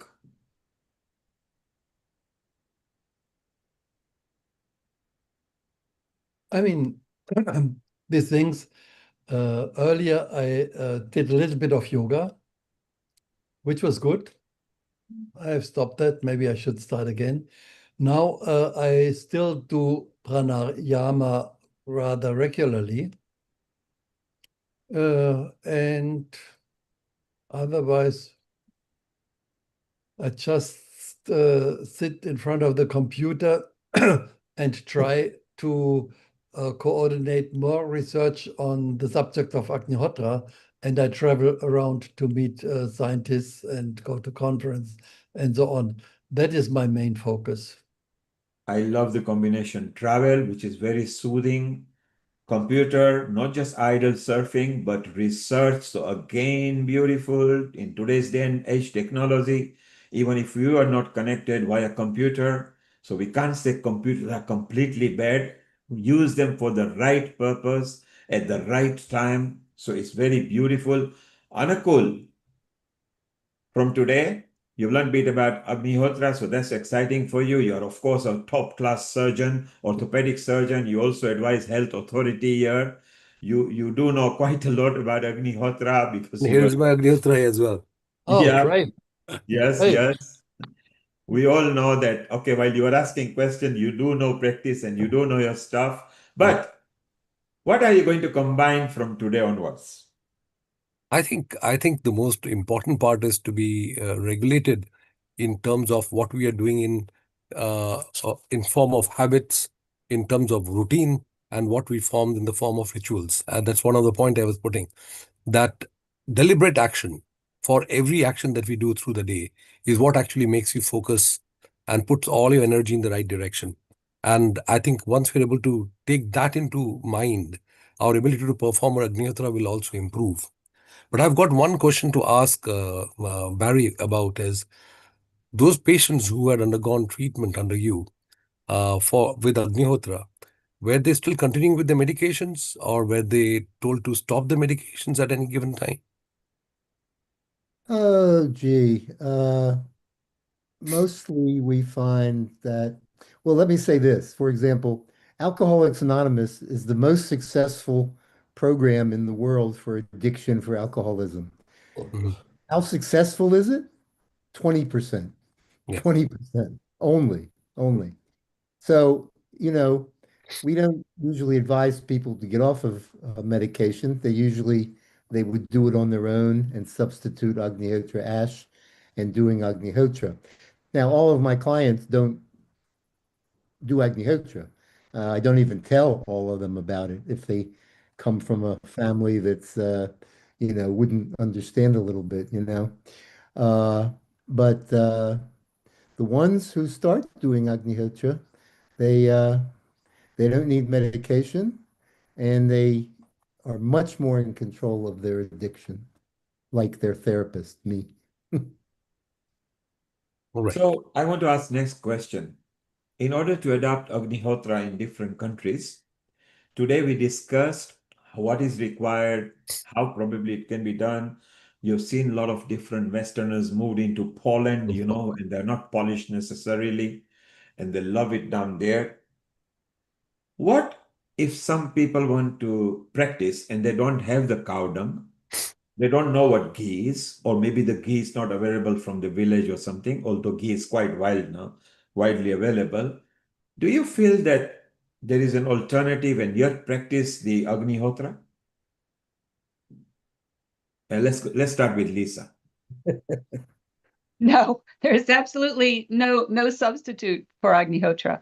And I mean, here in the US, certainly when Agnihotra started, nobody had heard of these things. Nobody knew anything about cow dung or ghee or any of this. And, there wasn't even so much as a brochure about it, and then little by little, it spread. And there are a number of sources for obtaining the supplies. Actually, my husband has a business here in the US. He's like the materials person, and I am the teaching component. So, between the two of us, we can get people started on Agnihotra, answer inquiries. I can even meet with people one-on-one on Zoom, or if possible in person, or we connect them to someone if there is a teacher or a very experienced Agnihotra practitioner in their area. But there's just no substitute. No. So Lisa is very adamant that better go and find your cows. And if you don't know how to find them, go to your local farmer or go to your local area where they milk the cows, and maybe you will find it. As for ghee, try to find an Indian person and they will definitely have it at home. And Indians are all over the world. Oh, but we teach people how to make ghee, and because here it's not hard to buy. You can get organic, unsalted butter and make it yourself. It's cheaper than buying it, and you can buy the cow dung online. As I said, we sell it here, but we're not the only supplier. And actually, I'm grateful to the other people. There are some other reliable sources who sell cow dung in this country, and it was a real challenge years ago to try to keep everybody in supply. I mean, we're in Virginia. We can have winter and cold and rain and all those things for half the year. So really in the warmer months, we can dry it here. But now there are a number of different sources. So anyone in the US who wants to do Agnihotra, we can certainly facilitate them getting started. So whichever country you're listening from, there is no excuse. You can either make the ghee from home, just look up on the internet, and lots of recipes are available there. You can order the cow dung as well. So don't make any excuses. Try to practice Homa and Agnihotra the right way. I know some of you are saying that you have bonfire and you close your mind and go into meditation. Very good. That's the first step. Go to the second step now. And Lisa says there is no excuse for that at all. In 50 years, I have found one person who couldn't do Agnihotra because of the scenario you're outlining. She lived on an island between Africa and I guess Indian India, Ocean. somewhere. And there was no post. They got shipments every 4 months through a boat that came. And the only milk they could get was UHT, which Yes. you can't make ghee from. So she's the only one. I mean, she could have looked ahead and bought enough stuff for 4 months, I guess. But she was the only one who had an excuse that I actually said, hmm. Well, yes, and maybe in today's day and age, more things are more available. Ulrich, are Jillian and Dennis coming to sing some? No. I will show a video. Okay, let's go for it because it'll be nice to have a bit of chanting and stuff. Go ahead, Ulrich, over to you. I'm sorry, the format is small, but the voice is good. Okay. Okay, yes, please go ahead. Hello, everybody. This is Julian. I am Dennis. And What happened? I tried before and the voice was okay. Now there's a. Yes, the voice is a bit funny. Maybe if you, Ulrich, off the line, stop the screen share and mute the sound. Play it on your computer once so it's buffered and then it may be okay. Meanwhile, we'll just chit chat over here. So if you could mute the sound when it's playing, let the whole full thing play so it's buffered at your end, okay? And that'll be fine. So Monica, you are a chemist, are you? You are a pharmacist? Pharmacist. I Wow. worked in the pharmacy. Yes. And do you practice or do you believe in homeopathy and Ayurveda products? Well, there are some results, but my experience is really that the healing power of Agnihotra is going beyond all the other methods which I came to know in the meantime.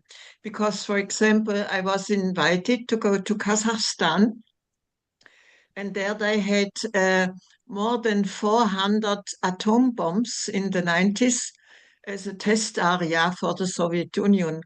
And therefore, the complete country has too high radioactivity. And the physicians there say most of the people have wounds on the body and they only can take care for the wounds, but they are not able by no possibility that these wounds go to heal. And this is a big problem there, for example, because of this high radioactivity. And when I came there and showed the people Agnihotra and explained the ashes and put Agnihotra ash powder on these wounds, the wounds started healing. So they have, with nothing else, got this result. And so in different other cases, I also recognized that the healing power of Agnihotra is going beyond of other methods because there are more dimensions included in the procedure. So we can take to whatever is possible for healing, but we can add Agnihotra and the Agnihotra ash and go further. Well, as a pharmacist who are very, very well versed with the medicine and the composition, so here is a endorsement that look, Agnihotra can heal you. Agnihotra can mentally give you peace of mind as well. And while you are in Germany, do you have clubs there where you form together and you practice Agnihotra together, or you have Agnihotra party or Agnihotra chanting? Do you have a club? Some people are in groups, but most of the people do the Agnihotra on an individual base. Okay. So both is okay because some people really like to be in a group and have to exchange in between the people. And other people are engaged in more traditional situations of life Yes. And they feel better when they just do the Agnihotra personally for oneself with not so much group aspects. So both is okay. And have you been to India? Yes, about 20 times. Yes, only 20 times. Yes, beautiful. Yes. That's wonderful. Barry, you visit India nowadays more often? No, I most time visited it together with Srivasant Paranjape. Okay. Means in the beginning, I met him in 74, and then I have contacts with him in different countries. I also met him in Peru or in Florida or in other countries. And so my travels there were most time in combination with Srivasant. Brilliant. It's And wonderful. I think you asked me, Yes, Barry. as I said when I spoke, my first trip to India in 1979 lasted 6 years. Wow. And then I went back 2 or 3 times for a couple months. Then in 2007, the first of the 7 Somayugs that we did in India took place.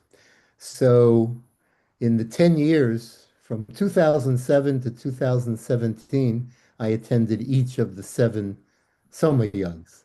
But I was only there for, well, once for I think 2 months, but usually just for 2, 3 weeks. I just try to go wherever the mangoes are. Yes, mango season and mango is good idea. Not bad at all. Lisa, you recently have visited India or previously? Oh, previously. My first trip was 1977 to 78. I was there for a little over 9 months. And that was my first time. I mean, I was so young, my first time being in any foreign country, and I was traveling alone. Though as soon as I arrived, I met up with other Agnihotra people. We had, that arrangement. So I was really, always there only for the Agnihotra work. And Wow. also, like Barry, I was very fortunate, and Ulrich, to be at all of the 7 Somayags that were conducted in Maheshwar. Just a fabulous experience. Wow, brilliant. Maybe someday we should all plan a Bollywood style visit up there from near Mumbai and do Agnihotra and travel over there and enjoy the style that could be slightly different. Maybe we'll organize all together. Anukul, you wanted to make a comment. Just before you do that, Ulrich, are we playing okay on your computer and enough to share now? Do you want to share? And Anukul has got a comment in a moment. On my computer, totally fine, yes. So let's attempt it and Anukul, you can make your comment after we watch this video, okay? Okay, Ulrich, go for it. It's wonderful that people have to. Ulrich will keep on talking till you click it in. And so it's so nice that so many people have been to India. They have studied their style. It was a completely new culture, new cuisine, new style, new rickshaws, new discipline, new etiquette. And look what they've learned. I mean, it's so wonderful that we are just one community now.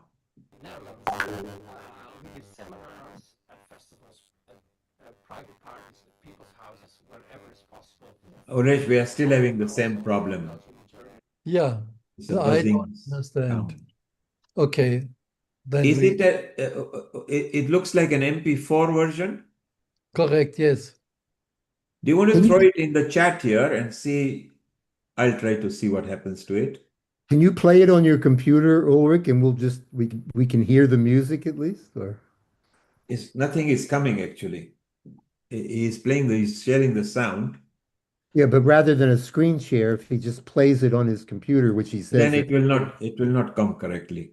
Because then he'll have to configure his computer to pick. Ulrich, throw it on the chat over here. Throw the link on the chat. No, it is not. It is not a link. It is on my computer. It's a Okay, it's a raw version on your computer, is that right? Yeah, yeah. Okay, no worry. We are here live people. Barry knows how to chant as well, and Lisa knows how to chant. And let's bring on some bit of chanting before we close. we have done quite over the time because we were all enjoying. So it's beautiful. Anukul, you had an observation and a comment before we. I've actually got a question for Dr. Ulrich. I understand there have been some studies done on the use of Agnihotra ash in diabetic ulcers. I mean, in my clinical practice, I come across diabetic ulcers, neuropathic ulcers, and bed sores. And I just wondered, any specific study done anywhere with the use of Agnihotra ash in their management? In which management? Diabetic ulcers, in the foot ulcers for No. diabetes, neuropathic ulcers, as well as what you call bed sores. Because of course there will be questions about bacterial load and things like that. But I'm sure quite convinced. I'm sure it helps. But Monica, maybe you know about some such cases. I do not know actually such case, but I would keep it for important to first provide the body with a correct situation, means to control the blood sugar and the blood circulation, etc. The regular state of the area where the wounds are. And then you can add Agnihotra ash internally as well as I would try it with water with Agnihotra ash solved in it as a compression on the wound to bring this energy also directly on the wound. And of course, the person should sit to the Agnihotra fire itself, because the Agnihotra fire itself provides the most energy healing. And next, perhaps the person can have a look on the website of Aleta. There are all the empiric data also mentioned. It is therapiahoma.com.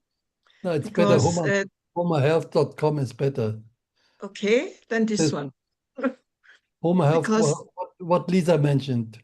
And I'm looking right now at that site, and there are Okay, because they had studies about a this. lot of experience there, and you can also directly ask them what ways of application of the Agnihotra ash there were proved.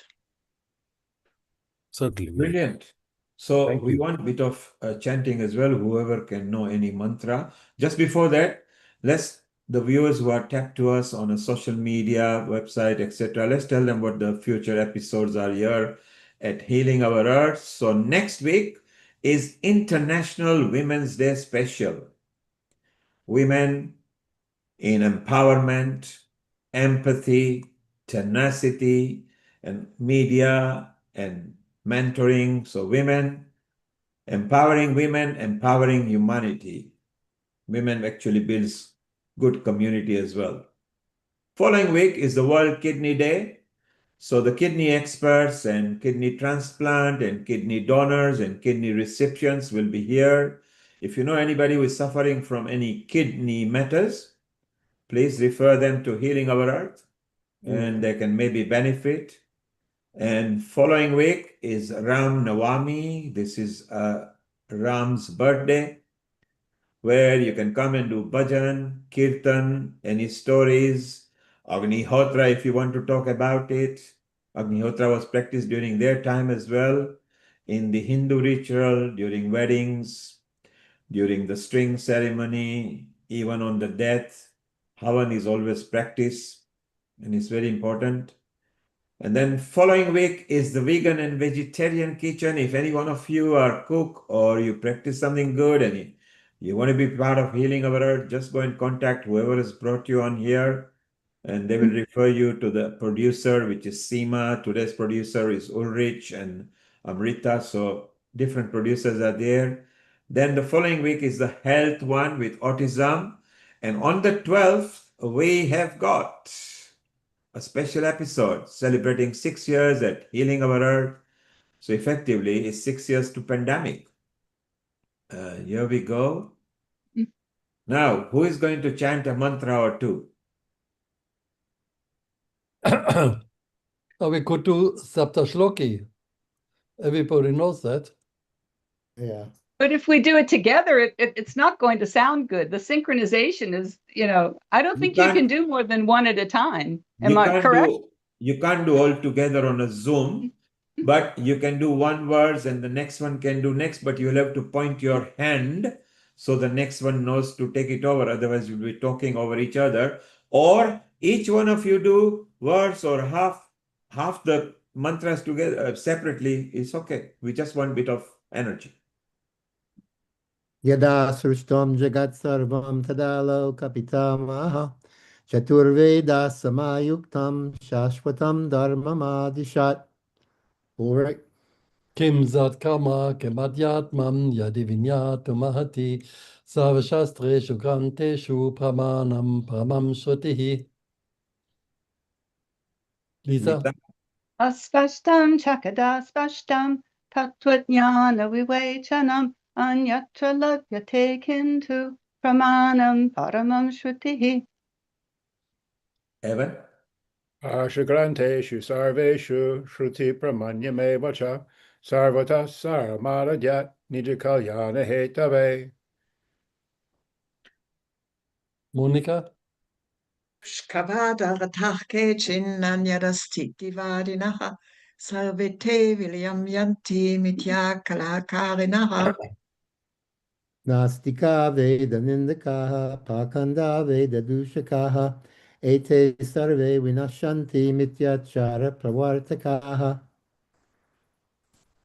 Yajnadana tapah karma svadhyaya niratova ved esha eva hishotyukta satyarama sanatanaha.